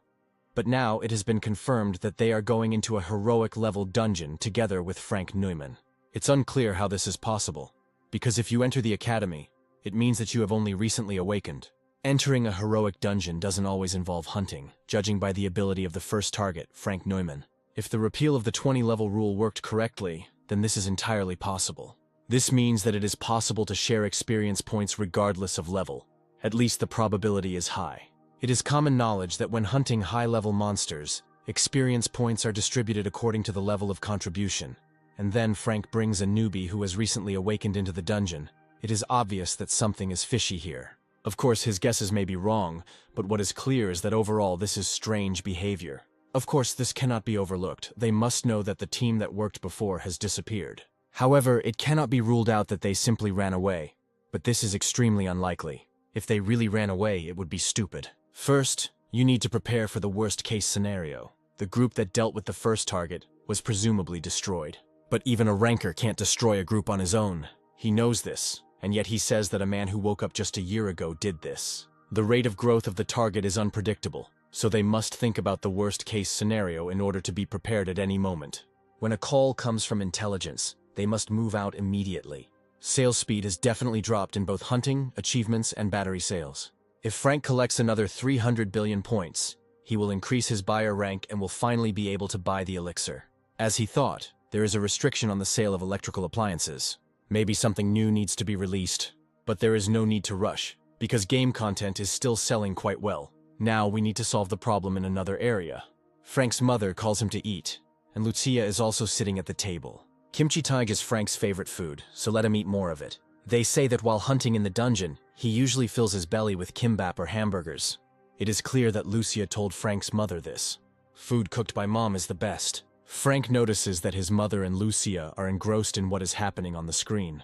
It looks like it's an American TV series. Frank asks if they are interested. His mother answers in the affirmative. However, let them take a break and try to eat. Frank wonders if this is really that interesting. Lucia is a person from another dimension, and she is interested in American TV series. Frank asks if she likes it. She says that watching movies or dramas is her only hobby. Frank's mother says she envies Lucia, who watches foreign films and TV series online and has to wait for Korean subtitles to come out. Even if players don't learn foreign languages, they can still understand them like native speakers, which makes Frank's mother very jealous. Frank asks Lucia if TV series and movies are really that interesting, because there are many things that she, as a person from another world, should not understand. She says it's interesting, although there are things she sometimes doesn't understand. But to some extent, she can understand if she watches the series, and she enjoys learning about a completely different culture. Frank thinks that he might try selling new video content to users from other dimensions. Apparently, Frank is going to sell movies and TV series. That's right. He asks Lucia what she thinks about it. She says it's a good idea. Even if it might fail, it still doesn't seem to cause any major problems. It's all thanks to Lucia, because she fell in love with movies and TV series. Lucia is embarrassed. A customer from another world sees a notice that Frank Neumann has registered new items for sale. This is a set of a TV and a DVD player. The set includes the movie Transformers. The girl thinks that this is some kind of useless object again. Nevertheless, she buys it and watches the movie. She is impressed. She had never seen anything like it. The girl wonders how they hired robot actors. It seems that in the world in which a man named Frank Neumann lives, in addition to abilities, there is another rather powerful force. Sales have increased significantly. Although buyers did not show any signs of life, although now they show Frank such mercy, the reviews are also good. Users ask if it is possible to sell Bumblebee too, and ask to put it up for sale. Someone writes that it is a living creature and cannot be sold. And of course, it is impossible. But you can sell a car, as well as buy one without insurance. But if you drive without a car, you will be fined, so Frank will not drive himself. Lucia reports that they have sold everything. Frank asks if she knows a way to sell the car. There have been many requests to sell the robot that was in the film. Of course, they can't sell a robot, but they can sell a car. Lucia asks why sell the car. Frank says it looks like it could be worth quite a few points. In this case, you can simply sell the figurines, since they can transform. It's a brilliant idea, Frank thanks Lucia. A few days later, he receives a notification that the number of accumulated points has exceeded 1 trillion. He has reached the heroic level and can now buy legendary rank items. The catalog of goods for purchase has increased, and the number of cells for sale has grown to 1,000. Now Frank can buy an elixir. It completely heals all wounds and illnesses of the soul and body. If you take it again within 24 hours after the last dose, there will be no effect. Almost 100 billion. Frank buys the elixir. He says it's all thanks to Lucia. He's going to go and try it out right now. Frank comes to the hospital to see his father and uses the elixir. Now his father should be fully cured. Soon, Frank decides to see what has changed in the product catalog. There are some god-grade items, such as Thunderer, Active Skill Book. The item information is incomplete, and the price is not specified. I wonder how many points it would take to buy a Divine Tier item. To reach this level, the player's accumulated points after awakening must exceed 1 quadrillion. Someday Frank will be able to gain that much, but that is still a long way off. The legendary Strength Status Enhancement Elixir increases strength by 1. It does not work on players whose strength is over 400. Frank was just expecting something like this. To increase strength by 1, you need about 300 million points. But he can't help but take advantage of this. He buys this elixir too. Frank's mother asks if her husband is really getting better. The doctor says it's amazing how the dying cells are being regenerated. The mother thanks the doctor. He says there is no need to thank him. He himself does not quite understand what is happening. He simply injected the same amount of inhibitors as usual. If rehabilitation goes well, Frank's father will be able to lead a normal life. The players are getting impatient. They want to finally attack Frank. The location of the entrance to the target dungeon changes periodically.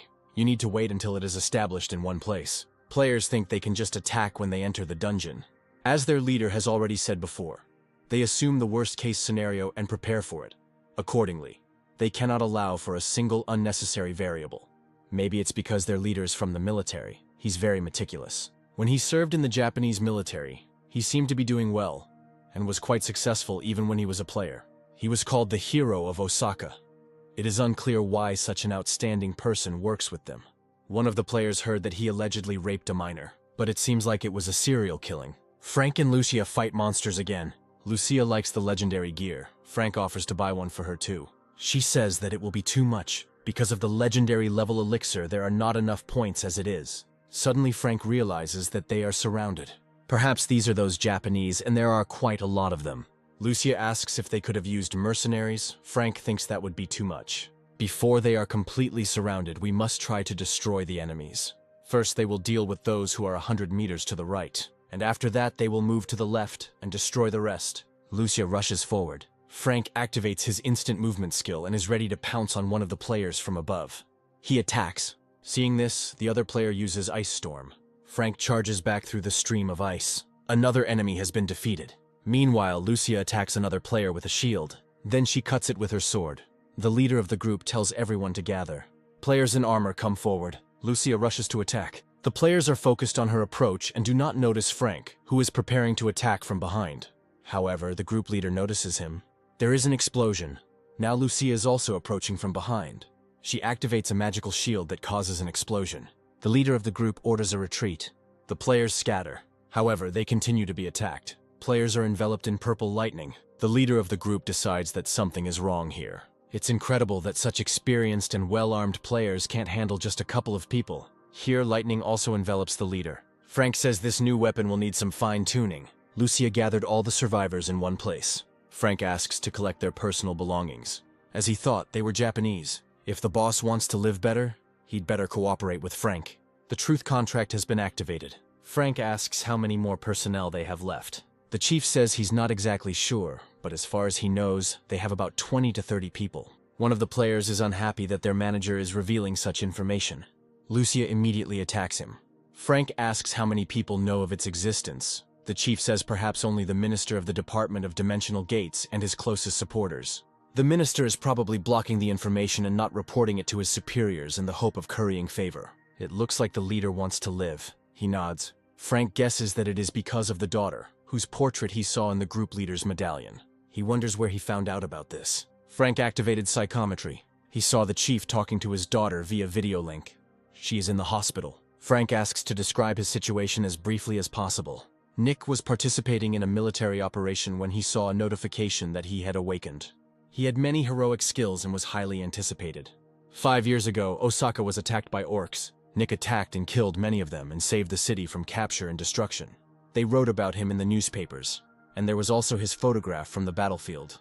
One day, he found out that his daughter had a mana-blocking disease, and there was a 100% chance that she would die. There are still no suitable drugs or inhibitors. So until a new medicine comes along, there is no other option but to simply keep her alive. His daughter didn't know she was going to die and had no idea why her dad didn't want ice cream. She asked him to buy it more often. Nick received messages from banks notifying him of the need to repay the loan earlier, and that 4 weeks had passed since the last loan payment. The minister heard about his situation. He knew that Nick was in a lot of debt due to hospital bills. He said he felt sorry for his daughter, and if she worked for him, the problem with hospital bills would go away. Nick promised that he would try his best. Frank clearly had something that could help with the mana lock disease. It's a magic neutralizer. It can cure this disease as well as mana depletion disease, and it costs even less than 10 million points. Frank asks if Nick can kill the people from the Dimension Gate department who have information about Frank. Nick replies that maybe it can, and maybe it can't. Frank asks to see his status window. He has over 1,000 points of agility, which is typical for hired killers. Nick says he will do whatever Frank asks as long as he is left alive. Frank will do it, but only if Nick agrees to his deal. If the one who signed the soul contract does not fulfill his obligations, he will experience wild pain. Failure to comply with the contract can lead to death from pain shock. The contract comes into force only with the mutual consent of the parties without the use of violence, and costs more than a magic neutralizer. Nick asks if it is really possible to cure the mana lock disease. Frank says he will be able to see the effect of the item himself, and if the contract is broken, they will both die. Nick signs the contract. The paper enters Frank's body and dissolves into it. The same thing happens with Nick. Other players also want to sign a contract. Frank says they can't. They're asking for their lives to be spared. The contract can only be used by mutual consent and without the use of force. Frank knows that these players killed innocent people. Ultimately, they are just trash. He cuts off their heads. Frank buys a magic neutralizer. The conditions for activating the soul contract are met. The contract comes into effect. Nick must say that the plan failed, return to Japan and kill everyone who knows about Frank. With the current spec, it might fail, so Frank will help it out a little. Nick receives a notification that Lord Frank Newman has offered him to join. First let him accept the offer, and then he will explain everything.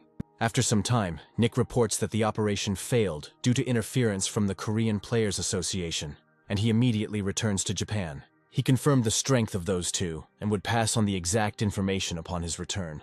Then Nick gathers his subordinates.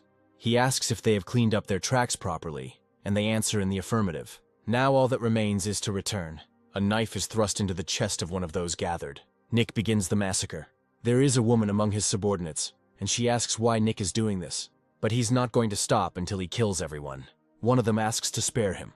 Nick asks for forgiveness. Frank soon sees news of the suicide of the Minister of the Department of Dimensional Gates and his assistants. Lucia asks how Frank plans to use Nick next. It would be possible to simply leave everything as is and get the information, or to form one's own government.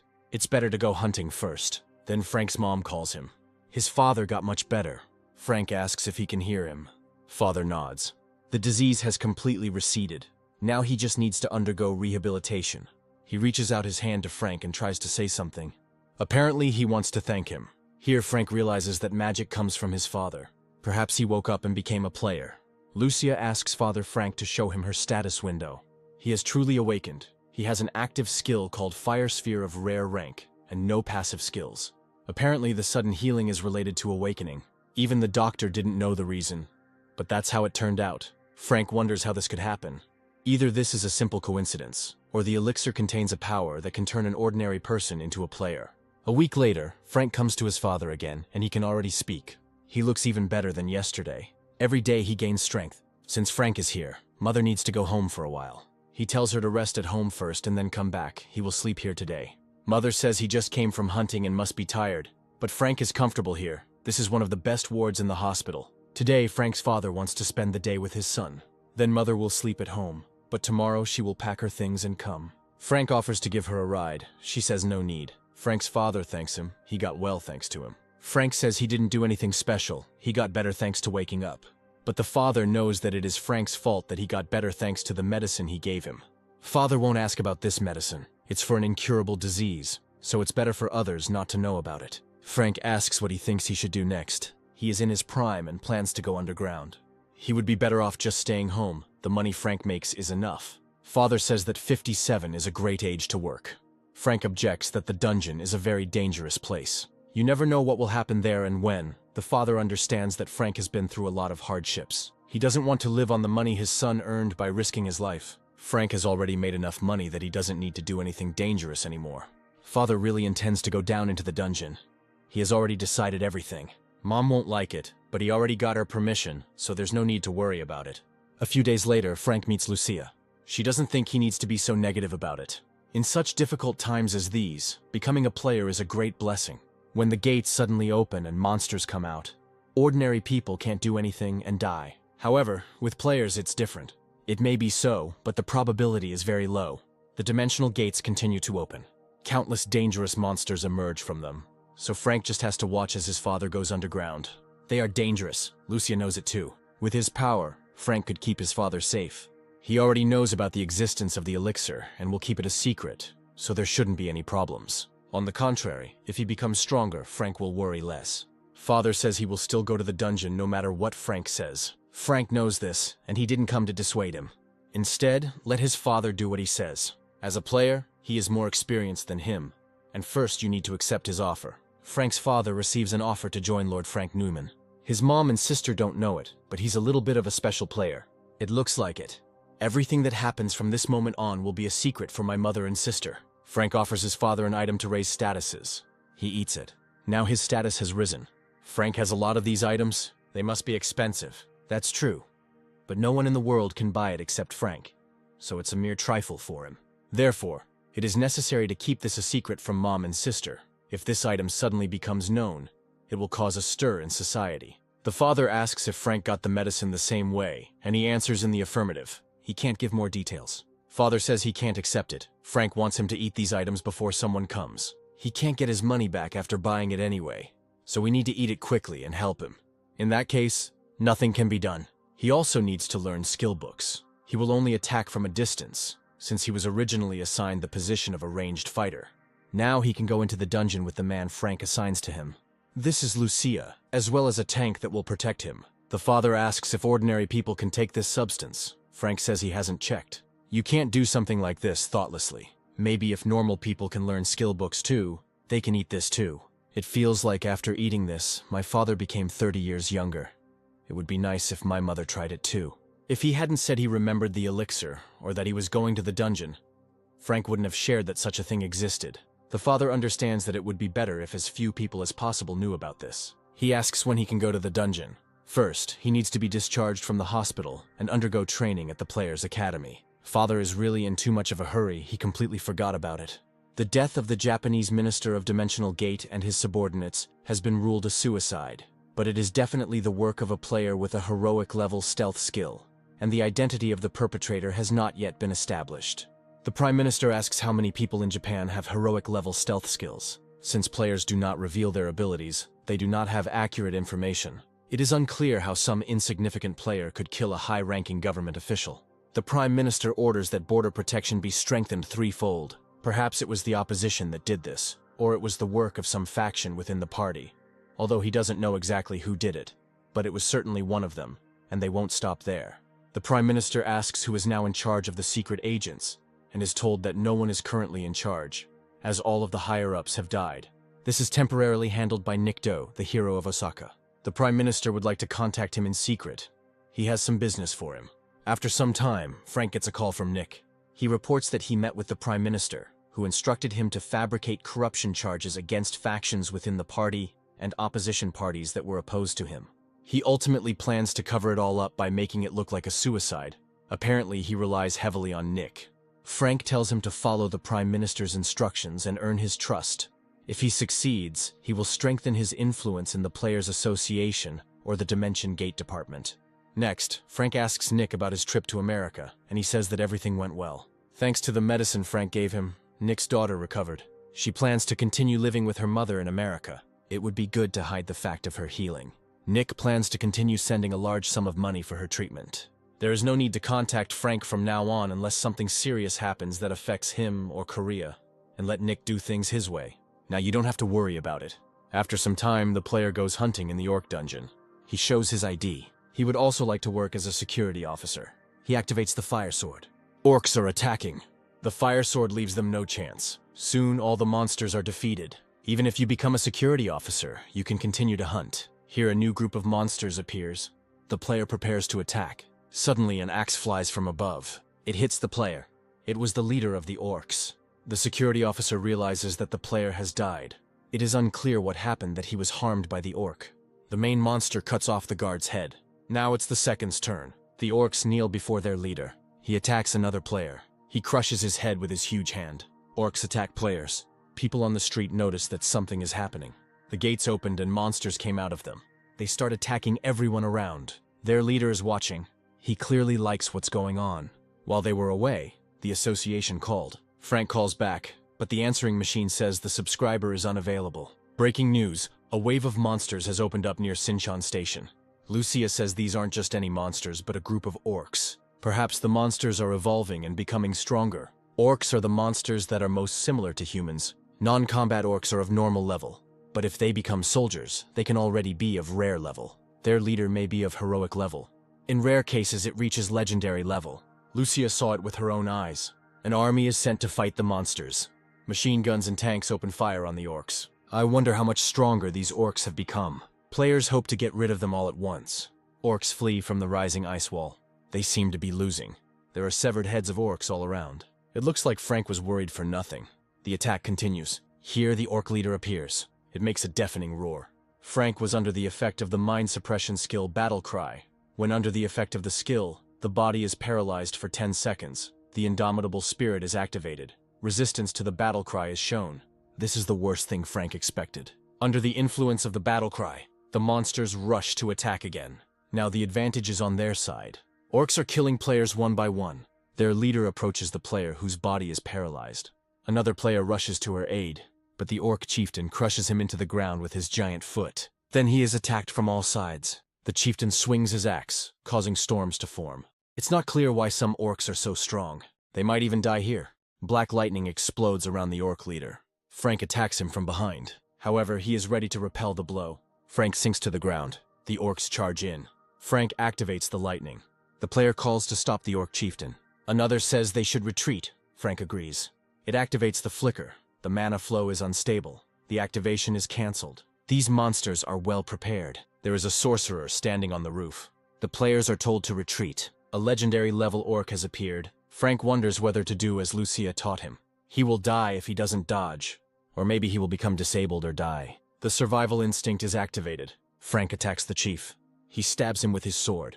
Then Frank attacks again and again. The players are amazed. Frank tells them to retreat. It's a temporary buff, so he won't be able to hold him off for long. The orc chieftain swings his axe. The survival instinct has ended. Frank activates the black robe. The players are running.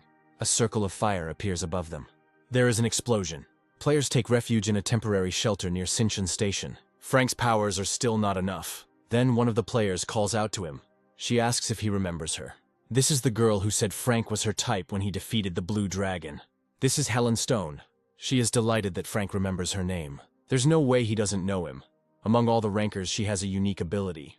With her specialty as a demonic spearwoman, she even appeared on television several times. She is a famous ranker even for ordinary people. Helen thanks Frank for his help.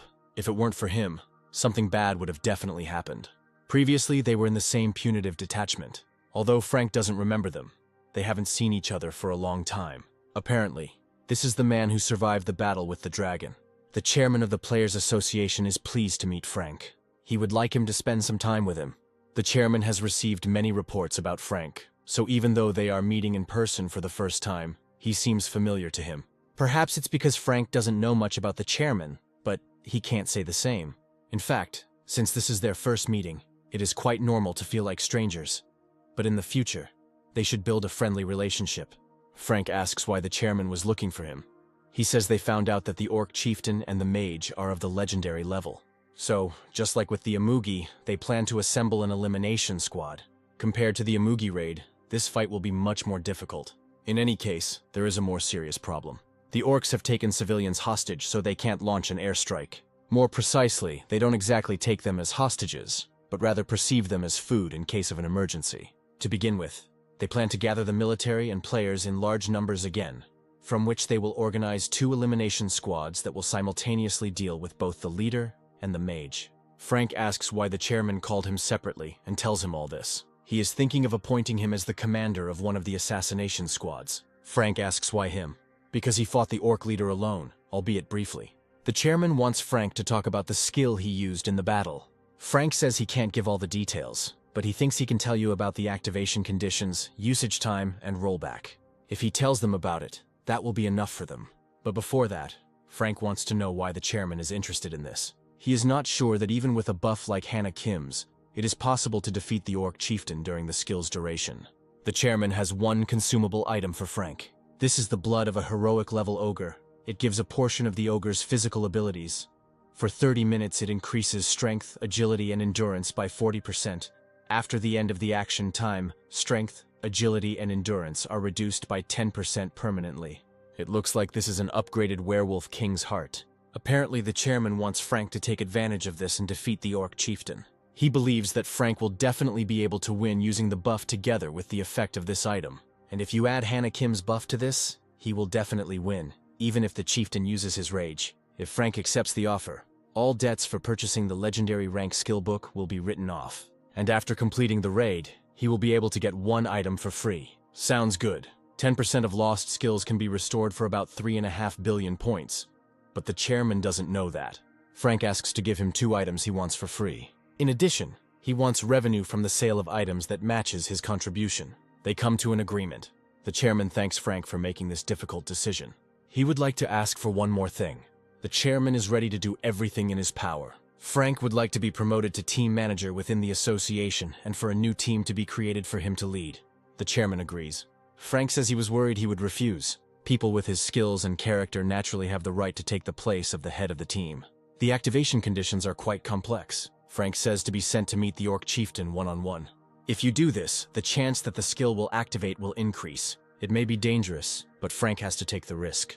The chairman thought that he was an egoist who cared only about his own benefit, but he was very much mistaken. They will start preparing right now. The detachment sent to fight the orcs was defeated. All citizens immediately learned about this news.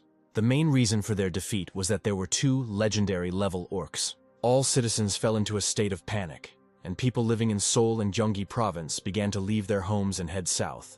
The government requested help from those who were in the UN and fighting in other countries, and also called on rankers and players from all over the country.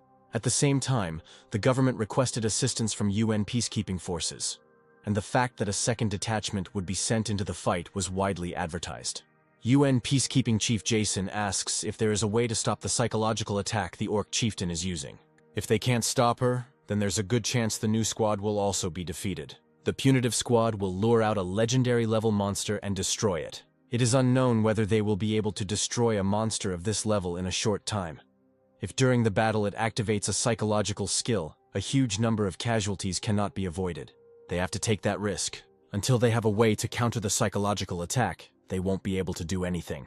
They came here to help them. They can't just avoid a dangerous fight. Although they may sacrifice a lot to win, they will not participate in such an ill-conceived plan and die like dogs.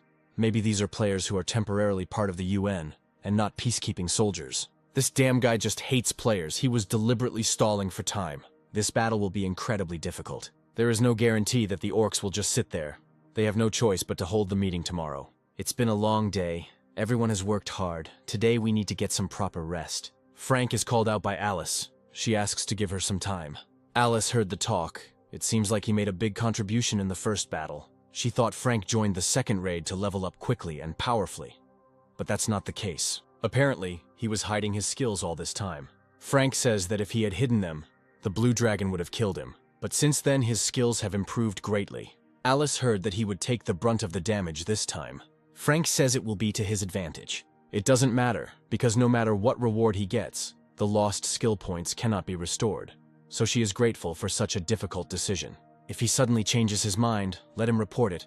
Alice will take over his role. Frank says he has already made his final decision.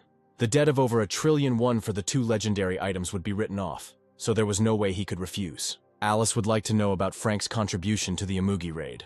In this raid, she was second in her contribution. So to find out who took first place, she asked all the rankers who took part in the battle about their places, but none of them were first. That's probably why Alice thinks Frank took the place. She nods. He admits that this is so. The association made a big mistake by giving the player who contributed the most the smallest reward. Alice will talk to the association chairman to get Frank's reward again. If she does this, he will not refuse. It seems like Frank is not telling us a lot. He may not say it, but let him promise something. He must do his duty as a member of the Players Association, as he is doing right now. Frank was just about to do that. The next morning there was another meeting with Jason. It looks like it won't end today either. It is reported that a group of orcs has begun moving towards Hongdae. The chairman orders the armed forces to be assembled immediately. He asks if UN forces will support them. Jason nods. The chairman thanks him. All they have to do is pretend to be involved in the battle and retreat. Players are told to follow Frank, who will fight the chieftain, while the rest follow Alice, who will take care of the mage. After receiving the buff, they will board the helicopter. It's nice to have a good buff. The book with the buff skill never appeared. Frank had never seen one. It would be good if he had some skills similar to the survival instinct, no matter how much he thought. Using consumables would be a waste. Unless it's a battle with a legendary level monster, he may not use them. Everyone has finished boarding the helicopter. It's time to leave. It's crazy. It seems like as soon as Frank goes down, the survival instinct will kick in. He will go first. Frank jumps out of the helicopter. You have to start beautifully. He uses his strength to the maximum. The group of orcs has been defeated. The chieftain prepares for attack. Another group of orcs rushes to attack. The survival instinct is activated. Now it's time to eat the ogre's blood. There is an explosion.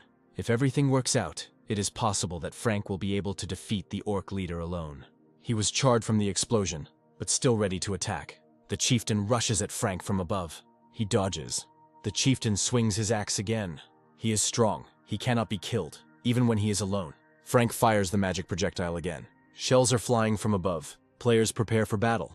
It's time to start the second round. Players rush at the orc chieftain from all sides. A lot of magic projectiles fly at him. Frank attacks again. Now the leader also takes damage. He's still resisting. Frank continues to attack. The leader is losing more and more blood. It makes a deafening roar. Orcs come running at his call. Players activate the Shield of Faith and the Unbreakable Wall. Orcs are attacking. In the helicopter, players use magic. The orc leader throws an axe at the helicopter. She punches through it and hits several players. Then the axe falls out of the helicopter. It's time to strike the decisive blow. The players are once again attacking the orc chieftain from all sides. Frank delivers the decisive blow. He strikes the chieftain in the chest with his sword. The survival instinct has ended. The monster's eyes glow red. Now he is ready to deliver the decisive blow. Players retreat to the tanks. The orc chieftain attacks Frank, but he strikes again. Other players rush to attack. The orc leader's hand flies off. He still won't die. The chieftain attacks again. This time he strikes Frank. He cuts off his head. We need to evacuate and take care of the wounded. Players climb up to the helicopter. The mages launch projectiles at them. Players are falling. The orcs are attacking again. Another player is attacked. The one in the helicopter sees this. He says all survivors are on board. Frank is tired. I wonder if Alice won. Frank asks the intelligence officer if the raid on the mage was successful. The officer hesitates to answer. Finally, she says the raid failed. It wasn't just a failure. It was such a crushing defeat that over 90% of their fighters were killed during the raid. Frank asks what's wrong with Alice. The officer says she's alive, but as far as she knows, she was seriously injured and retreated. Here is a list of survivors. After some time, the players watch a video of the battle with the magician. It grew to gigantic proportions, and he began to attack the players with a fiery fist. He breathed fire and threw it. Apparently, this monster has a skill similar to Wild Instinct. Although Frank's injuries have healed, he must be careful, as internal wounds cannot be healed even with healing magic. If the wound is caused by magic, its remnants remain in the body and prevent the use of one's own mana. Although small wounds from magic heal quickly, but with serious injuries, its remnants remain for a long time. Frank asks to tell him how Alice is. The chairman says the external injuries have been treated, but the internal ones are so serious that they will have to take care of her for a week. There is currently a fierce battle going on.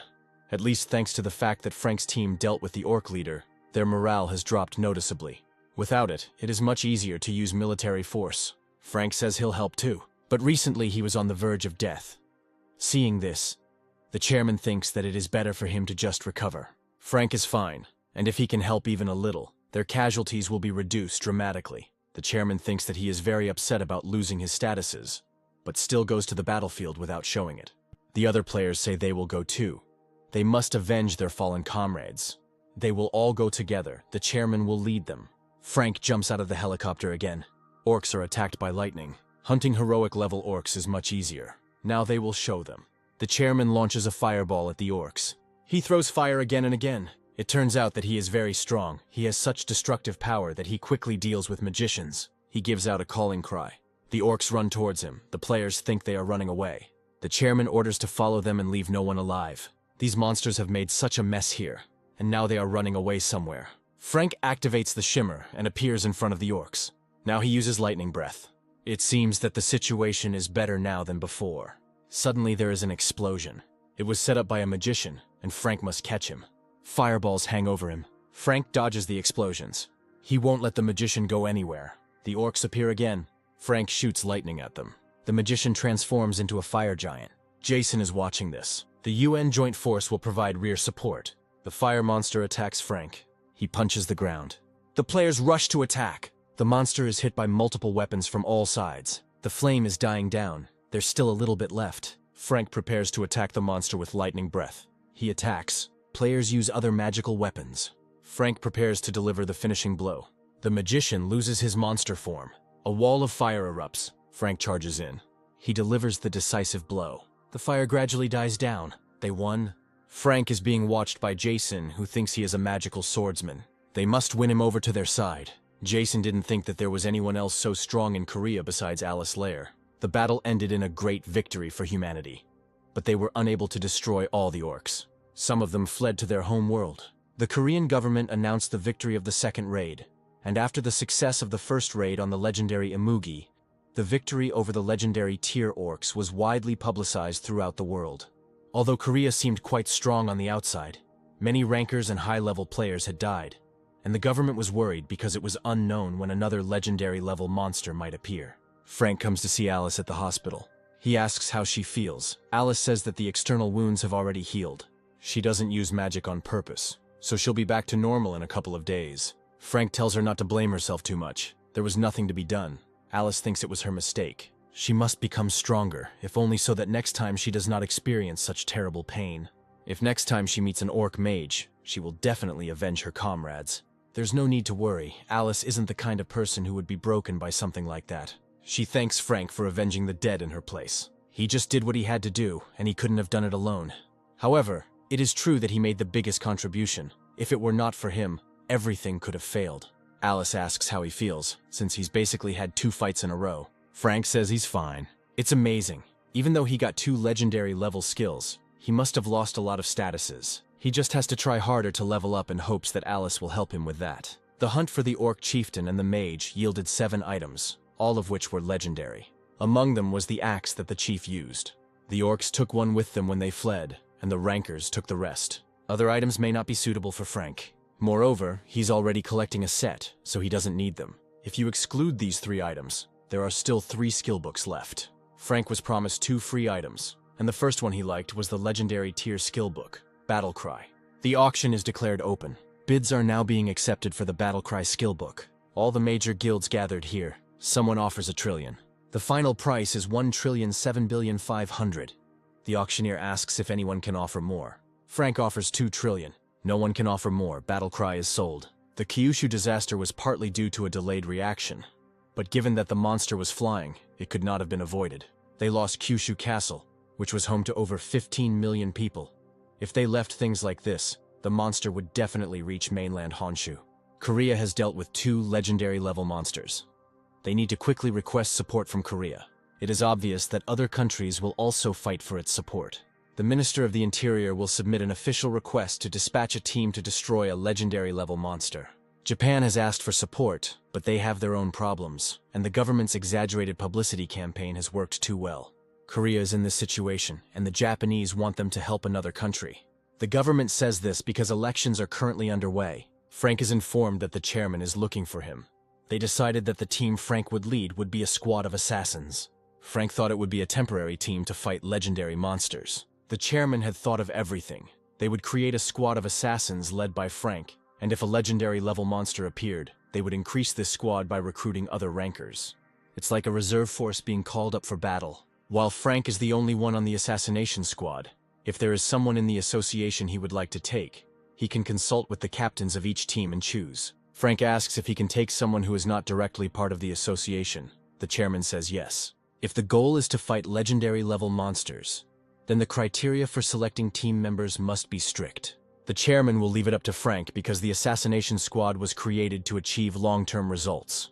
And if not immediately, then in the long term, Frank will be able to choose talents that will help him in raids on legendary level monsters. Perhaps these are 2 good conditions, because the more he has, the harder it will be to leave. To start, Frank will use the Lord's Banner skill and try to recruit players into the team who were not even able to change their first profession. High-level players are treated well wherever they go, so they don't come often. First of all, Frank would need too many leadership points for such high-level ones. He will grow in the shadow of those people who know his secret along with Lucia. And in the sun, he will grow as many low-level players as possible. As the players in the sun level up, they won't be able to escape Frank due to the high penalties for breaking their contract. This way, he will be able to capture the entire association. Although she can both defend and attack, she is not accepted into the squad because of her wary attitude towards money. She bought a lottery ticket, but it's strange how only 1 number can match. Then Frank calls out to the girl.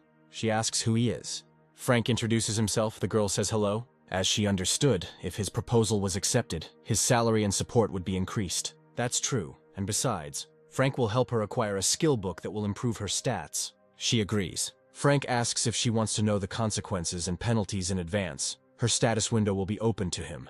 And if she leaves his command, all levels, stats, and skills that she has increased will disappear. The girl says that the status window has been known for a long time. She drinks the soda in 1 gulp. Besides, she is in a hurry now, so she doesn't have time to worry about the consequences. Frank invites her to join. The girl accepts the offer. 10 leadership points are spent. Frank now has 5 subjects under his command. He has a new skill, Summon Lord. Now he can give orders to his subordinates regardless of distance. The girl is happy that she is now at least a part of some team. She wonders why she hears Frank's voice in her head. It's because of the special skill. Magic is almost not consumed. As Frank promised, here are the skill books. The girl thanks him. Her salary will be increased starting tomorrow. These are just normal level skill books, but it seems like life is very difficult for players. Frank thought that 1 or 2 people would refuse his offer. However, there is nothing to worry about. The news has probably already reached the chairman.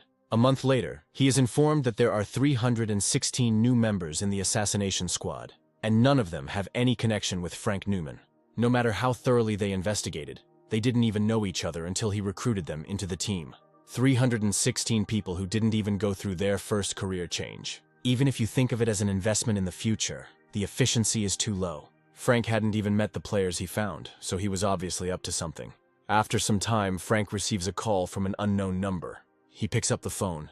This is his friend Stephen Black. They lived in the same area since childhood. This is his old friend, with whom they went to kindergarten, elementary school, and college together. They lived as a family, so they called each other's fathers uncles. Stephen asks why Frank didn't tell him he changed his number, and he says he was a little busy. No matter how busy he was, he had to send a message that he had changed his number. Stephen heard that Frank's father had awakened. He mentioned it while he was drinking with Stephen's father, so Stephen called and asked for Frank's number. Maybe Frank wants to go out for a drink too, he agrees. Apparently it was his friend. Frank became completely absent-minded and didn't even think about contacting his friends. He also needs rest. A bowstring that is pulled too tightly will definitely break. Lucia needs to go to watch the drama. Then let her go by car, and Frank can go by taxi. Lucia can give him a ride to the meeting place, but the place is on the other side of town. So if she gives him a ride, she won't make it in time for the drama to start. Lucia is leaving. It's surprising that she's so interested. Frank looks so good, and his shoulders are so broad he's a real handsome man. He says it's all down to hard work and muscle power. Stephen still enjoys mixing soju and beer. Frank asks what he's doing now. Stephen works in the sales department of Osen. He asks why Frank never got back into university, since his uncle woke up, which means there won't be any problems with tuition fees. Frank asks how Stephen finds working at the company, and he says it's very hard, especially since the pay in the sales department is low. If you really want to sell something, you have to give it your all, and the players have their noses in the air. Even those who just changed their first profession are very arrogant. Frank will tell his father about this, so that they can bring Stephen magic stones. Stephen says there are a lot of scammers here, but he will buy the stones on the most favorable terms. Then he gets a call from the arrogant player he was talking about recently. He definitely called to ask me to pay his alcohol bill. Stephen decided not to pick up the phone, but it was okay. He would just call him tomorrow morning and say that he fell asleep early, and that's why he didn't answer. Frank says it's better to call his father and ask him to sell the magic stones. Here the player who just called enters the cafe. He realizes that Stephen is ignoring his calls. He says he was drinking and didn't see that they called him, but the player saw everything. So he has time to drink, but no time to answer the phone. Stephen asks for forgiveness. The player tells him to follow him immediately. He says he will pay the bill. Frank says there's no need to go after that bastard. The player hears him call him. He grabs Frank by the jacket. Stephen says that this can't be done. The player pushes him away. Frank asks if players can use force on civilians. He says of course it's impossible and he didn't use force. He asks those present if any of them saw him use force. It seems that no one saw anything. Frank says he saw it, but no one is likely to believe him. There is no point in calling the police. They do not reflect the opinion of the parties to the conflict. There are many ways to teach people like him a lesson. Let Stephen not even think that in the future he will receive stones from him. He will tell everything to the captains close to him. So let him get ready. And Frank should be on his guard because he never knows when he might become disabled. The player threatens him, attacks and intimidates civilians, uses abilities and uses force, and threatens to harm. This is enough to revoke a player's license, and possibly even land him in jail for 20 years. The player sees a phone in Frank's hand. He's trying to take it away, but Frank grabs his hand. Now he also attempted to steal. He realizes that Frank is also a player. This means they work in the same field. This should have been said earlier. He will sign the purchase and sale agreement with Stephen, and will also talk to the captains close to him and ask them to give Stephen the stones. Frank asks what good is a player who is soon going to jail. Players must maintain good relationships. Frank says he doesn't want to. The player's second cousin is the second in command of Sue's guild. There's no use in arguing with him. Frank asks what they will do. The player calls his sister, who asks why he is calling. Frank seemed to have heard that voice somewhere before. Apparently he has some problems with the player, and for some reason he calls her. The player says that Frank doesn't care about Sue's guild, and when he told him about his sister, he said he wasn't afraid. Now that their guild has diminished, some bugs are ignoring her. She asks to pass the phone. Now Frank remembered. It was Jane Rice. She had given him her business card during the first hunt. He turns on the speakerphone, and he says that he and Jane haven't seen each other for a long time. She asks who it is. The head of the new team of the Players Association, Frank Neumann. He says that Jane's younger brother just attacked and threatened a civilian in front of him. He used powers and skills outside the dungeon that could harm ordinary people, and also attempted to commit theft. However, it seems he did these actions believing that the Sioux Guild would stand up for him. If the Vice Guild Master's second cousin was so arrogant, then the guild members would probably act the same way. Perhaps Frank should consult with the association chairman and conduct a special audit of the guild. Jane says that this boy has nothing to do with Sue's guild. He's just using her name. Then slander can be added to the list of charges. Frank asks if Jane will file a lawsuit against her brother. But maybe they are in cahoots. Jane says she will file a lawsuit tomorrow morning. Her brother is arrested. Frank suggests that Stephen go for a second round. So that means he is a player, and also from an association. Frank was about to tell him, but that guy intervened. They will have another drink and then discuss the details. A simulation based on the power of legendary monsters is being developed in the US. Even if only one monster appears, the human casualties and damage will be colossal. But this may be an exaggeration. After all, Korea dealt with 3 legendary-level monsters, and there was no major damage. It's all thanks to the fact that they were able to handle this quickly and efficiently. Korea can gather rankers from all over the country in less than an hour. Compared to that, it would take them 6 hours to gather even a portion of the rankers. In addition, Korea, having dealt with 3 legendary-level monsters, suffered huge damage, especially the casualties among rankers. This is due to the mental skill of influencing the psyche over a large area.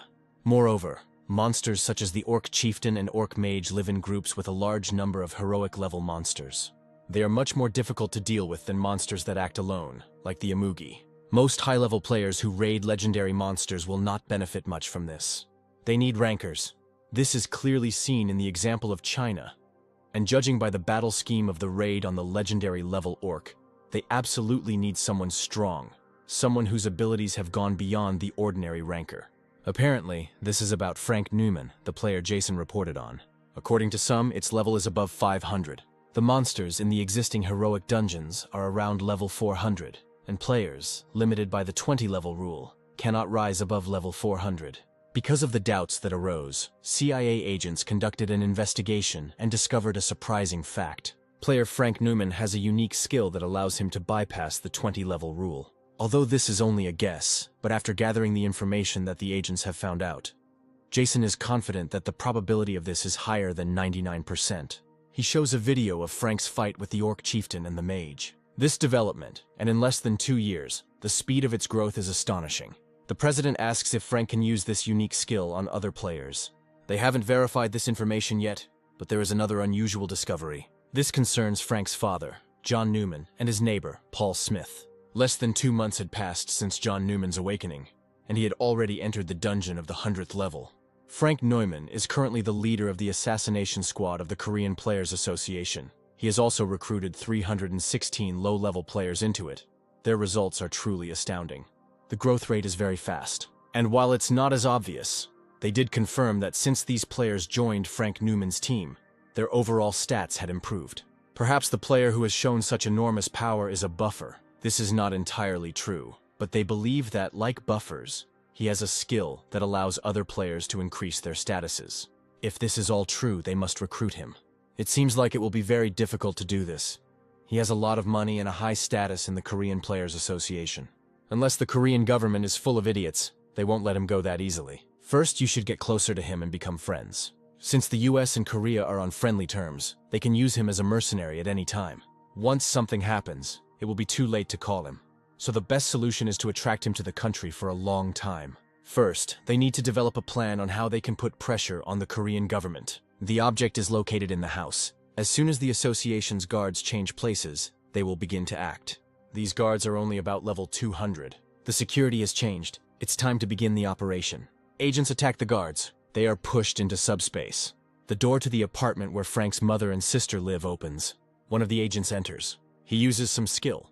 It turned out too weak. She has a magic item. You need to aim at the arms and legs. They must kidnap her alive no matter what. The ring is broken. Frank's mother is about to be kidnapped. Frank appears and stops the agent. It activates the breath of lightning. The agent's face was burned to the bone. The rest start running, but Frank won't let them go that easily. He stabs his mother's attacker with his sword. Other agents jump out of the window, but they can't just leave like that. Frank activates the double arrow. We just have to destroy them. The agent cuts through the magic arrow, but hidden inside her is the breath of lightning. Explosions are heard. Frank calls Lucia to protect his mother. Now he moves to the warehouse where his sister was taken hostage. He is told not to move and to slowly back away. Frank sees a notification about using the subspace skill.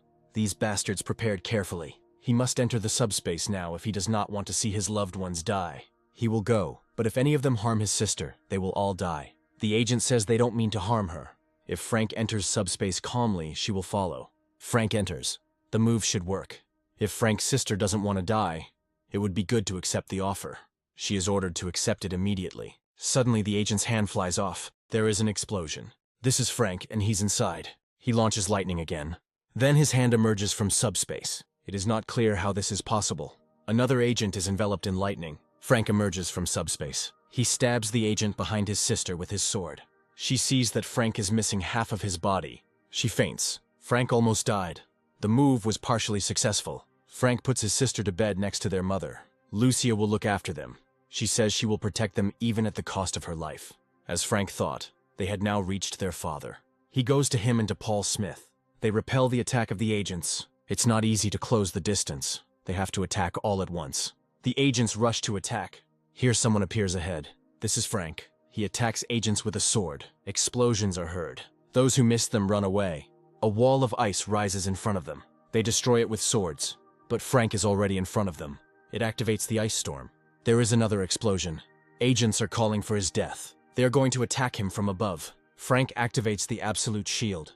Attackers cannot penetrate it. He continues to be attacked. Frank repels the attack. He has not fully recovered yet. I wonder what they ate. They continue to attack. One of them crashes into the shield. Paul Smith enters the fray. Frank's father joins him. Explosions are heard. The survivors try to capture Frank's father. He stops them with a mental skill. They are paralyzed. Then Frank launches lightning bolts at them.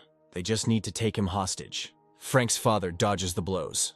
There is another explosion. Finally, everyone is defeated. Frank's father asks how badly he was hurt. He says there are no injuries, just a little blood. The father is puzzled as to why they attacked them at all. Judging by their speech, they were Chinese. That's right. Now we need to find out the reason. Frank thought so. Those bastards wouldn't leave them alone. He will make them cry tears of blood for messing with him. Soon, Frank informs the chairman that his family was attacked by the Chinese. They tried to take them hostage and take him to China. Perhaps if they failed, they were going to kill him. The chairman asks if they were definitely Chinese. Frank tested this using the truth contract skill. The chairman asks if anyone is left alive. Frank says he killed everyone. But there were about 100 of them, and there should have been bodies left behind. The battle was fierce. Frank had to use all his strength, so he simply incinerated them. He single-handedly took on hundreds of high-level players. They can't let him get taken away.